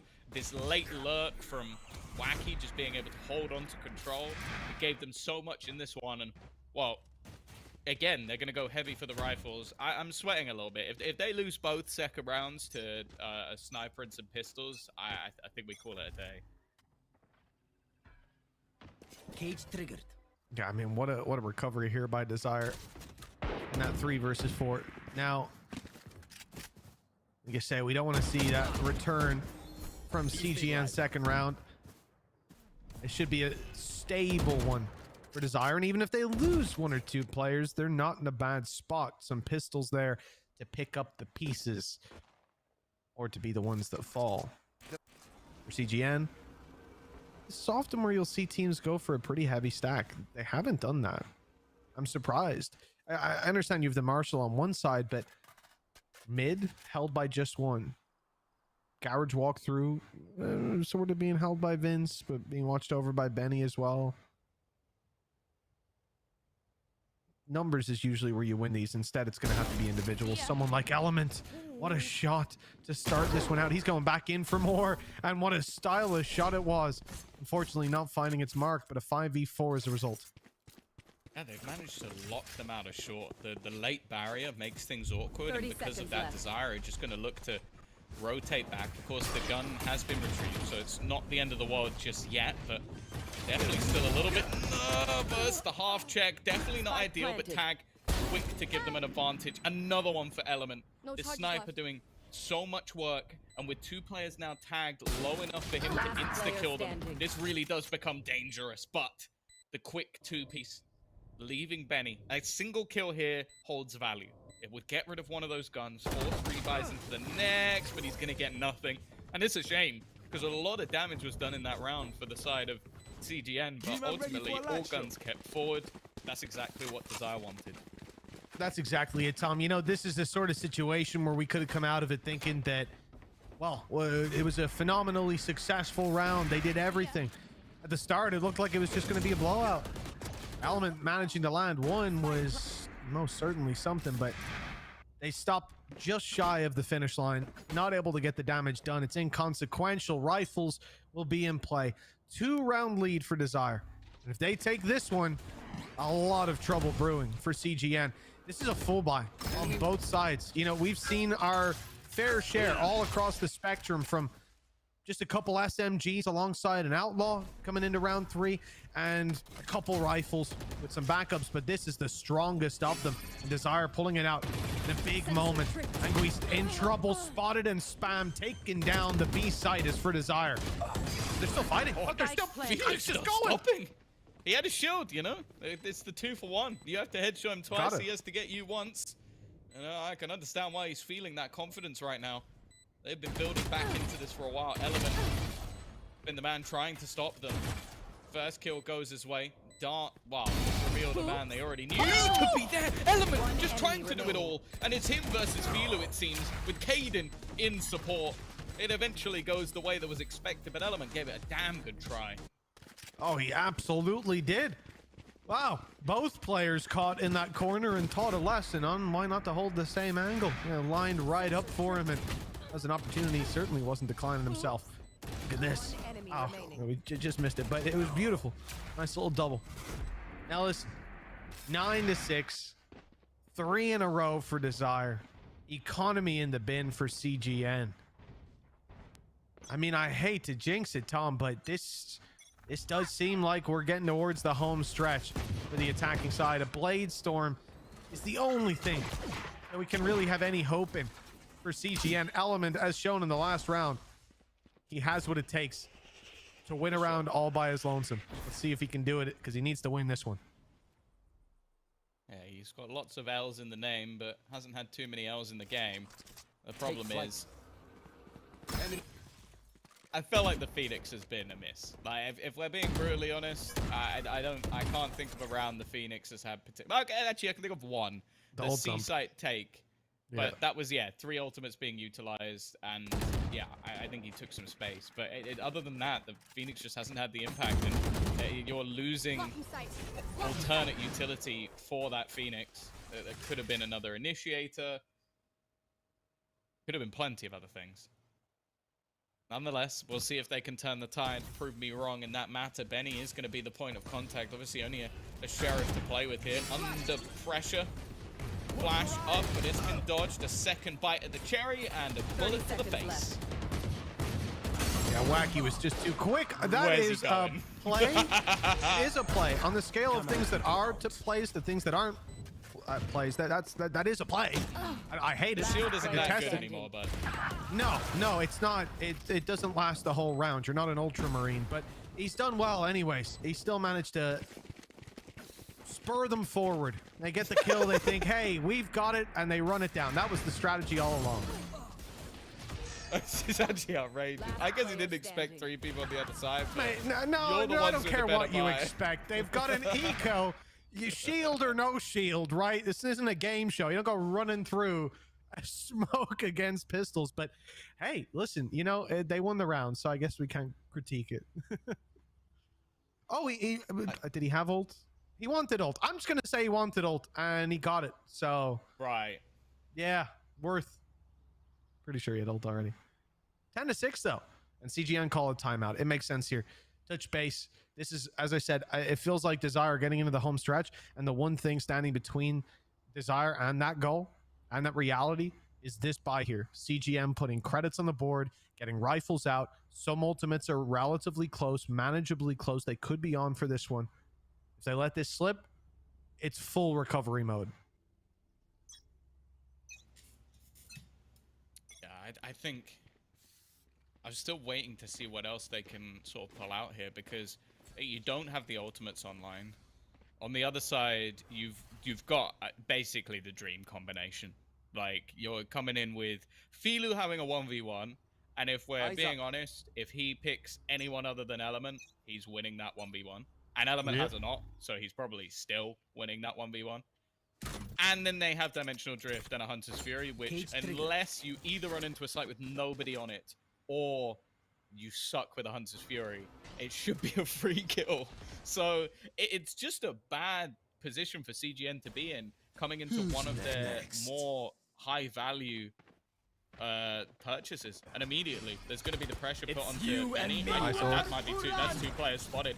Immediately, I think one of them's just been taken by the ult. Filu's getting that battle that he desired, and oh, no way, he won it. And now the Hunter's Fury is going through as well, but Benny has managed to survive. Now, he is incredibly low on HP, and there's a lurk. All this disruption has come through, and in the meantime, Tag has gone walkabouts. The only thing will be timing as they look to go and peek him, and he's going to lose that battle. That's a huge kill.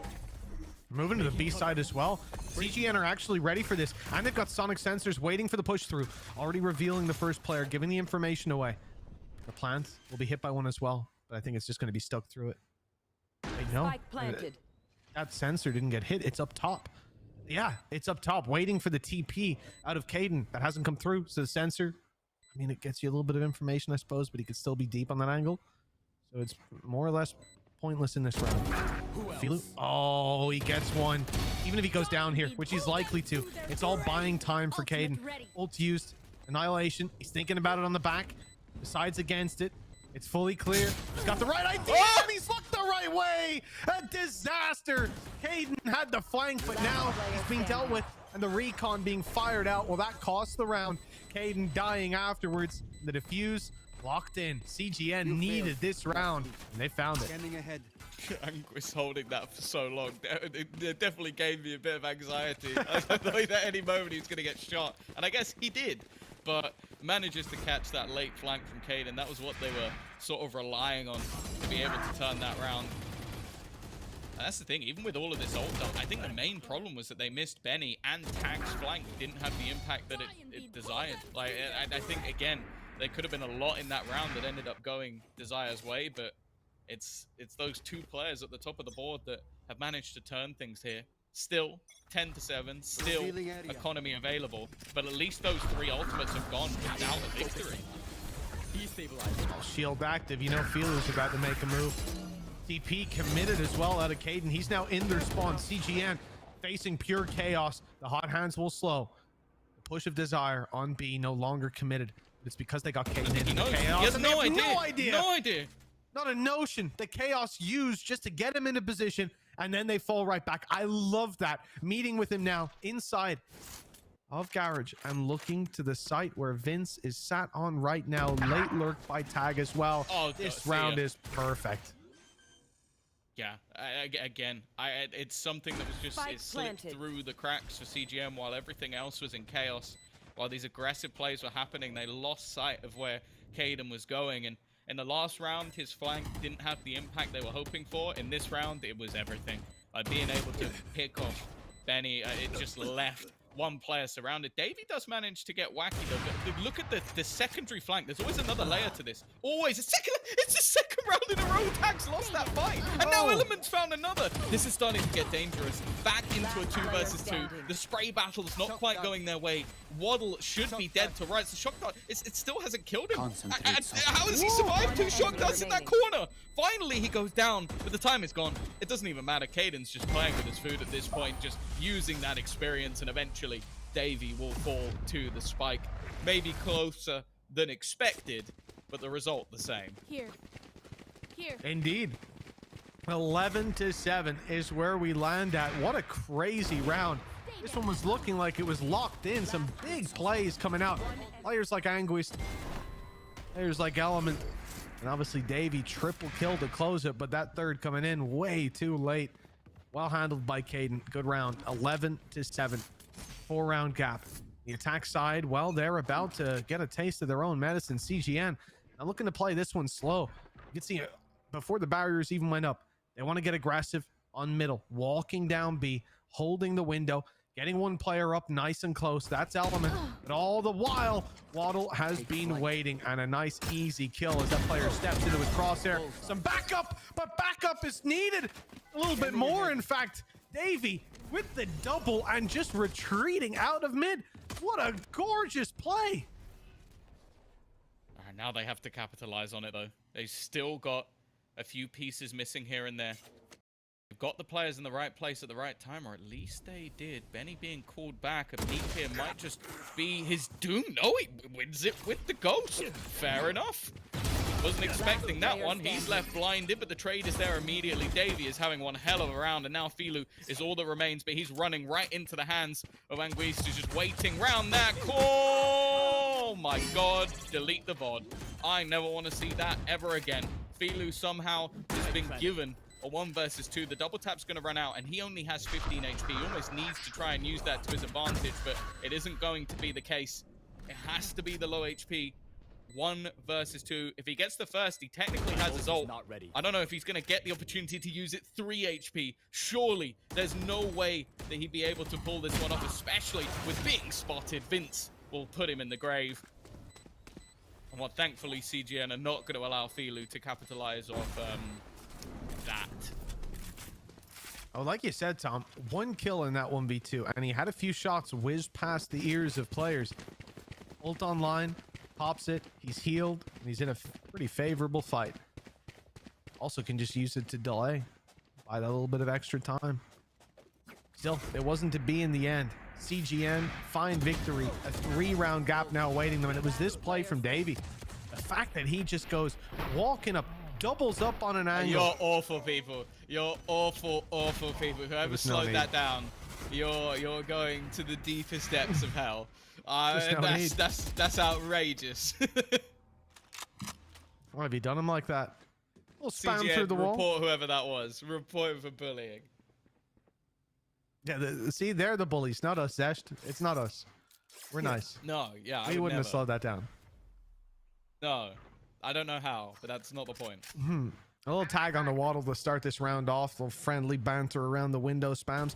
But it's going to be the C side that gets the real action. All 5 players on their way towards this site, and the ult used right away. Can't quite escape it in time, and so Vince left in a battle for his life. And one that Filu will win. Shield back online, rejuvenated, and ready to hit the back of C side. Benny's already holding strong. Element whizzes past, and Benny's the one tripling up, slowing the push to a halt, and leaving Caden 48 HP in a 1v3. He's trying to bait them with the orb, but I don't think they're going to mind if you take that. As from the shadows in the last had impact, but this would have to be the best of them. Holding onto the rifle. It seems like CGN will have finally done enough damage to the economy of Desire that this has to be a save. And oh, what a time for Benny to come alive. As I said, we haven't seen the value really coming up from that Phoenix so far, but a high impact ult that finds a multi-frag as they attempt to enter into the site. And unfortunately, there is a third orb on this map, otherwise Caden would actually be able to take the spike.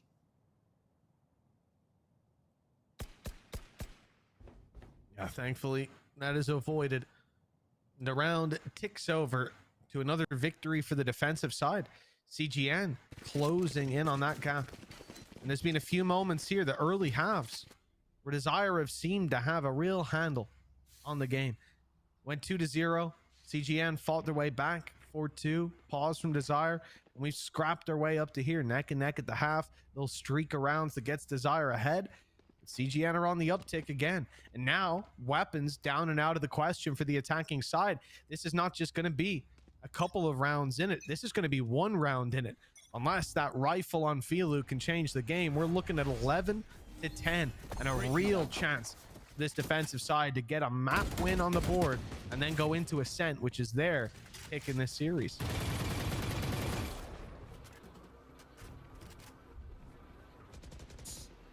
A lot to put on Filu's shoulders, but if we've seen anything from him so far in the second half, it has been that he can definitely thrive when needed. Sensor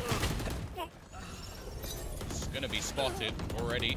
The vulnerability going through. Filu gets one. That is that solo rifle, but it's, if he can find anything more, a lot still to be desired in this round. If he can get an extra kill or two, there's still players up above already taking some initial damage. I know exactly where a couple of them are, but even clearing them out seems difficult. Element still stuck underneath. The flash has not been dodged either, but Filu's found another. Again, stepping up to the table. Did they even know the Element's under? It seems like he survived such a ludicrously long time. I think they finally realized where he is, but while the Quad attempts to go in, there just isn't any hope. Filu did his best. A multi-frag of 3, but Element matched him man for man.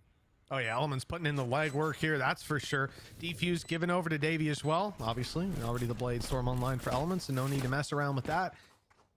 This was a round, though, that coming into, I expected to be a fairly dominant one. Again, Desire able to make it close. This is where they get the rifles out, and where the ultimates are online yet again. Big performances from Filu. Ult is back in the tank, ready to roll.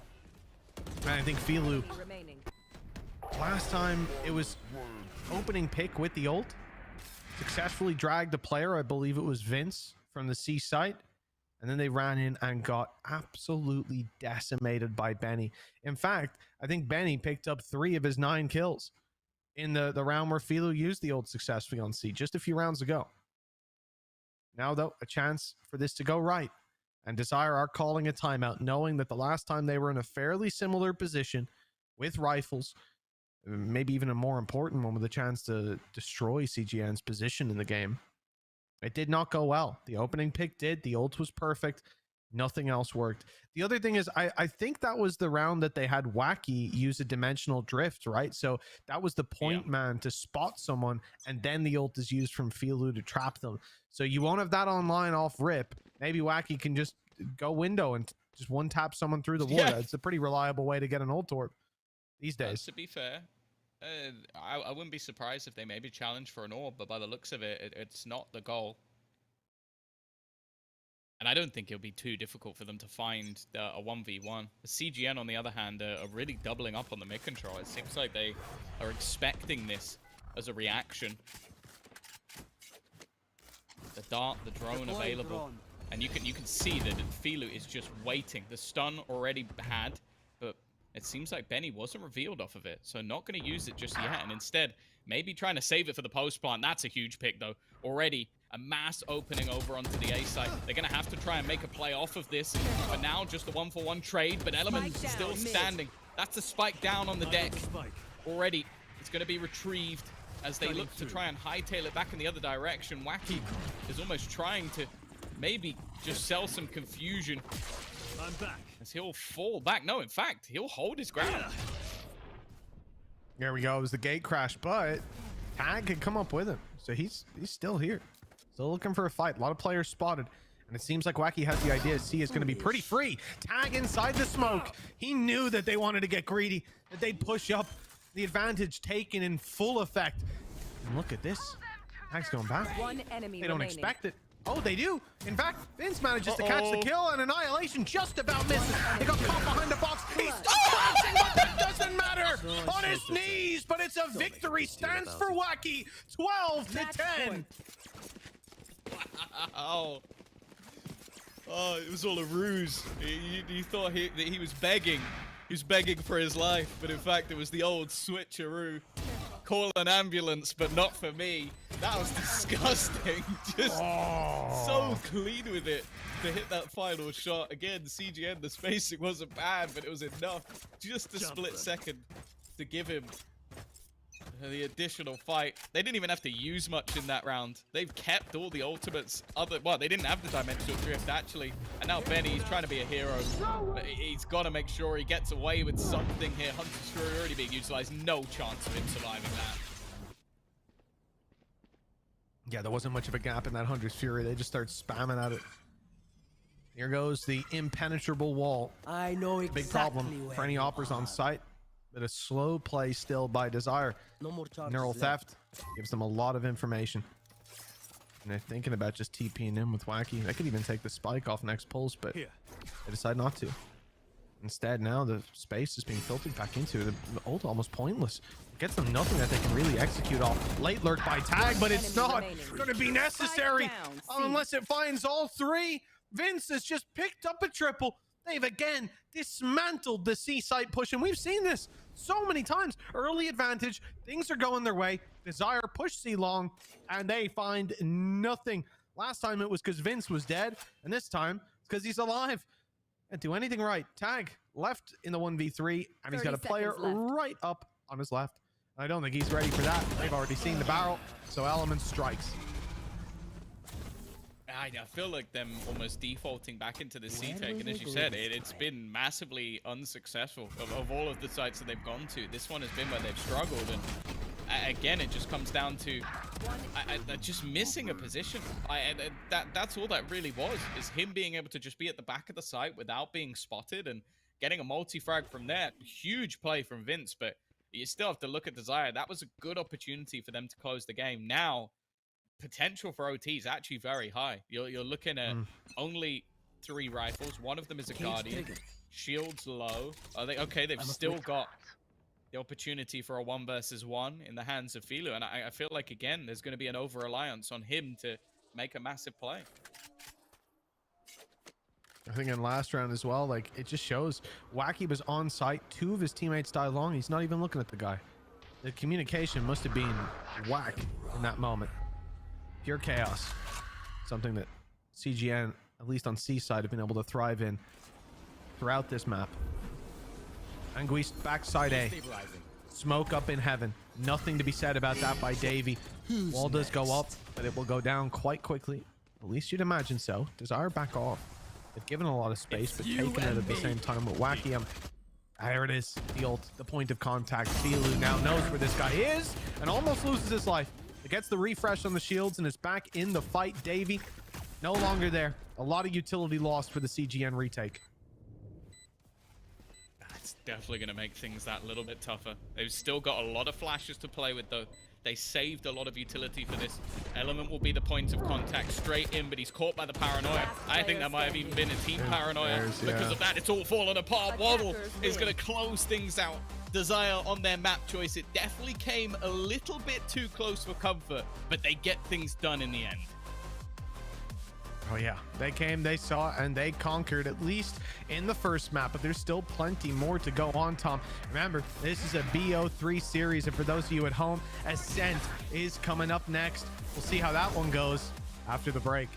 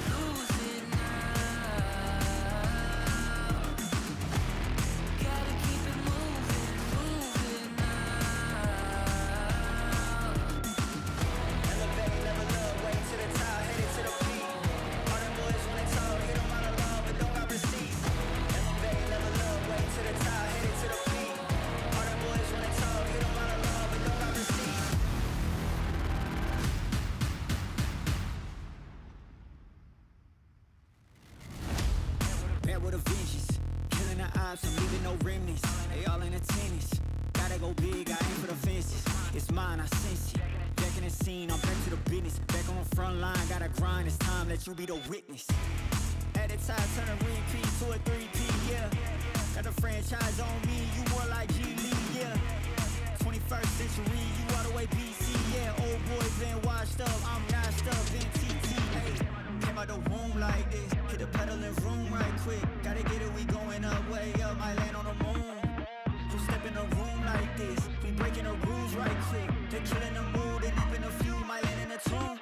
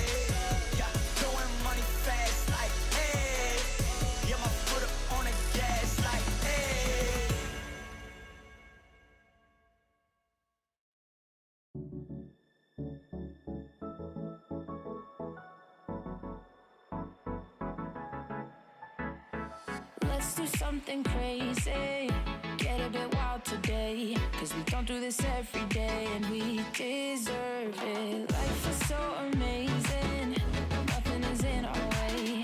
Baby, let's fly away. Do you feel it? Is your heart rushing the way my heart's rushing when you take it all in?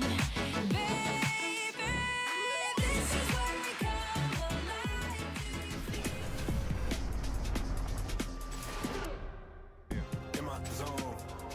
feel at home. Silence on my phone, focus on my goals. Whoa.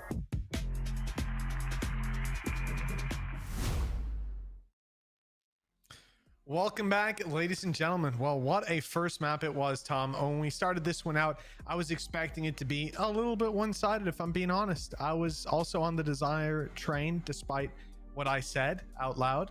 And I think the reality is, for good reason, we both knew this would happen, Tom. Coming into Ascent, though, this is somewhere you can feel a little bit more confident. CGN's pick. Do you expect them, after a close first map, take it? Are we going to 3 here, Tom? The thing is, okay, you're looking at record and like how they played, even going into the play-ins. They beat multiple teams from other regions on this map. They also played it well regionally. I still am not a fan of Phoenix. Like, especially on this map, I think it's just a budget KO. Like, it's just, oh, we could have KO, but instead we're running a Phoenix again.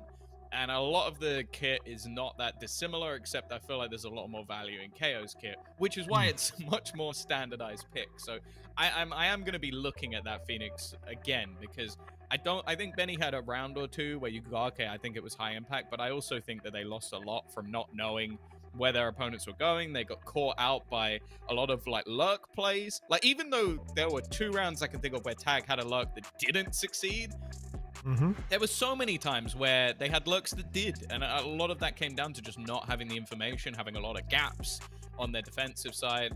And I think if that's going to be a similar case here, that's a real worry. Now, it's a lot more difficult to find that same space on Ascent. I think that's why I don't expect the same result exactly.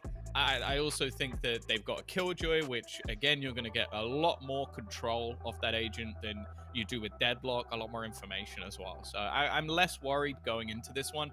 For Desire, it's still a fairly comfortable map for them, and it's one where, again, they play what I would consider the standard. They recently switched to using a Cypher over a Killjoy, but other than that, it's basically the same. So my expectations are that I think we're going to get, again, a pretty close map, but I would lean it to CGN just because the amount of reps they have, not only when it comes to like playing regionally, but also in the play-ins against a lot of good opposition. Yeah, I can see that. I think they've definitely got the reps. It means Desire have got the tape though as well, right? And Desire have played it a couple of times recently as well. I don't feel like it's going to be a big drag for them. I think for me though is the fact that Phoenix, like you're mentioning, last map maybe didn't quite hit, but I've never really been a fan of Phoenix on Haven. We've seen a couple of players try it. That's all I'll say about it. Have you ever been a fan of Phoenix at all? Yes, and actually in particular on Ascent, I think that there's a ton of value brought by Phoenix. I think on Fracture as well was somewhere else I really enjoyed. I obviously Who is playing? Okay, in your mind, who is playing the Phoenix, and is it Scream on Fracture? Oh hell yeah! No, okay. no. You give me on Scream. Yeah, probably would be Scream, to be fair, but because that's the thing. I'm like, the only player I could think of where it was massively valuable was Scream, and I don't think that's a fair example. I mean, I think it's one of those, like, it has to be a curveball comp. It's not something you're going to run every single game because I think it's easy to play against. CGN obviously disagree with that. But if you ran it 1, 2, 3, 4, 5, 6, 7, 8, 9, 10 times in a row on a map, that might not be a good idea. Yeah, I think it's somewhere that, like, sure, you're still gonna, you look at Haven, there's a lot of easy fallbacks off the flashes. Like, I don't think it's as easy to force someone into a fight, whereas because so many of these laneways are much more tight and reliant on choke points, it's a lot easier to use that flash in an area that you have a pretty high percentage chance of there being players there. With that said, yeah, CGN obviously disagree with me, but I think that you surprise a team with this composition, you can catch them off guard. You can put them on the back foot. They have to make adaptations and maybe they play into you. But if I'm coming in watching 10 games of you playing Phoenix on this map, I expect to win the game. And I think that's probably where the Desire are at today. Yeah, I think so. I think that, again, like with the veto, you could have very easily seen this one coming. I don't think it's going to have the shock factor of, oh my god, they picked Ascent after doing really well. But CGN have the reps, and that's the thing. Like, I guess the team before, the team before, the team before, and the team before would have also thought, okay, I'm going to be able to beat this Phoenix comp, and all of them failed. So evidently there is something about it. I'll say as well, the fact that Desire have actually opted to start on the defense, I think that that's going to give that attack side start for this composition, which, okay, sure, I think realistically they can play both sides. It's not anything crazy, but you can really get sort of like vamped up. The way that the orbs are set up on this map as well is where we've seen players be able to just basically farm towards that run it back. But I want to see, okay, what is the reason that they're still running this competition? Because there is a standard that has been set on this map, and this is not it. Yeah, exactly. The onus is on you to prove that it works. And as we said here, against interregional competition, it's a different story. Well, the Phoenix, this ain't going to be his round. Benny V3's being shut down. And now we're moving in towards a mid push from Element, a late mid play from the rest of the squad. They're not greeting him just yet. They're waiting for a short aggression. Someone's going back to B main to clear it out. This looks like branding on B. It wasn't that clear cut of a start, but they have found the space. Yeah, they've also found a lot of information, a lot of damage being done early.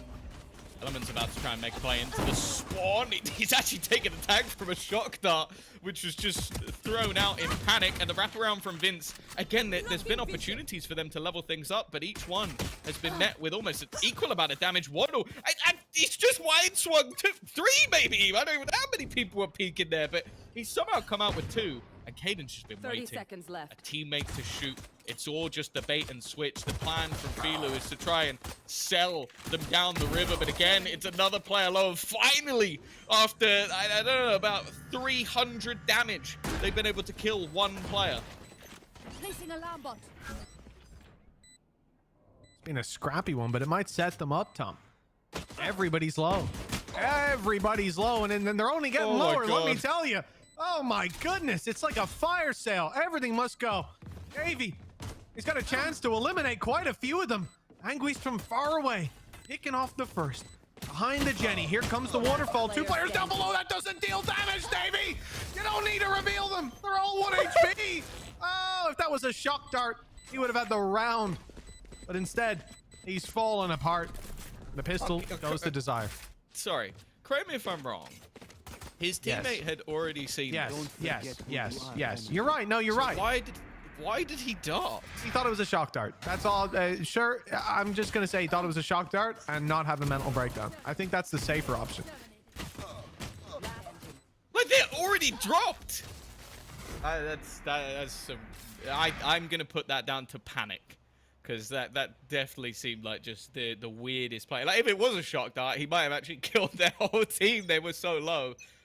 The Desire come out on top. Capitalization from CGN was not there.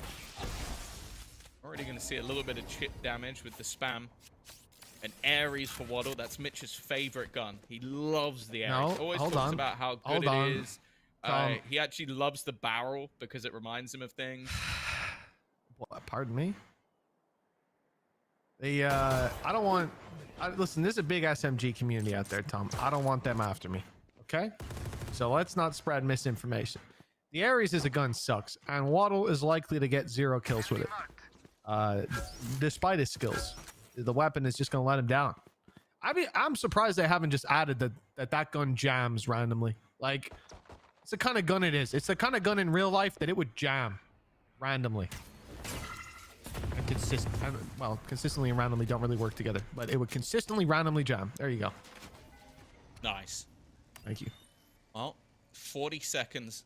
CGN with not a lot to play with. Element's always been good with this Marshal in these sort of scenarios. They definitely hope that they could do it again.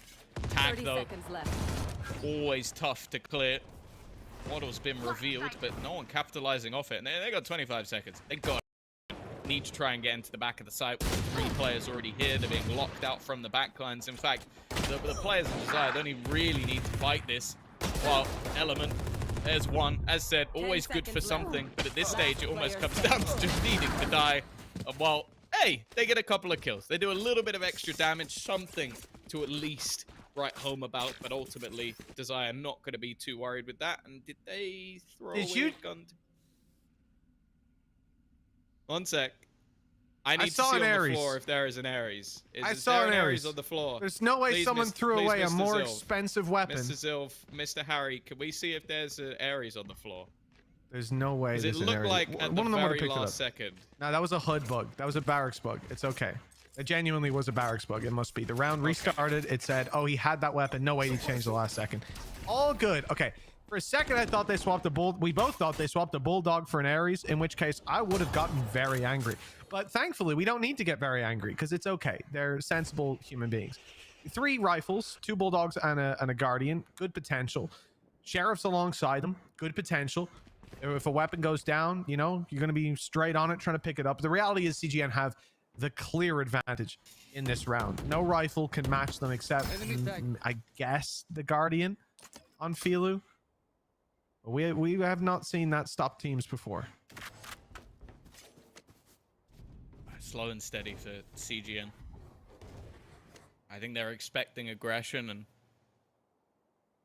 right to, with the weapons that are in play, but it is nothing like it. Genuinely, Desire are so passive. They're just waiting to see if anybody will walk into the trap. Flash is going to give the game away, at least into middle, but it's all a ruse. It's a fake to try and bait them into rotations, and for a moment it looked like it might have worked, but no, the 3-man stack is still here. 30 seconds It left. doesn't even get rid of one of them. And in fact, the player who was about to leave is the one throwing that nade, delaying the play. It's Wacky up top. Got a flash still to work with. They are running out of time. They've got to go in. And this is where the chaos can really come into play for Desire. Tag's being spotted. They know he's up close. They're ready for the swing. 12 seconds left. More to deal with. An Element does it. Finding the double on backside. Wacky won't be able to deny the plant, and Element has the timing to jump up for the third. Really nice stuff from CGN. Looks like they've earned their first round on the board here on Ascent. It's always nice when you have an entry start like Element to okay, that was the last bullet for Waddle. Anything else here? They're going to want to try and make this as costly as possible. Filu getting ever closer to having that Blade Storm. What? Okay, that shot was pretty tasty. And he's trying to lock them into the site with the spike. The flag. Oh no, that's another dropped. Somehow making this one almost look doable for just a second or two. And well, 3 kills out of that. Fair play. Hey, not bad. Nothing to turn your nose at. That's for 4. sure. Anguish died to the spike. And that works. A little bit extra sprinkled on top. He took away the guns. I mean, Element.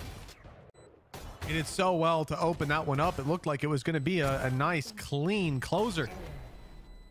As I said, Filu able to make something work. Had some damage done. Operator in play. Blade Storm back up.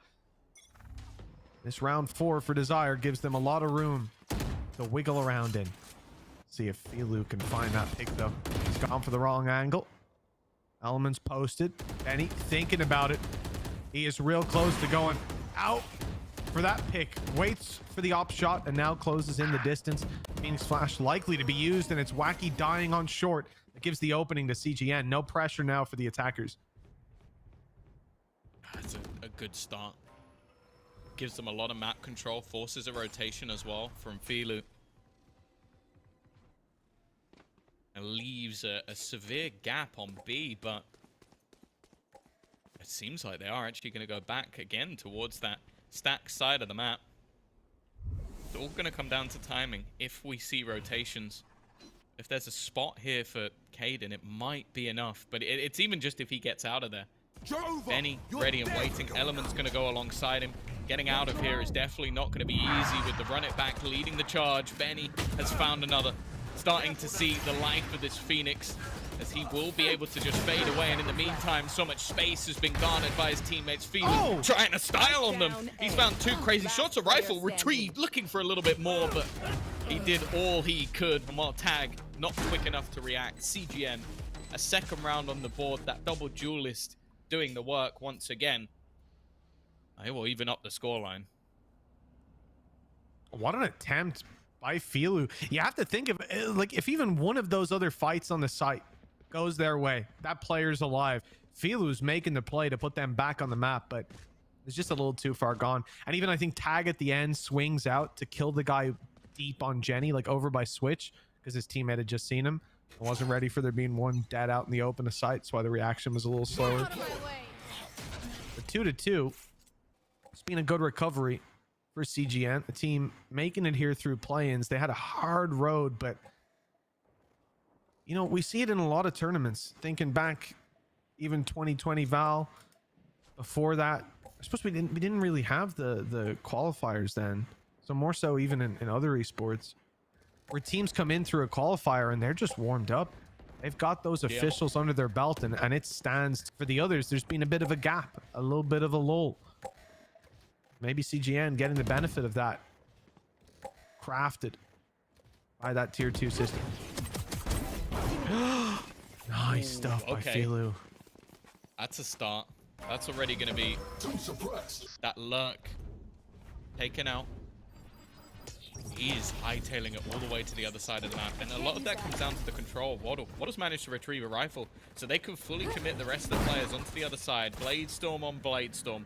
Some jet action looking like it might be about to occur. Hunter's Fury already expended, and while the combination makes it just fish in a barrel for Element.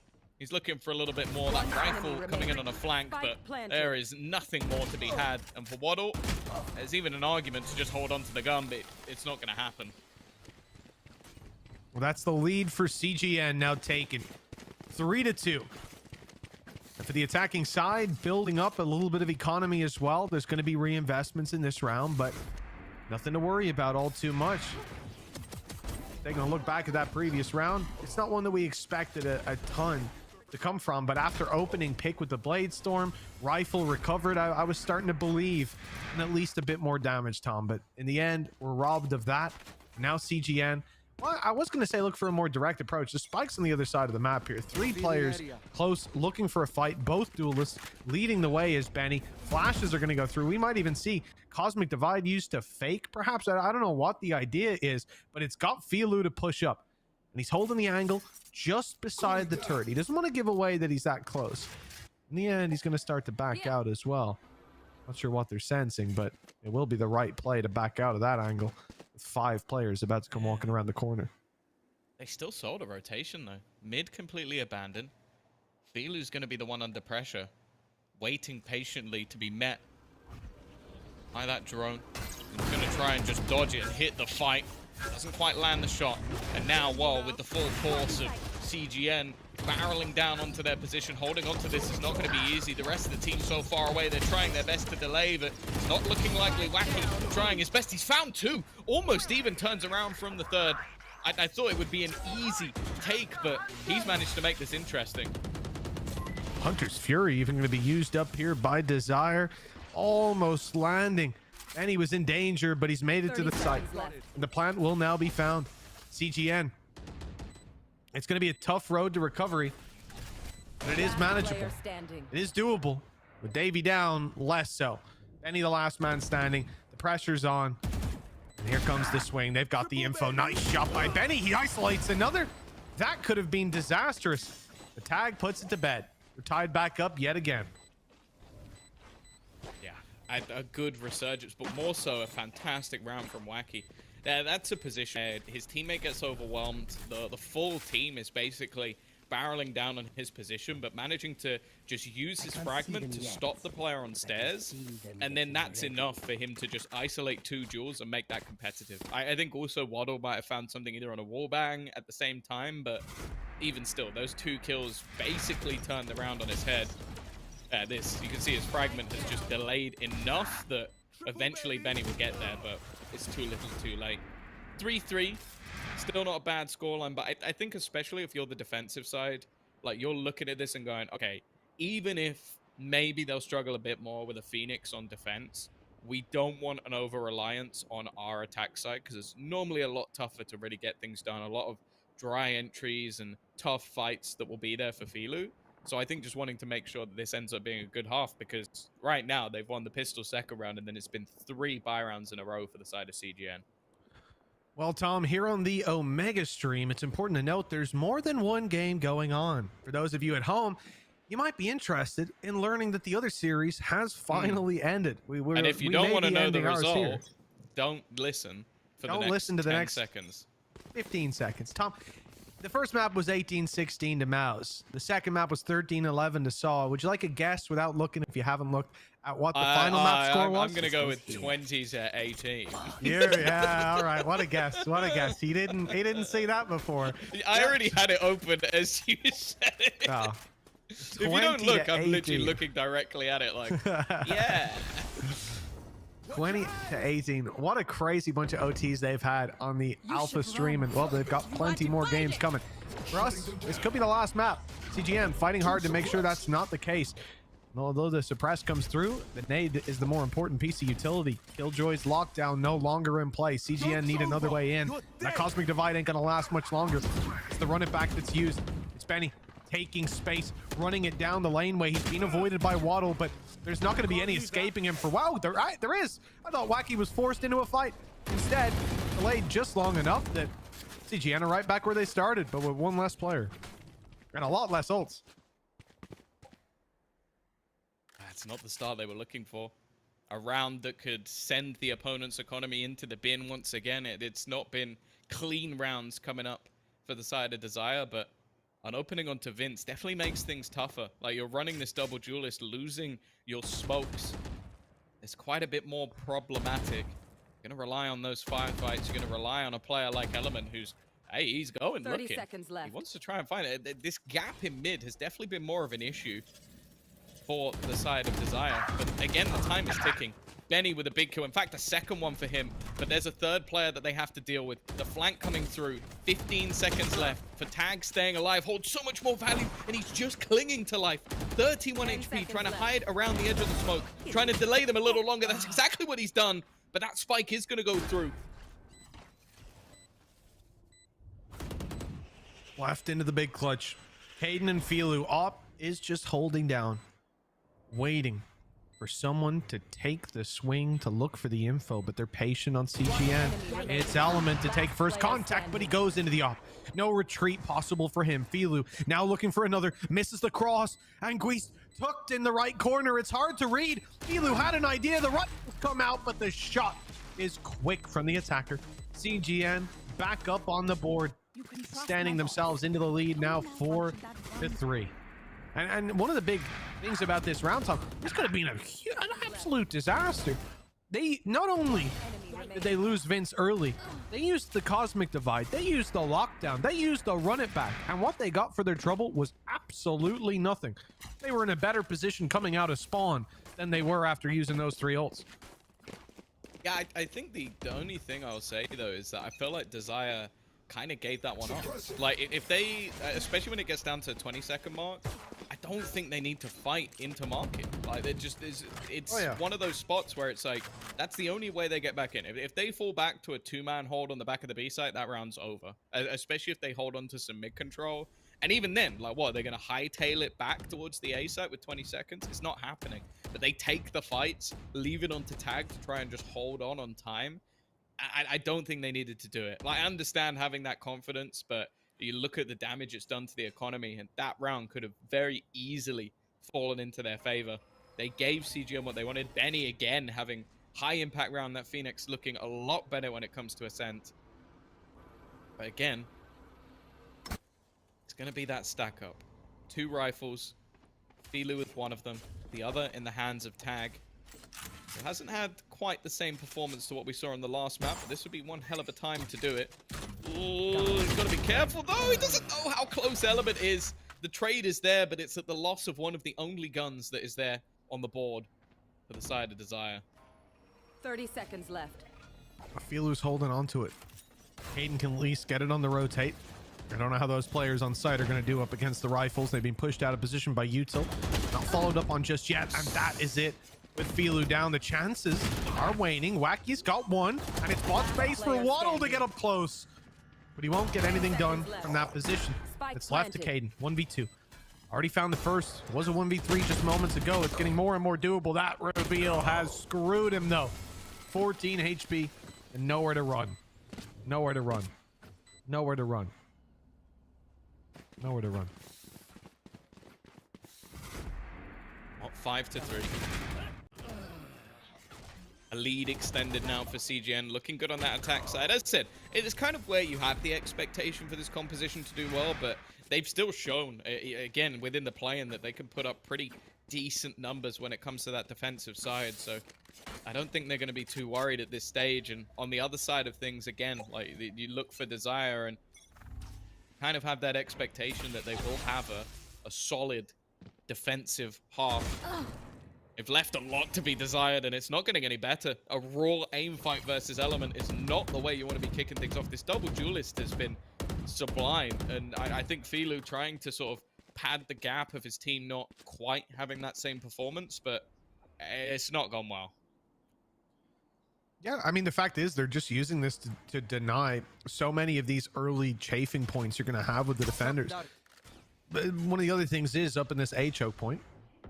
Sometimes you're going to see that push up that we're getting right now from Desire. CGN tried to counter this a lot earlier with Element and Benny. Ooh, going towards that position early. I mean, that is a nasty spam back. Tag taking one, and he's now down to 51 HP. Mid flank, though. It's already caught one. There's two players there, so if they go back to fight it, they're not in a good position. Instead, moving into the B site. TP used by Caden, and thankfully it was, because Tag is down. Now at least there's still a man on the site, and there's one on the sideline. 3 versus 2. 30 seconds. Very much winnable for the side of Desire. Still, they're holding on desperately, but CGN know that Caden's here. Planted. They know that he TP'd to the back of this site. Wacky needs to hurry up. Oh, good There's luck. not going to be anyone left to help. Oh my goodness. Standing. It still gets one.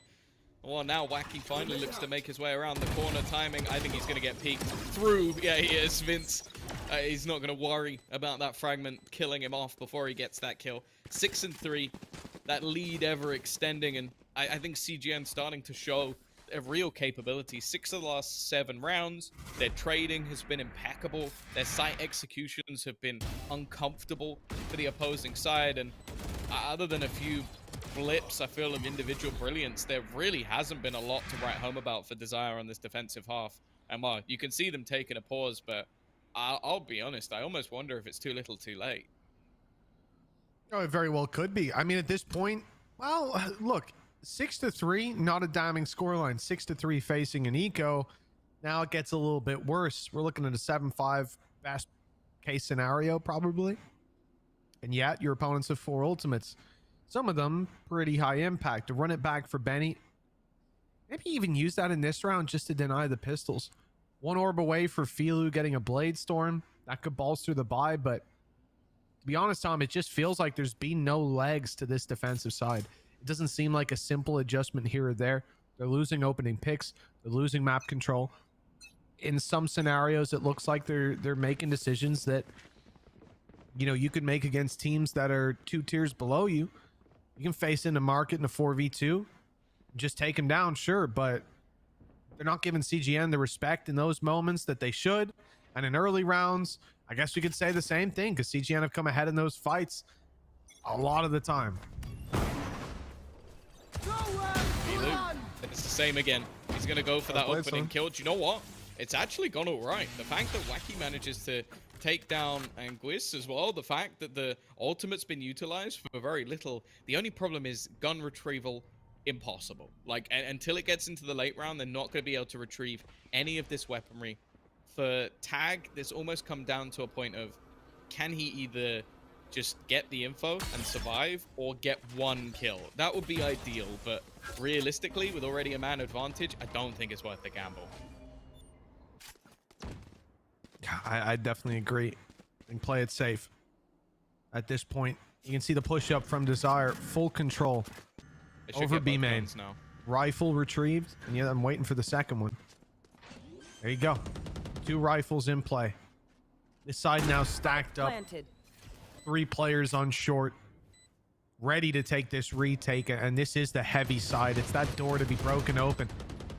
A pistol and a rifle doing it. The second rifle not yet discovered. We're taking a risk there while our friend's still droning, but waddles out the drone now, ready to fight. Door open. These players are making their way mostly through heaven. A lot of utility awaiting them. Gravwell gonna buy a little bit more time. In goes the flash. Element down below has a reveal, and it's an easy conversion. Tag down and out. Still those 2 rifles. And that's all that now remains. Waddle able to connect the double. He's only got 5 HP and very few seconds left on the clock. This one's done, and it's CGN to take it. 7 on the board. An impressive attacking side already. Yeah, it's also just the cost fallacy. Like, doing that extra damage doesn't really impact things for CGN at all at this point. They've had such a streak of rounds that, okay, sure, like, maybe in the next round, if they were to lose this next one, they'd have a piece or 2 missing. But ultimately, it doesn't really matter too much. And from an advantageous position in terms of personnel, probably would have hoped for a little bit more there. Element, again, just thriving. Still someone you can rely on in these scenarios, and well, immediately that's already going to be the man advantage. That's all they were looking for. Anything else is gravy. With Waddle gone, or sorry, Wacky gone immediately, that is not the start they were looking for here. Oh, Hunter's Fury fired through, and it is a pretty deadly choke point if you're there, but that's the problem. If you're there, and they're not. They've moved, repositioned, and Waddle ends up 1 ult lighter. Aggression not going to catch Element. There's a second player there to filter in and trade, even if it did. CGN, they have a handle on this. That's one thing I'll say on this map. When they've had the advantage, they don't let it slip. And when they have the disadvantage, they don't give up. Hard team to beat from what I'm seeing so far. And this Ascent, oh, there's definitely a reason that they picked it. Oh, falling to the back of the site. This time, though, the clock is not particularly low, and they're just going to trap them in. They've just pushed them into the back of the site, and then they're running away. This time, there's so much left on the clock that it's like, you know what? You can have the back of the B site. And well, I think the Cavs finally clearing everything out. Tag starting to think, you know what? It doesn't look like there's anybody here anymore. And that will be a free play for CGN. I think it's one of the more obscure ways I've seen a Cosmic Divide used, but it has worked. Yeah, I can't argue with that. Desire are happy enough as well. They realize it's planted elsewhere, so they'll just save their weapons, right? I'm sure CGN are going to let them sit in the back site and just ride out the wave. Bring those weapons through to the final round. The problem is CGN have a lot of money. They don't quite care if they die as long as Desire do, and they've already got one. Only 1 man left. And although it has a lot of bullets, they didn't find their mark. 8-3. CGN deny any saves for Desire moving into the last round of the half. This is a strong statement from CGN. They're not going to let this series slip all that easily. No, this has been a clinical dismantling. I think, again, credit to the double duelist of how they've been playing off of each other, using the ult to set up Element, or just having these executions onto the site, which again, it seems like Desire just haven't been able to deal with.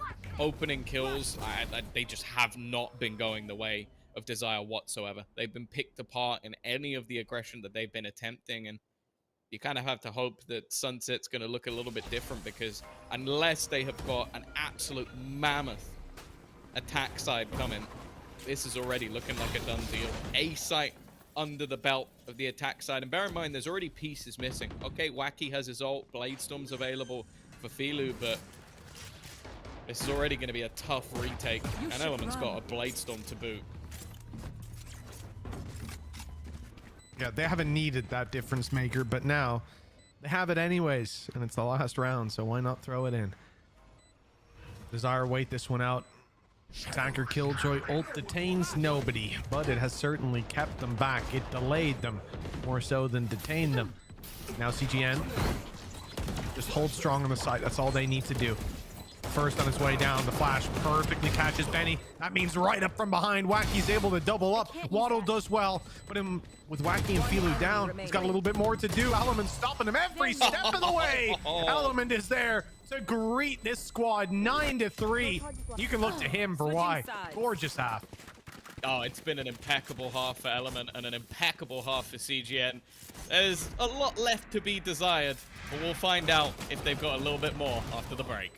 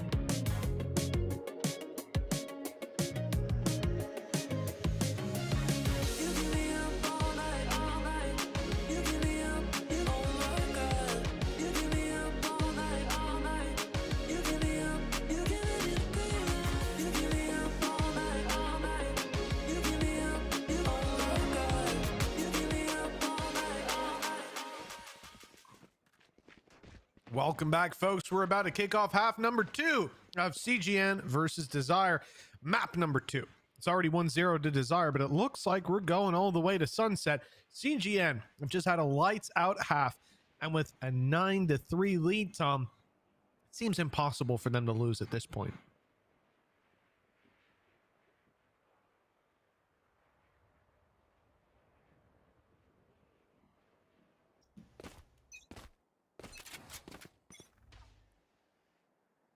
Tom agrees. Ah. Oh, I think I lagged quite heavily there, so I didn't hear anything you said, Mitch. But we'll get. Don't worry, Tom. We'll get It into also the round anyway. It also says I have 5,000 millisecond Either ping, way, so don't worry, Tom. Davey These things off happen. with a start. It's going to be the defensive side. Looking good in the pistol round so far. Davey with another. Spike down. Just trading back his Caden. He's got to try and ace this one if he's going to be taking it over the line. Even getting a plant here is not going to be easy. The last man standing versus 3. Trying to bait someone into a fight, but CGN as ever looking vigilant. Not wanting to overface, not wanting to give 1v1s, and Caden's going to have to go looking, hoping that someone makes an error, and while he gets the fight he wanted, but unfortunately, it's against Element. Yeah, this guy's not exactly cooled off during that minute break. He is back with a vengeance. And at this point, double digits on the board. Tom, what I was saying to you before the issue technical was it seems impossible for CGN to lose this lead at this point. 9-3, domination, Element on fire, and now they've got a pistol under their belt as well. I mean, if you're in the Desire camp, even if you're a fan right now, you're probably checking up your sunset results, thinking, well, how good are CGN there? Yeah, it would have to be some pretty big errors for that to happen, but we've seen crazier things happen in the past. I don't think the pistol is going to help anything, though. That was an unfortunate start to this second half with weaponry at a minimum. And while a pretty decent investment, no pistols to be had for the defensive side. They're wanting to try and keep this one nice and clean, make sure this round doesn't really have an opportunity to slip away, as only 2 will be needed post this round. As long as they can get things over the line, the setup is there, flash ready. Wacky will look to try and put them into place, but the spams have already done a crazy amount of damage. Not only the 2 kills, but 2 walking wounded. Davey might be about to get the easiest A7, never mind. He got the assist on that one, and Wacky now left alone. In fact, he'll get the assist on the long. Yeah, that's 11 locked in and, well, expected as well. But it's this next round that will be the turning point of the game if you still believe in Desire making that run right back into the game. I for one, do not.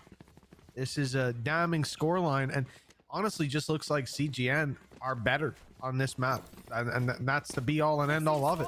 Like I said coming in, if I'm facing off against a Phoenix comp, I honestly couldn't even care what the other 4 agents are. 10 maps, it should be enough to deal with it. But I think CGN are packing one hell of a punch. It's been difficult to deal with for Desire, and every time they try to make an adaptation, CGN have changed and are ready for it. I like what I've seen so far. Defense has a test here up against the rifles. A lot of weaknesses for those defenders to work with. But a lot of rounds for them to work with too.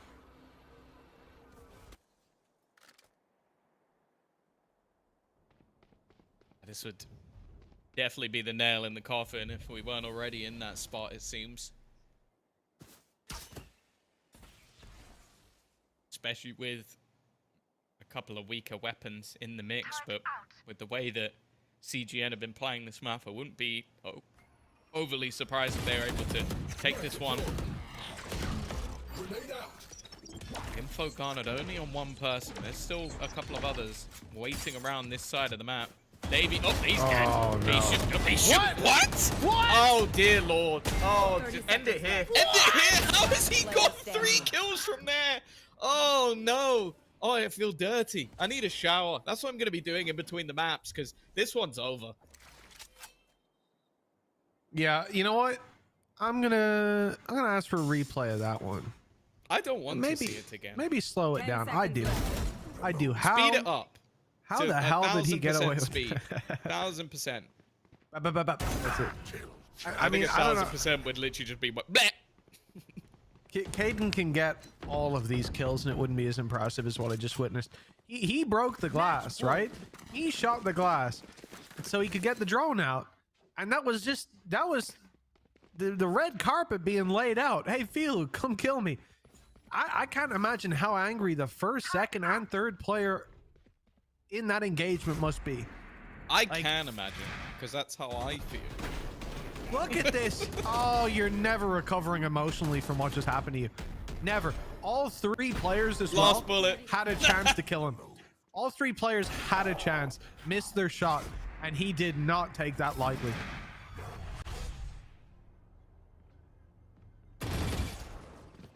Oh. That was the nail in the coffin. That one felt rough. I'm gonna be honest. And I think, don't get me wrong, CGN have played a great game, but I think Davey probably had a little giggle to himself after that one, because the man only had plans to drone and had clearly no idea that there was 1, let alone 2, and definitely let alone 3 players that close to his window.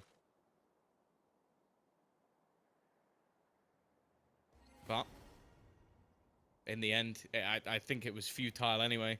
If anything, Desire seemed to have just sped up the process of CGN hightailing this one right to the 3rd map.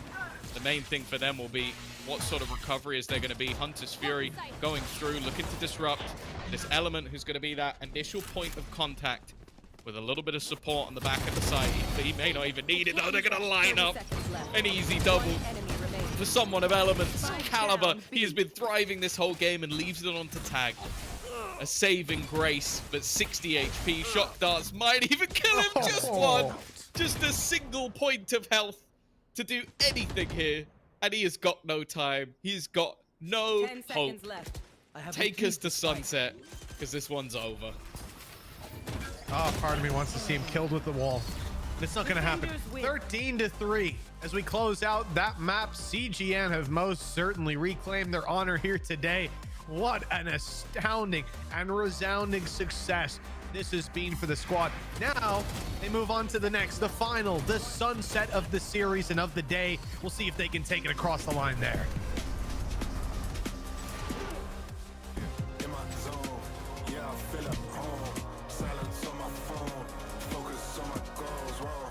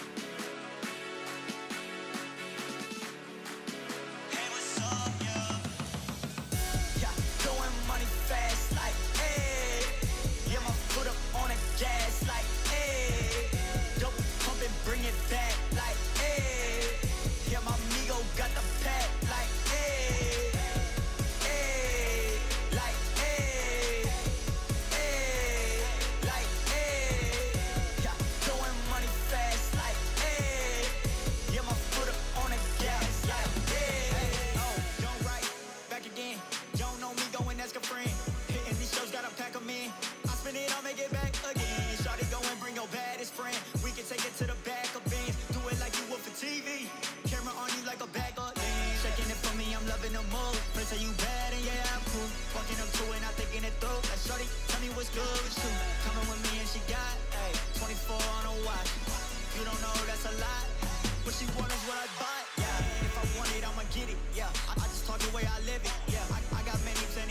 all wanna ride, even in a Civic. But now I pull up in the Aston.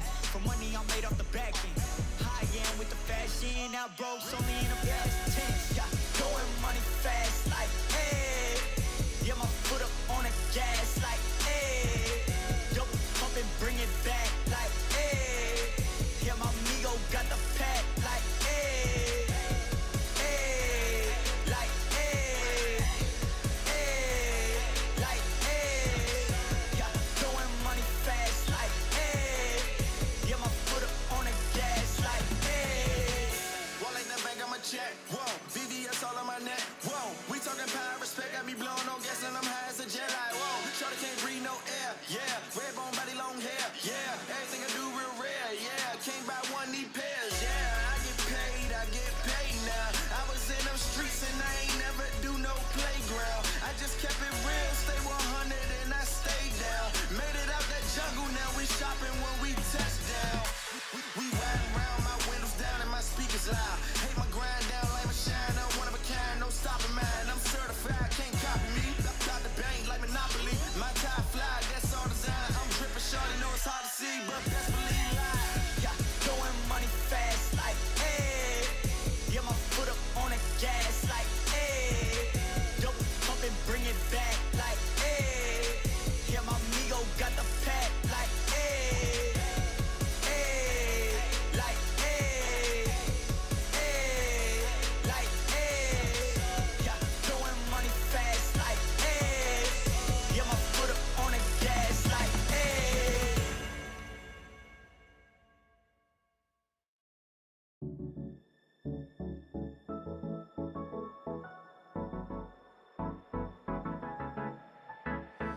Let's do something crazy. Get a bit wild today. Cause we don't do this every day and we deserve it. Life is so amazing. Nothing is in our way. Baby, let's fly away. Do you feel it? Is your heart rushing the way my heart's rushing when you take it all in? Baby, this is where we come alive. Do you feel it? Take the world by storm, just you and I. Can't believe it took so long to realize what makes us come alive. Oh, what makes us come alive? Ooh, let's break some rules. No, we don't always have to be good. Don't always have to do things that we should. We'll feed the fire. Let's see it through and let go of what's holding us back. Just light it up and we'll burn through the past and take it higher. Is your heart rushing the way my heart's rushing when you take it all in? Baby, this is where we come alive. Do you feel it? Take the world by storm, just you and I. You and I. Can't believe it took so long to realize. This is where we come alive. Do you feel it? Take the world by storm, just you and I. Can't believe it took so long to realize what makes us. This is where we come alive. Do you feel it? Take the world by storm, just you and I. Can't believe it took so long to realize what makes us come alive.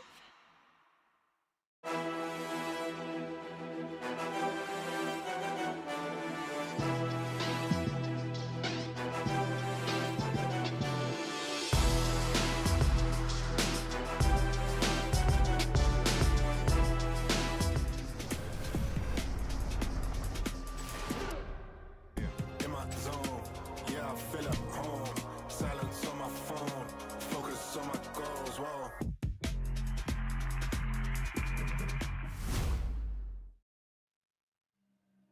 Well, hello, folks, and welcome back. We've got one more map of Valorant for you, unlike the A stream, who I think have played about 9 maps of Valorant so far today, Tom, but they ain't done yet. We're about to kick this one off on Sunset, and I'm very excited because Although I expect Desire, again, the whispers behind the scenes tell me that they're the best team. They're a strong contender. They're a favorite if Apex are not. I expect them to win this series convincingly. That last map was a blowout. Yeah, they kind of got spanked. Like, it wasn't particularly close. I think, again, we saw, like, especially in that first half, like, the Element Benny duo just really, like, show what the value is of having that double duelist, having that Phoenix to set him up, but also just across the board. Like, Davey had a great performance. I don't think there was really a weak link, and everybody looked very, very comfortable.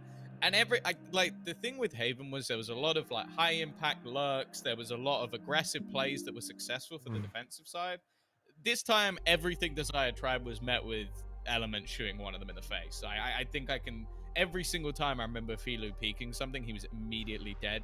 And it didn't feel like they had too many set plays to really, like, break through what was a really stellar attack from the side of CGN. Now we talk about something that has never really been a case for Desire. How do they reset? They don't lose. Like, I think it was literally, I was looking through their stats, and it's why their stats regionally are, I don't want to say it, but sort of worthless.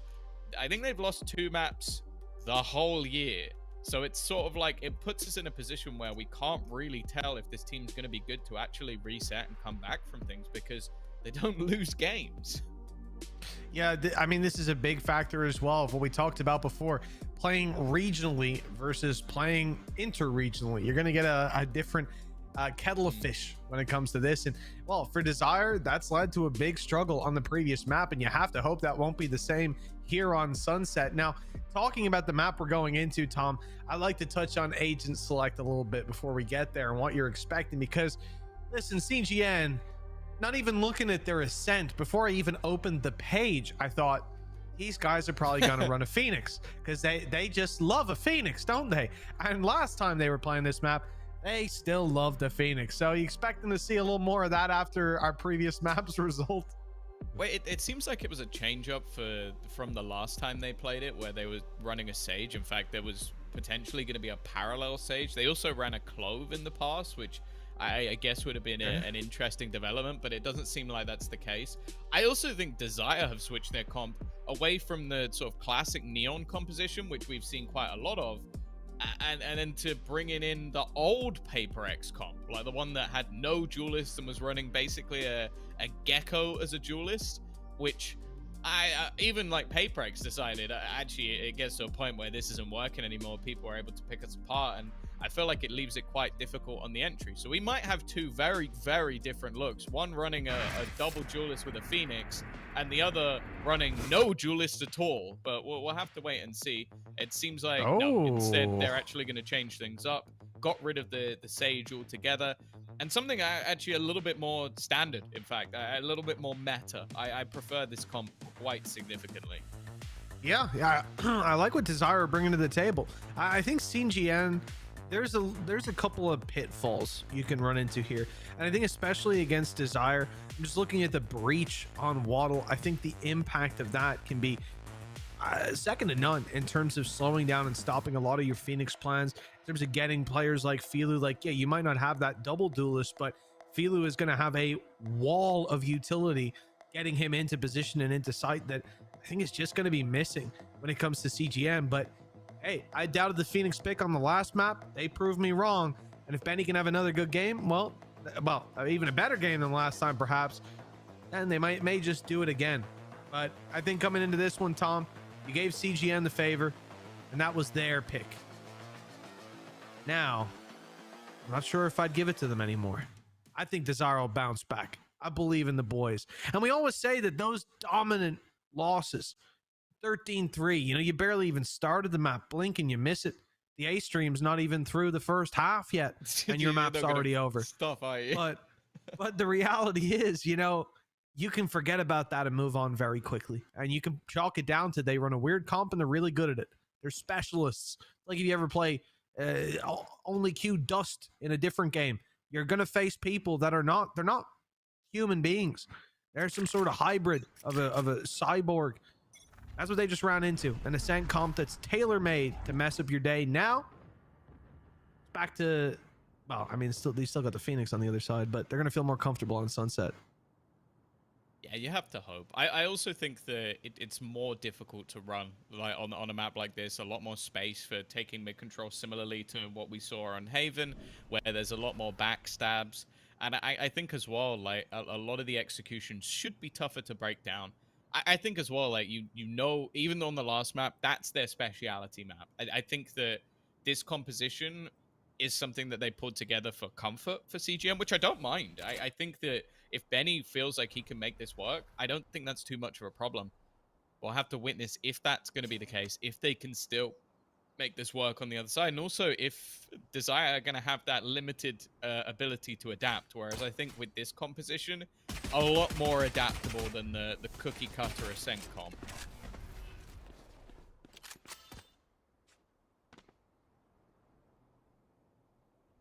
Well, it has been a slow start for CGM, but they've wrestled 30 control of seconds left. market.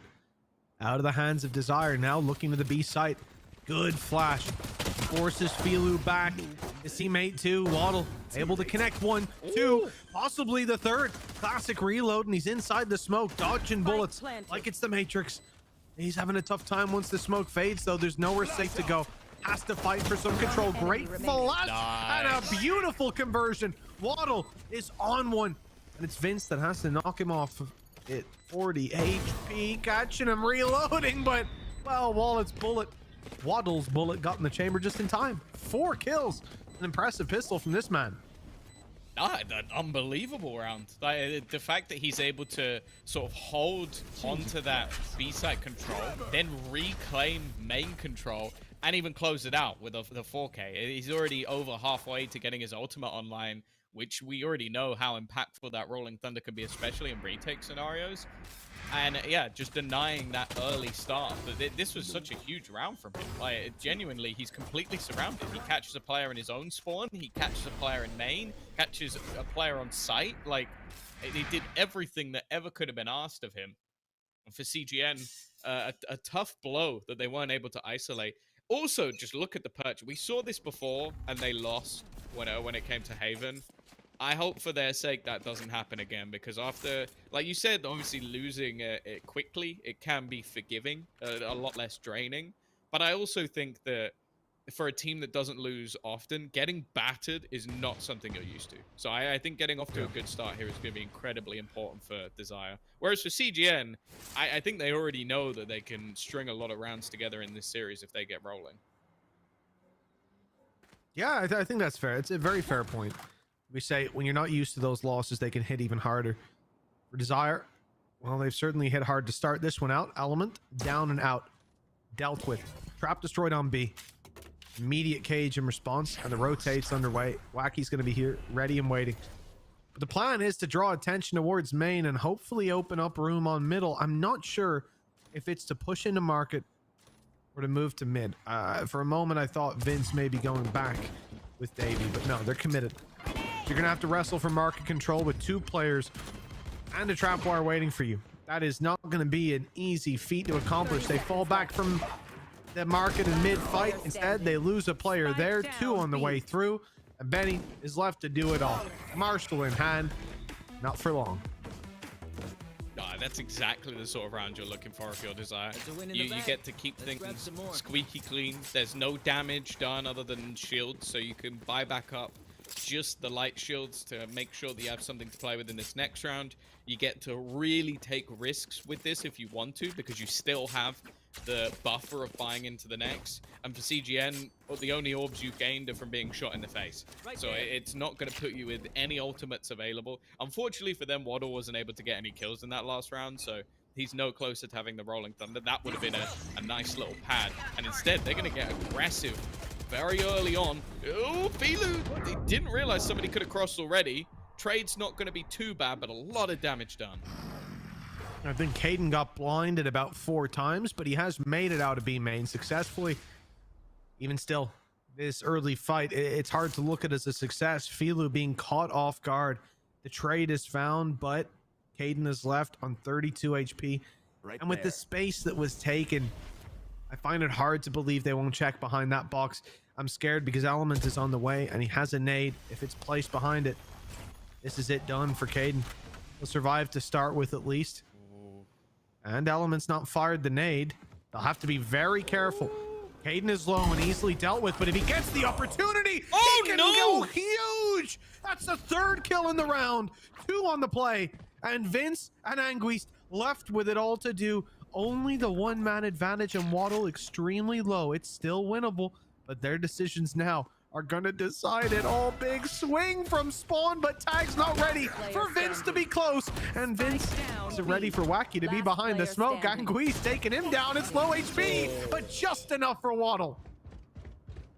Yeah, it was so unbelievably close in the end. I think a lot of that round was actually solved by Waddle. Just him being able to, like, what he did was, while they were taking that control, he throws in an aftershock, like, okay, I'm delaying you guys. Okay, I'm throwing out a flash, trying to sell the idea that there's nobody else here.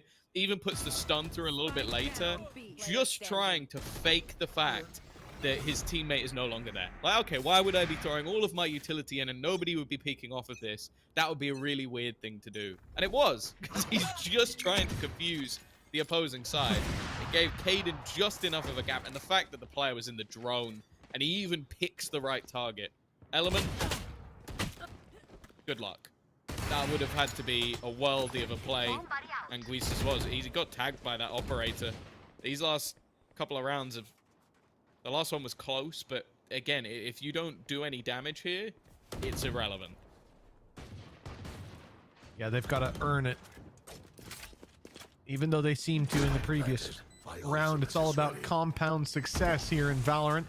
CGN, well, they found some success. They've planted, but they compound that success. You see what I mean? Planting is good, but you gotta let the spike explode. And Desire on the retake already. They got plenty of utility. I mean, full belts across the board, and Tag's the first to open it.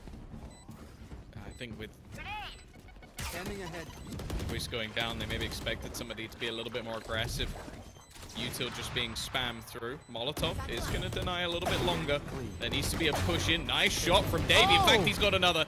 This guy seems to be so good in these late round scenarios. The trades going back and forth. The shots not connecting. It's going to come down to 1. And how is this the round that CGN win? You mentioned about bringing things back, about, was it compounding the rounds? Compounding success. Yeah, well, that's what they did. They've combusted success because the spike has gone off. No, they really have. That is, I won't say what you said, Tom, but it's a nice round. Oh, combustion. They're explosives. I know. What are you? Where's your mind gone? In the gutter, it seems. Well, you're making an assumption here, Tom. I mean, let me explain myself. Anyways, moving on. Next round. Round 5. 3-1. We ain't got time. It's already started. You got a trap wire, flashes. Look at all this. Wow. We'll come back to it later. Maybe no, we don't need to. Yeah, what a fantastic idea. Let's find out who we're interviewing, though. Only winners get interviewed over here. Losers can go home. We don't like you. No, we like you. I'm sorry. Stay home. I didn't mean I didn't mean to say that. But do stay home. There will not be a place on the stage for you. For Desire, 3-1. Good position, but CGN have fought back. Now they've got 4 ultimates to use, 4 rifles as well. And Benny, of course, is going to be leading the charge. The running back already used the dodge on the stun, and here he is, ready to fight. He's already claimed 1, and he knows another is close. It's Benny bringing it down as the A site is wide open. That is exactly what they were looking for. The obliteration of the economy, and while you could already see Desire have decided to just back out of this one, live to fight another day with at least some weaponry in hand. I know exactly where you are. 30 seconds left. CGN taking their time, but yeah, they'll have the info soon enough of where these players are going to be. Plant, undeniable. Benny even going to be building back up towards that ultimate and trying to sell the idea that maybe they've head towards the spawn. It's not going to be the case. Element already knows. Yep. They've got that intel. Benny, unfortunately, going to lose his life trying to execute on it. I'm curious to see, you know, after losing Benny, you look at the economy again. They don't really want to lose a lot of these weapons. Could be good to take them out of the hands of Desire, but at what cost? You can see that they're realizing it's just not worth sticking around and offering it up. From what we can see as well, they'd be running into utility, which certainly wouldn't be ideal. We end up with a round swinging the way of the attacking side, 3-2 CGN with their hands on the reins. They've certainly got the wind in their sails for now, but because that was 3 players successfully saving the rifles, Tom, it ain't going to be an easy follow-up.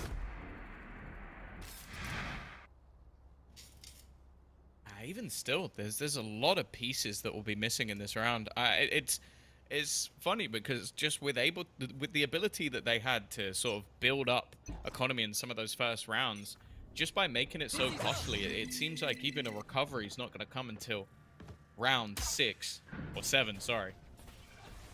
Stun setup. Davey with his ultimate as well. Rolling Thunder. Still going to be 1 away for Waddle. Kill would be massive, and they've managed to isolate Vince. That's the spike down. Now, they're not going to hold on to this. They're not really risking it when they already have a weaponry disadvantage. Holding on to that control would definitely not be easy. Instead, though, the 3-man defense of the B site looking to re-aggress, reclaim some middle control now that there is an advantage for them. They've juggled the rifle off the map as well, so it won't be there for Caden to find later. They can give up the space now. What in the world is going on over there? A Hunter's Fury blindly committed by Davey. If that was supposed to drag a rotation, if any, the only thing you can guarantee that's getting is a scratch on your opponent's head. They'll be itching it like they've got lice. What in the world's going on? Element's pushed himself up. He's stuck in an alleyway being spammed down. Somehow he survived it. The plan is to bring Spike ultimately to B. Hey, earn up one of those ult orbs. I heard the Hunter's Fury's pretty good. Oh, peek from Element is solo.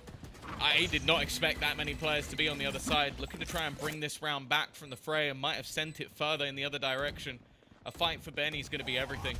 Needs to try and win something here. Flash out. It's caught a lot of players, but it's also caught himself, leaving him blind, retreating low on HP. He's got a teammate to try and defend it off, try and hold the ground. Benny with 1, but the trade's immediate. Augustus done well, but it's left onto Davey. Hunter's Fury no longer available, stunned up in the back, but they need to get someone onto that diffuser. They need to do it soon, not knowing what side he's going to be peeking from. The spam just doesn't net anything, and it's going to be the low buy victory for the side of Desire. Definitely a few blips, a few slip-ups from CGN, and they have allowed their opponents back in. Well, Desire already doing better than the previous map, so that's a pretty good start for them. Going in around 7, 4-2. But again, big boy Benny has got the ult online. They'll run it back. Found a double kill opening up a site last time. I don't think it's going to be any less deadly this time. Element had a really unlucky run of it there. He swung into mid. What, 4 players staring at him. That timing could not have been worse. I genuinely think that's the worst place to peek at any point in that round. And he picked the 1 second where 4 of them were facing him. Unlucky. Any ult, same position, but Desire ran it back into their spawn. Yeah, opting to play the retake. I can't blame them for that one. Especially on this A site with the amount of utility they have under their belt. It's going to make things a lot more doable than facing off against the run it back. They'll allow him the space, but the post plants from CGN definitely haven't been bad. It seems like Element wants to go pushing. Already used all of his utility, so it's only the gun now in hand, but in a lot of rounds that has been enough. Aftershock going to clear any close positions. Flash is looking to go through, counter molly, but even with a stunned player, they still win the fights. Showstopper is going to trade out another, putting the advantage back into Desire's hands as the remaining 2 players are not in the best of spots, but they are finding the kills. Left onto that 1 versus 1, and Wacky just trying to bait his opponent in, but the bait just isn't working. And Gwis is going to close out the round with a triple kill from the backside, putting CGN a 1/3 of their own. Anguished is absolutely insane. What an incredible play. I think for this man to not only find the first kill, but it's the fact that he's able to swing out and get so much done. Trades his teammate to start. straight through the cage. There he goes. Trade in. Denied the wingman as well. And plays that 1v1 to perfection. Now, Tom, you know what time it is. There's 2 streams going on. We're the Omega stream, but there's also the Alpha stream. They've had a tough run of it to start out the day. It has to be said. It was several overtimes that they endured in the first series, which, I mean, fair play to the players. I imagine they're going to sleep well tonight. Now, Pacific Esports versus the Ultimates. Well, it seems like someone got the memo. Whoever wins the pistol wins the series kind of thing, or at least the map. 13-1. Speed running it over there on the A stream. Seems like we've certainly got a more competitive second series. Who knows? Maybe the Ultimates will step it up. The Mana Boys certainly pack a punch. But for now, it's been a fairly one-sided show over there. Certainly can't say the same thing here. Just one round between these two teams. And some of it coming down to the wire. Yeah, no, a great showing from them initially. It's on their map choice, but I don't know. I don't think a 13-1 is anything to shake a stick at.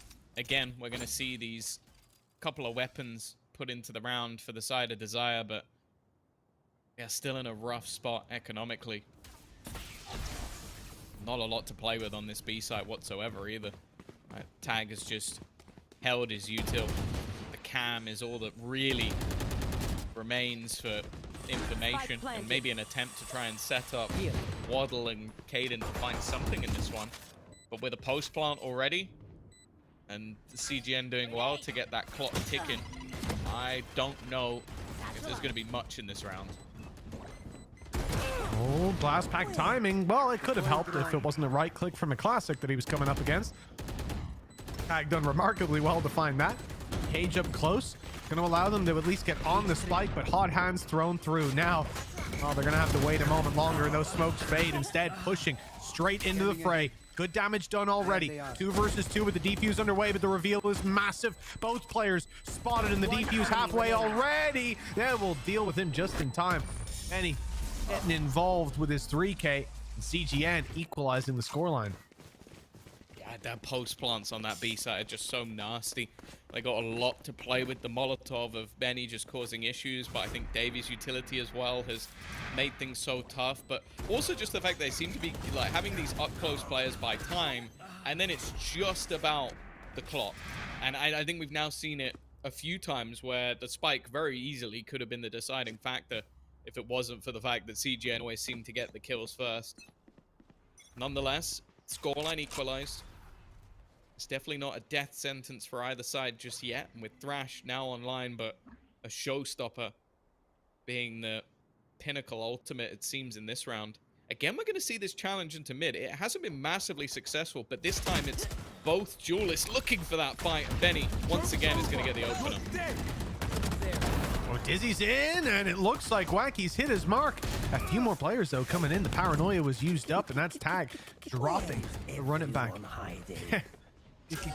Give me a corpse, and they found it. A little bit of information, but they know that players watching that cross cage used. Spam going in, not much damage done until Tag steps out in the open. Traded immediately. Left down to a 3 versus 3. It's CGN, same old game plan. Planted in the laneway, right there, and then play that post plant. At least this time, they should be able to clear out the site quite a bit quicker for Desire. Thrash will allow all of those close angles to be removed completely. Vince's TP seemingly cancelled. He's just trying to sell the idea as someone in this position. Util thrown out onto the site. And while the defuse only lasts a millisecond, now they have to actually put a player into it. Got the man advantage this time. It's going to come down to that 1 versus 1. The spam isn't quite there, though. This time, Desire will be able to get onto that defusal and get the round over the line. A better look from them in those retakes, but still not a clean one. And again, we sit in the same scenario where both teams, in fact, economy is right on the edge of being reset.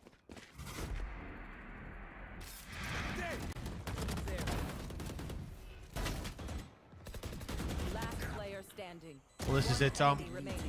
We get to a turning point in a lot of games, and early on, this is going to have steered the game, I'd imagine. CGN with pistols to play around. This will be Desire presumably connecting a 6-4, guaranteeing to be equal at the half. Element has had a rough game thus far. Player we write home about every day of the week, every given opportunity. To watch this man has been a pleasure, but he hasn't been hitting so far. And this round will be no different. He only had a pistol in his hand, a rocket launcher in his back pocket, but that's saved for the next. The rest of the squad sent out to claim space on A. And it looks like they'll do that with relative success. I mean, Vince is going to smoke off spawn. Oh, they're just facing it. There we go. And then, it's unlikely Desire overextend to stop this plant.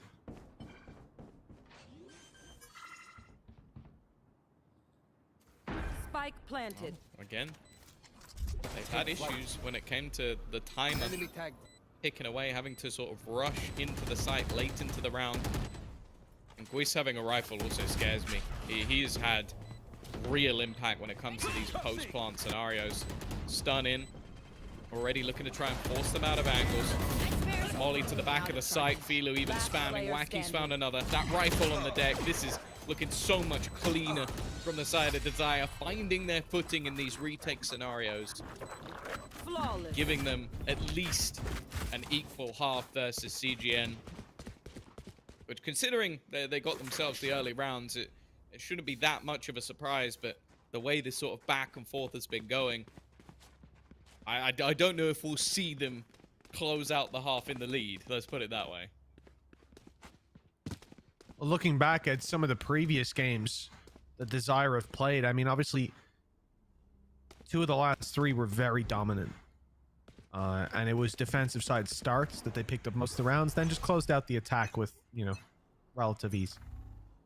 But when they had a rougher defensive start, they were still able to put the rounds up against Novo, their second best in the region, the one they're playing the finals, the upper finals, all that against. And their attack side was pretty good as well. So I don't expect Desire to be slouches when they move over to the next half. 6 rounds, that's neck and neck. I want to see who the pistol goes to. But 8-4, and CGN could be in some hot water if the pistol doesn't go their way. They need these rounds, and it's a good sign that they've already got a plant. Post-plant utility, they've got a rocket launcher, so that'll do. Yeah, he's gonna look to maybe just buy time. No, never mind. Element just fighting tooth and nail, wanting to even things up. The stun is solid, and Wacky is going to capitalize, not playing the standard post-plant, and I think that's coming back to bite them. It's put it all onto Vince. They tried to play more aggressively this time. And I understand the last couple of attempts from Desire have meant that they've been able to get back into these rounds, but I don't think that was a better post-plant. I think the way they've been playing it so far, especially on the B site, has been solid. I think the last time it came down to just a player defusing in a 1 versus 1, I would have much rather seen just the standard comeback, even though it's definitely not the most exciting Valorant in the world. Yeah, I wonder how much of that genuinely plays into the fact that Element had 1 kill. Had a showstopper, heard noise. You just get a little overeager. I can double up. Let's get it. And I think that, honestly, showstopper post-plant inside of B main, it's going to be damn hard for them to get away from that rocket. And also, you buy a lot of time. I don't know. It does seem like a weird decision. I do think that Element got tremendously unlucky that as soon as he fired the showstopper and got the kill, I think, on the tag, they were just like, okay, cool, Waddle, stun the place he's going to be, like the only place you can stand and not get shot. So either he's in the open or he's stunned, and then I'll just swing him and kill him. Easy peasy. There's not really a lot that you can do from Element's POV there.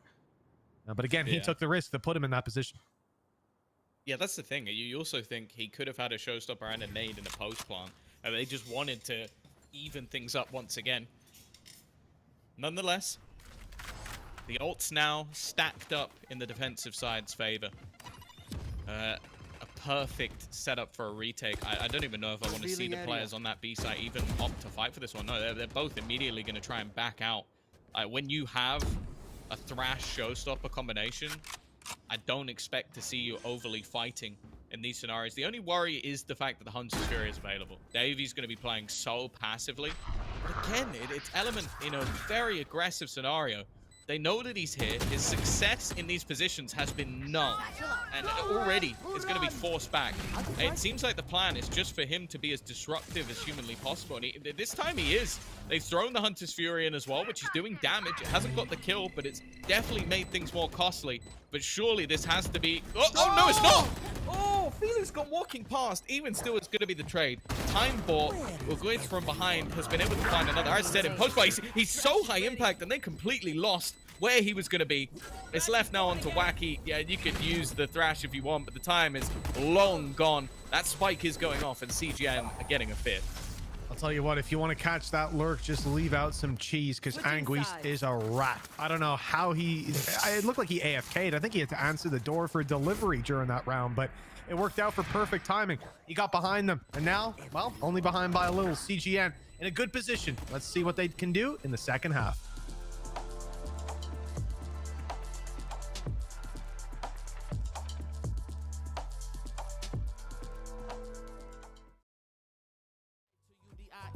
Yeah, look, I can tell you how to live your life, but you just gotta get up now. Get up. Get up. Get up. Get up now. Get up. Get up now. Get up. Get up.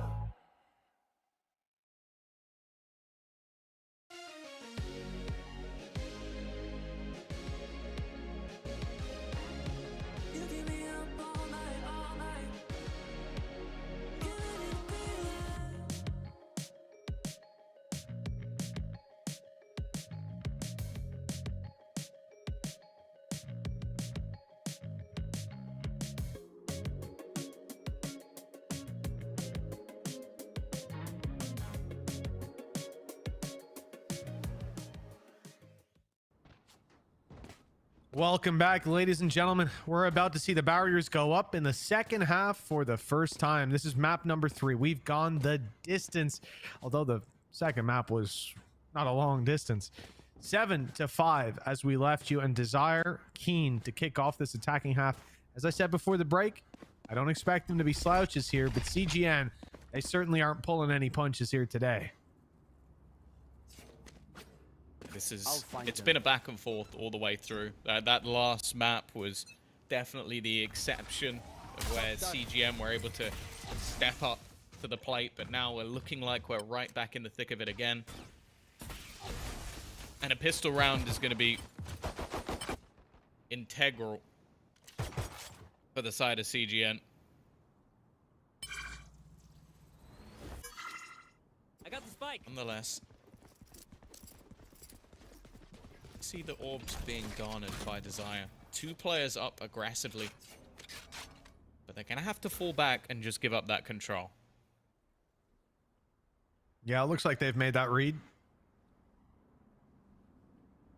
Tucked way back in is Benny. I like this as well. You get contact from Vince. He pops a flash. Big swing goes in. Your day gets worse. This is going to be the challenge. The timing, everything. And Benny, well, he's got the support. Paranoia, absolutely perfect. Molly, up close. Flash around. No, they've run through the Molly. Wacky. Well, he's lived up to his name here today. He saw fire on the ground and said, I'm going to run straight through that. I bet you. 30 seconds. And my God, he came out of that like hot stuff. 30 seconds, though. And the nade is still available for Element. In fact, he's got a lot to play with. He's picked up a ghost. It looks to go pushing. 15 seconds up and coming on the clock, and they can't really afford to go through that. They're going to have to just send Wingman through. If he denies it, it could all pretty much be over. The plant coming through. So many low players on the other side. CGN should have this one in the bag. Plant did come in, and Caden now trying to be a hero on the server. There's no chance. No opportunity for him to get anything in that one.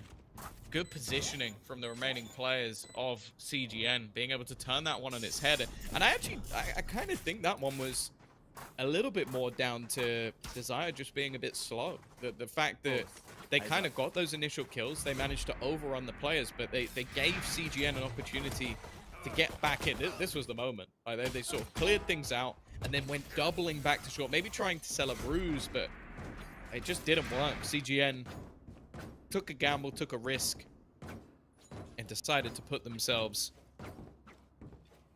in the prime position. Now you look at the purchases, and wow, this is very likely to be things evened up. There is next to nothing being put into this one. Wacky left with the only upgraded pistol, and he's already been obliterated by the shotgun. In fact, well, there is a second one. Davey trying to do as much damage as possible. He seems to do quite a lot in these low buy rounds, but we'll see if there's anything to come through here for Zion. Oh! Enemy remaining. Oh my down, God, Davey! Every shot connects. Oh, you rat! Absolutely right. What I say? I said it before the break. Get this man some cheese. He's a little rat, but absolutely gorgeous for Davey. Oh my goodness.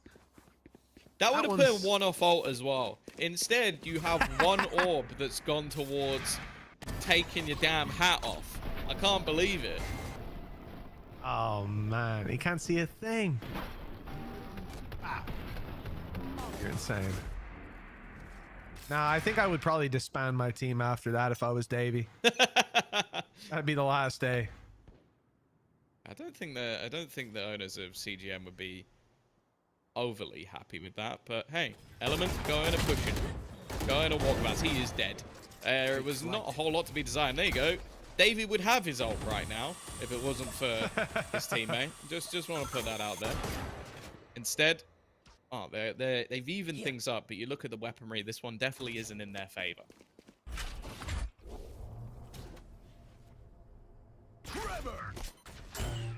It's not favored, but hey, when's that stopped them?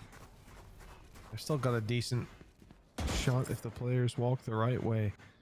The PC utility connects. Benny has a flash. He doesn't pop it through the smoke, so it's still online later. And as we can see, well, the side of Desire are moving elsewhere. The A site's no longer the target, despite the steps made there not long ago. They've already made it back around to B. Their problem is Anguished. We've talked about this guy. He's got some ratty plays and a ratty setup here with some traps waiting for them to walk out. They've typically been using Element to destroy these. They don't have him, but still the shock darts online. Good start. Maybe an even better finish. 2 kills coming through with the Bulldog. They've got no time. Waddle at least will be able to get one, but it seems like his teammate of Caden's already given up. They're already backing out of this scenario. CGN will have themselves the lead. The defensive side looking good for them so far. Maybe even an upgrade or two. And in fact, for the low weapon players, they might as well run in for this. Try and get themselves a gun or two. There's nobody there to even defend them. So they're going to upgrade to the rifles and even look for a miracle spam to take down one more player. But that's a huge victory for them in that round. An upgrade of weaponry and, well, more importantly, the lead. What they chucked out an aid to get rid of those traps, successfully got both of them, thought, hey, listen, we can walk through to the site now, nice and easy. Of course, Anguished, he's always there, swinging through for 2 with the Bulldog. Big kills on the board. Desire left down and not too much. Couple pistols, couple rifles. I doubt we're going to get to see the Thrash in this round. It would be an ambitious investment, especially for one of the 2 players who has a rifle to work with. Cover going. Probably want the guys following him up to have a weapon. And we're seeing a slow walkabout by Caden. He wants to fight. Benny's been doing a great job securing this, and I think the issue that he can do this. Take a fight, immediately hide, pop the wall to get out of there, and Thrash, well, ain't going to be getting all too much done. Stopped early. Yeah, that's a expensive ult to lose in a round like this as well. You're kind of hoping that you like get something out of that. Get a gun, like at least get a man advantage. Instead, it's the polar opposite. Element's now going to take the head off of Tag. That lurk has found nothing. And in fact, they're going to go pushing up. They want to try and find the opposing side, but they are all sat back waiting, expecting, it seems, for this push to come through it. An irregular take. Benny's going to find another. Well, I'm not sure that the Hunter's Fury was needed, but hey, there you go. Teammates. Yeah, it got wacky, so it was 100% necessary that moment in time. Yeah, look, 4 rounds in a row now. CGN not just building up momentum, but building on their lead. This was a half that coming into it. There's a half that coming into it. Honestly, you know, Desire looked good 7-5. Losing a pistol, you still give them room to get back in. Winning a pistol, getting close to the home stretch. Instead, CGN now built up a ton of economy, built up a huge lead. Ults are coming online. Of course, Benny's just one away. Same old story. CGN off to a great start again. That's Vince and Element finding frags, and sure, Element will fall back. They'll lose Vince. They won't lose the advantage just yet. No, they're running into a brick wall every time they try to go in this direction. But that's the thing. The expectation is the same setup, and well, a lot of the time it is similar, but it doesn't seem to matter. It works for CGN. The combination of the utility and the fight, and well, even though they've got a couple of ultimates to play with here on that attack side, it's whether you truly believe that there is a way back into this round with how low your entry duelist is already. Instead, it does seem like they're going back in towards the B site. The thing is, information will be had, and I don't think CG are going to mind too much going for the retake.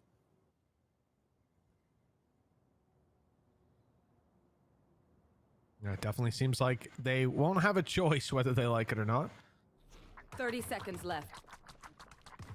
The only issue really is we talked about last half. CGN had Element. The Showstopper online and played aggressive. Now this time around, we see the positions of Desire, not just the Rolling Thunder to delay, the Showstopper to delay and do damage. It's Filu watching the flank. Steps are being made. He's going to be needed relatively soon, unless they're relying on Waddle's Rolling Thunder to start. If he turns away, the timing could get him. Davey is so late, and indeed, the gap is absolutely perfect. Oh, Davey! He played that down to the millisecond, and good night to your chances in this round. Desire shut down, and what an impressive play by Davey. I can't believe the millisecond the guy turns, Davey rounds the corner.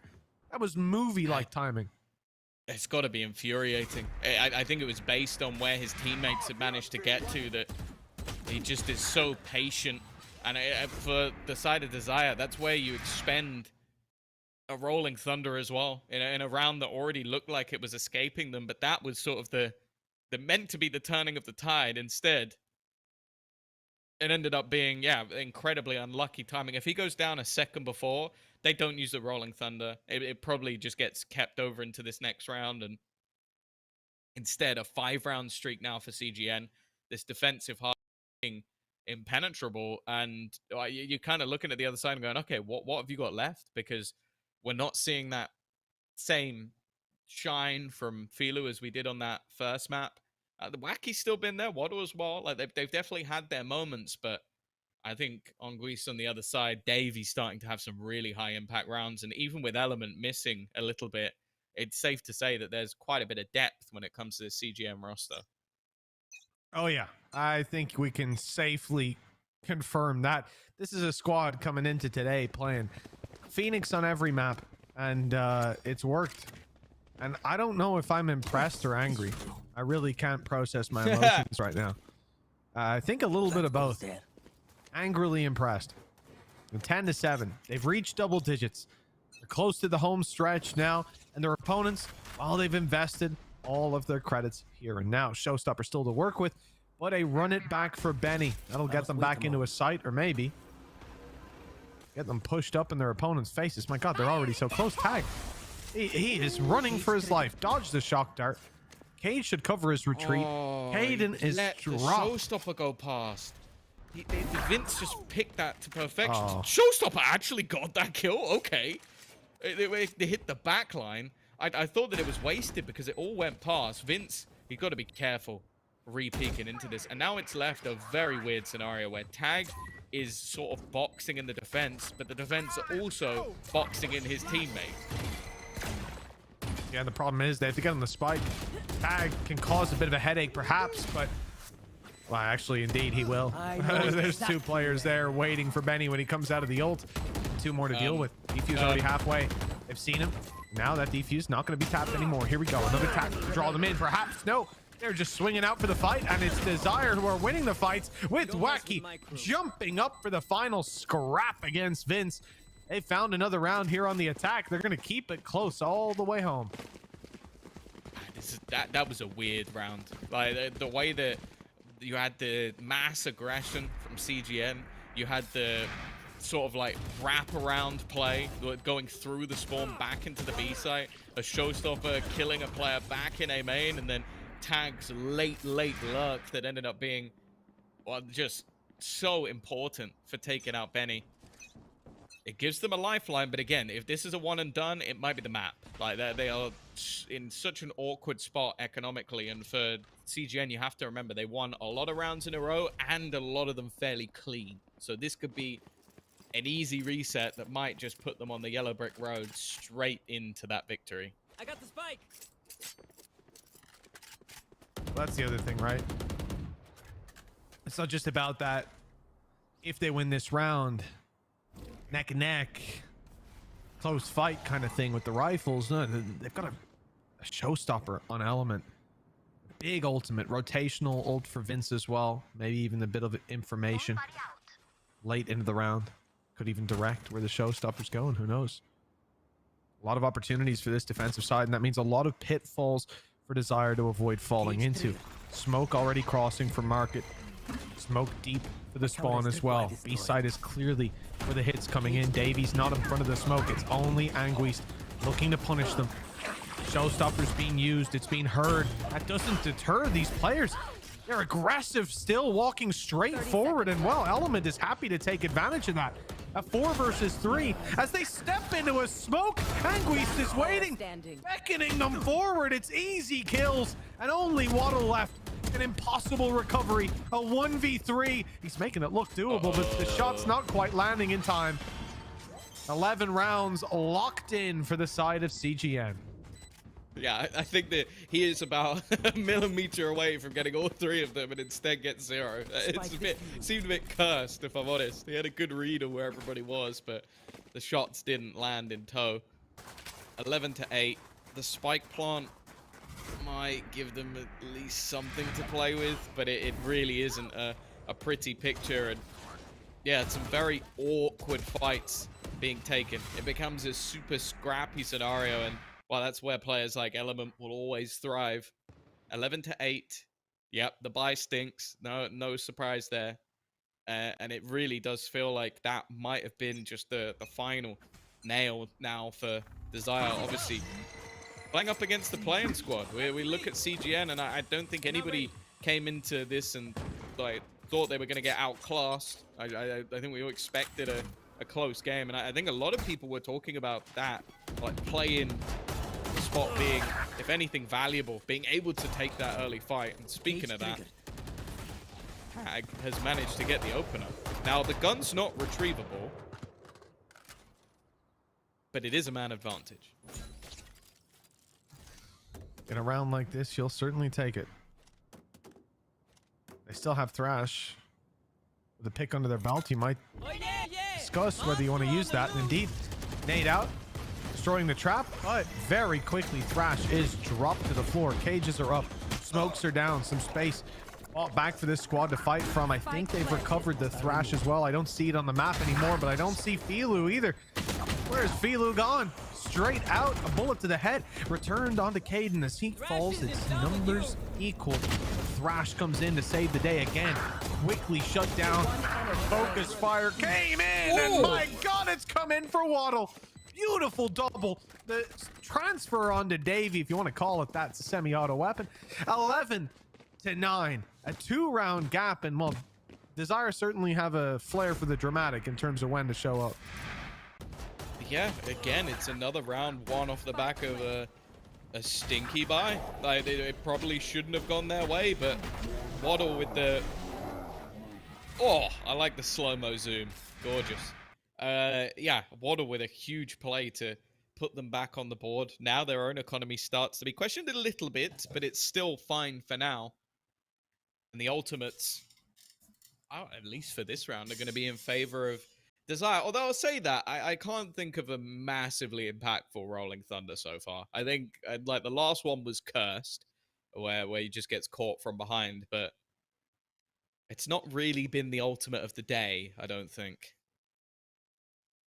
No, I think that's fair. Timeout for CGN.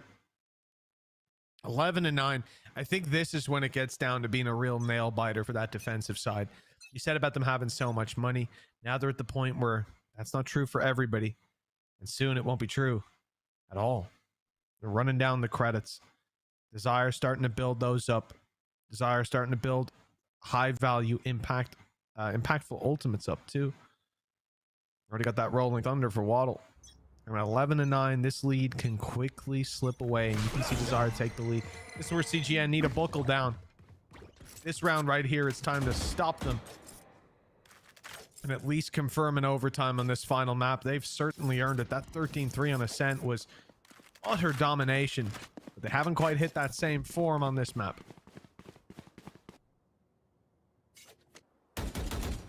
No, it's still in the lead, of course, but yeah, I think maybe saying to a few teams that they should shy away from playing them on Ascent. It seems like they're bread and butter.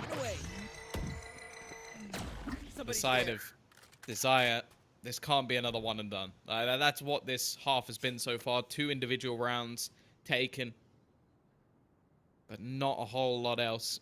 And even still, it comes down to the wire. In both cases, Tag looking to try and find a gap, while the rest of the team look to play into middle. Still a very passive hold from quite a lot of the players. The only problem now is going to be Anguissa, been one of their best players so far. We know exactly where he is. He's being spammed out of position, but again, the Rolling Thunder, it's not really going to connect onto anyone. A dry peek from Wacky. It seems like a bit disjointed. Filu not swinging, and now he goes in alone. 2 fights taken as individuals, and CGM will take that all day long. Oh man, Desire though. They've got a flanker sent out. Tags made noise. They've heard him? Question mark? Vince has no idea. No, they haven't. No, they didn't realize it. On the chaos of this situation. And Waddle's done well to hold on with one more. That's all he'll get. The 2v3. Hunter's Fury. It's got the kill. It might even have the second. It's seen him go up top. Hayden doing well to at least pick off one. Diffuse underway. He's looking to take down the Guardian. But Davey comes off the spike for his 4th kill on 11 HP, surviving by an inch. And now 3 chances to close this out. I thought that was it, Tom. I really did. Thought Desire were back on the map, baby, but wow, they have been sent packing quickly. 3 chances to close this one out. It's CGN. They've got wind in their sails. That's got to be more painful than a kick in the balls. He did so well to isolate both fights, one up above, then taking out the second onto Benny, and it's just like, you think just a little bit of patience. You understand the guy's looking away, you're spraying. You think you've won that all day long. But Davey with ice in his veins, it's going to put them on map and series point. We've spoken about Desire in high regard, and it would definitely be a decent scalp for CGN to take early on. Of course, we're looking at those groups, looking at the fact that 2 teams are going to be making out, and the way that obviously the likes of GoNext have been playing, Apex obviously now on a loss as well. It seems like this group is a tough one, and losing that first game, as we've mentioned before, it doesn't look like it's going to get any easier. Well, the first of 3 here for the defensive side. No big ultimates for either side to work with. This is all down to the rifles. Players like Anguissa, who have found so much value. Every time they push this man's sight, he's there waiting. He's finding 1. He's often finding 2. This time he's dodged at least 30 bullets so far. Flash packs in, and that will be the end of him as the smoke fades. Flash doesn't catch Tag either. Safe around the corner, able to possibly double up Element. Benny, Davey, everyone stepped up to the plate at just the last second. Waddle, 45 HP. He's blocked out by a wall. Hot hands available. They're just waiting for the swing. They know this guy has to spam. He's running low on ammo. He's caught Benny with it though. 4 bullets left. Has to be selective about when he fires off, and it's Element to land the kill in return. And to win this map for CGN with the defuse, that is a series under CGN's belt. And today, Tom, it's been a surprising day. We saw Apex tested and Desire bested. My goodness, both favorites losing out their series. Yeah, I think so. Like this again, it proves the depth that we have between these EMEA leagues, with the fact that you have yourself the play-in winner coming in and taking it off the #1 spot from the Italian league. And that's the thing. It's not like we've seen before. Like Desire had pretty high expectations upon them, but they have taken a fall early on. And as said, like with Apex already down there, with GoNext with a victory under their belt, with only 2 teams making it out of the group stage, this definitely does seem like a pretty scary prospect to find yourself in. Oh, it absolutely does. There is no easy game, as I think we've sort of realized looking at some of these other matches going down, whether it's on the A stream or here. Of course, there is still a match. Is there still a match going on the A stream? It's 11-5 to Pacific, so it might not be going all too much longer. Looks like that could be a 2-0 to close out the day. But yeah, this has been an incredible day of Valorant, I think, so far. The fact that we see Apex tested and then bested by GoNext, Mao's pushed down to like an incomprehensible number of overtimes by Saw on the first and the final map. And then obviously now, sure, Pacific are looking like a front runner up against Ultimates, but Desire and CGN go super close. I don't think we could ask for anything better when it comes to Ascension. There was a time, Tom, you and me remember it well, where these opening games, these group games, they would just be domination. It would be like one region actually has teams and the others have sent gold novas. But now it's actually starting to, like, the level has risen so much across the board. For CGN to come in here today, like we're saying, Apex are favorites by a lot of people. Desire is the team that is the front runner if you're not picking out Apex. And both of those teams bested today. I don't know what to think. Yeah, I think coming in, I think we now know that a lot of leagues have like upped their game.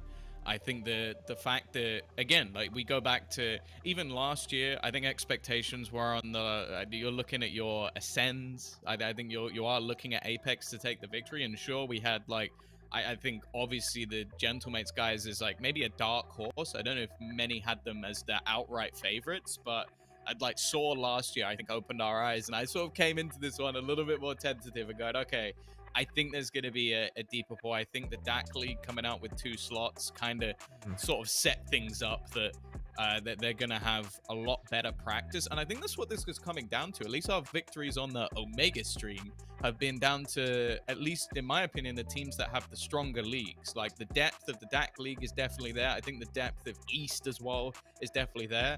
And it was said by Zeke earlier, like you have a little bit more practice in those officials, and then you come in and it shows, because I think Apex is going to have to pick themselves up, dust themselves off. And for Desire, I believe that it's either one of their next opponent or their next opponent. So that is really going to be crucial, because 2 losses early, I don't know if it's a death sentence, but I think it's pretty damn close.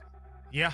Again, we get into the territory of relying on other matchups and so on. You just don't want to be in that boat. Not at all. And yeah, you're right. Desire are playing up against Apex next, so that's going to be a massive game for them. For CGN, same story. It's the same, yeah. Yeah, Desire have tomorrow off, and then they play Apex the next day, and CGN play Apex tomorrow. So a big game upcoming for them. And, I'll be curious to ask. I know we're going to...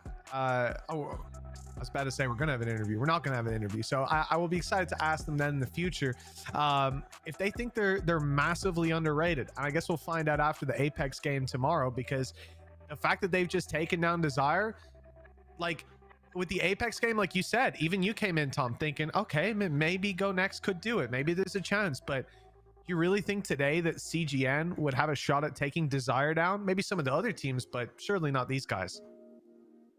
No, to be honest, I think that CGN, the reps, I think that was the biggest thing. I think they're a solid roster. I think they play some obscure stuff, which I think is always difficult to play against. And again, like from talking to Wildcat, who obviously is from the Italian league, he sort of brought up the fact that when they've played a very specific style in their own league, they haven't been tested by a lot of different stuff. Well, CGN are a lot of different stuff. So, well, or a lot of the same different stuff. So I think that realistically, this was a matchup that was always going to be difficult for them. I worry with Apex as well, because another one of his comments was like, oh, Apex like to play the same style as Desire, so but maybe to slightly more polished. And it's like, oh, that doesn't sound good either. I think it's a tough road from here, but hey, one team wins Ascension. Dude, you have to beat everyone anyway. So for Desire and for CGN, it's going to be tough. Well, Tom, that's all we have time for here today. But folks, if you're still watching here, you might want more Valorant, and there's at least one more round happening over on the A stream. So you can go check out Pacific versus the Ultimates. And of course, you can come back tomorrow, same time, same places. Alpha Omega stream, don't forget. We'll see you for more Valorant action then. This has been Ascension EMEA 2024. I'm Mitch, he's Tom, and we'll see you next time. Maintained. No, I cannot believe that you're still single, lady. Wishing I could retreat. I want you here with me. Be my lover, be my trophy, be my woman, be my lover, be my trophy.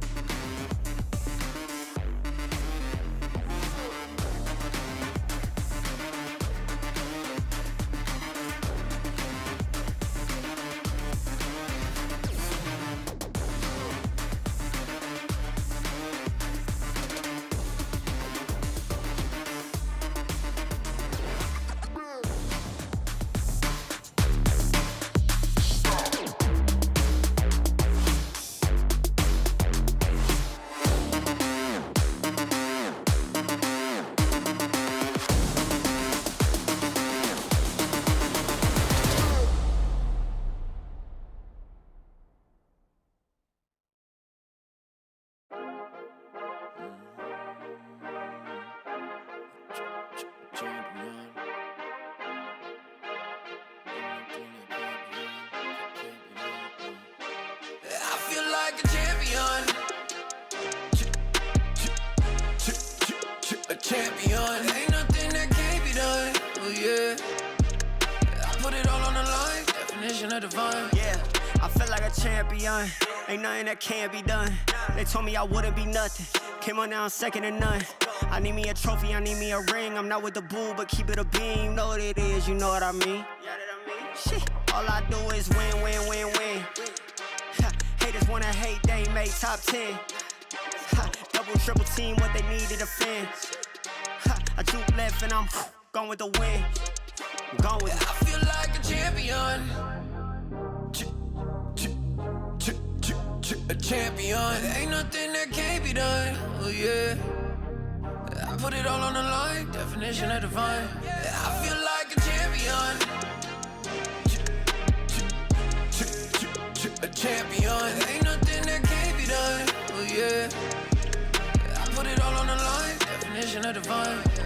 Feel like a champ, MVP status. Yeah, the win been guaranteed, so let's see about it. If you gon' speak about it, then be about it. If you don't bring that energy, no, I can't be around it. Nah, I'ma shoot my shot, I'ma stick it, watch. At the tippy top, I cannot take no loss. 2 seconds on the clock, they gotta give me the rock. I got a game on wet, yeah, I got a game on lock. I feel like a champion. A champion. Ain't nothing that can't be done. Oh yeah. I put it all on the line, definition of divine. I feel like a champion. A champion. Ain't nothing that can't be done. Oh yeah. I put it all on the line, definition of divine.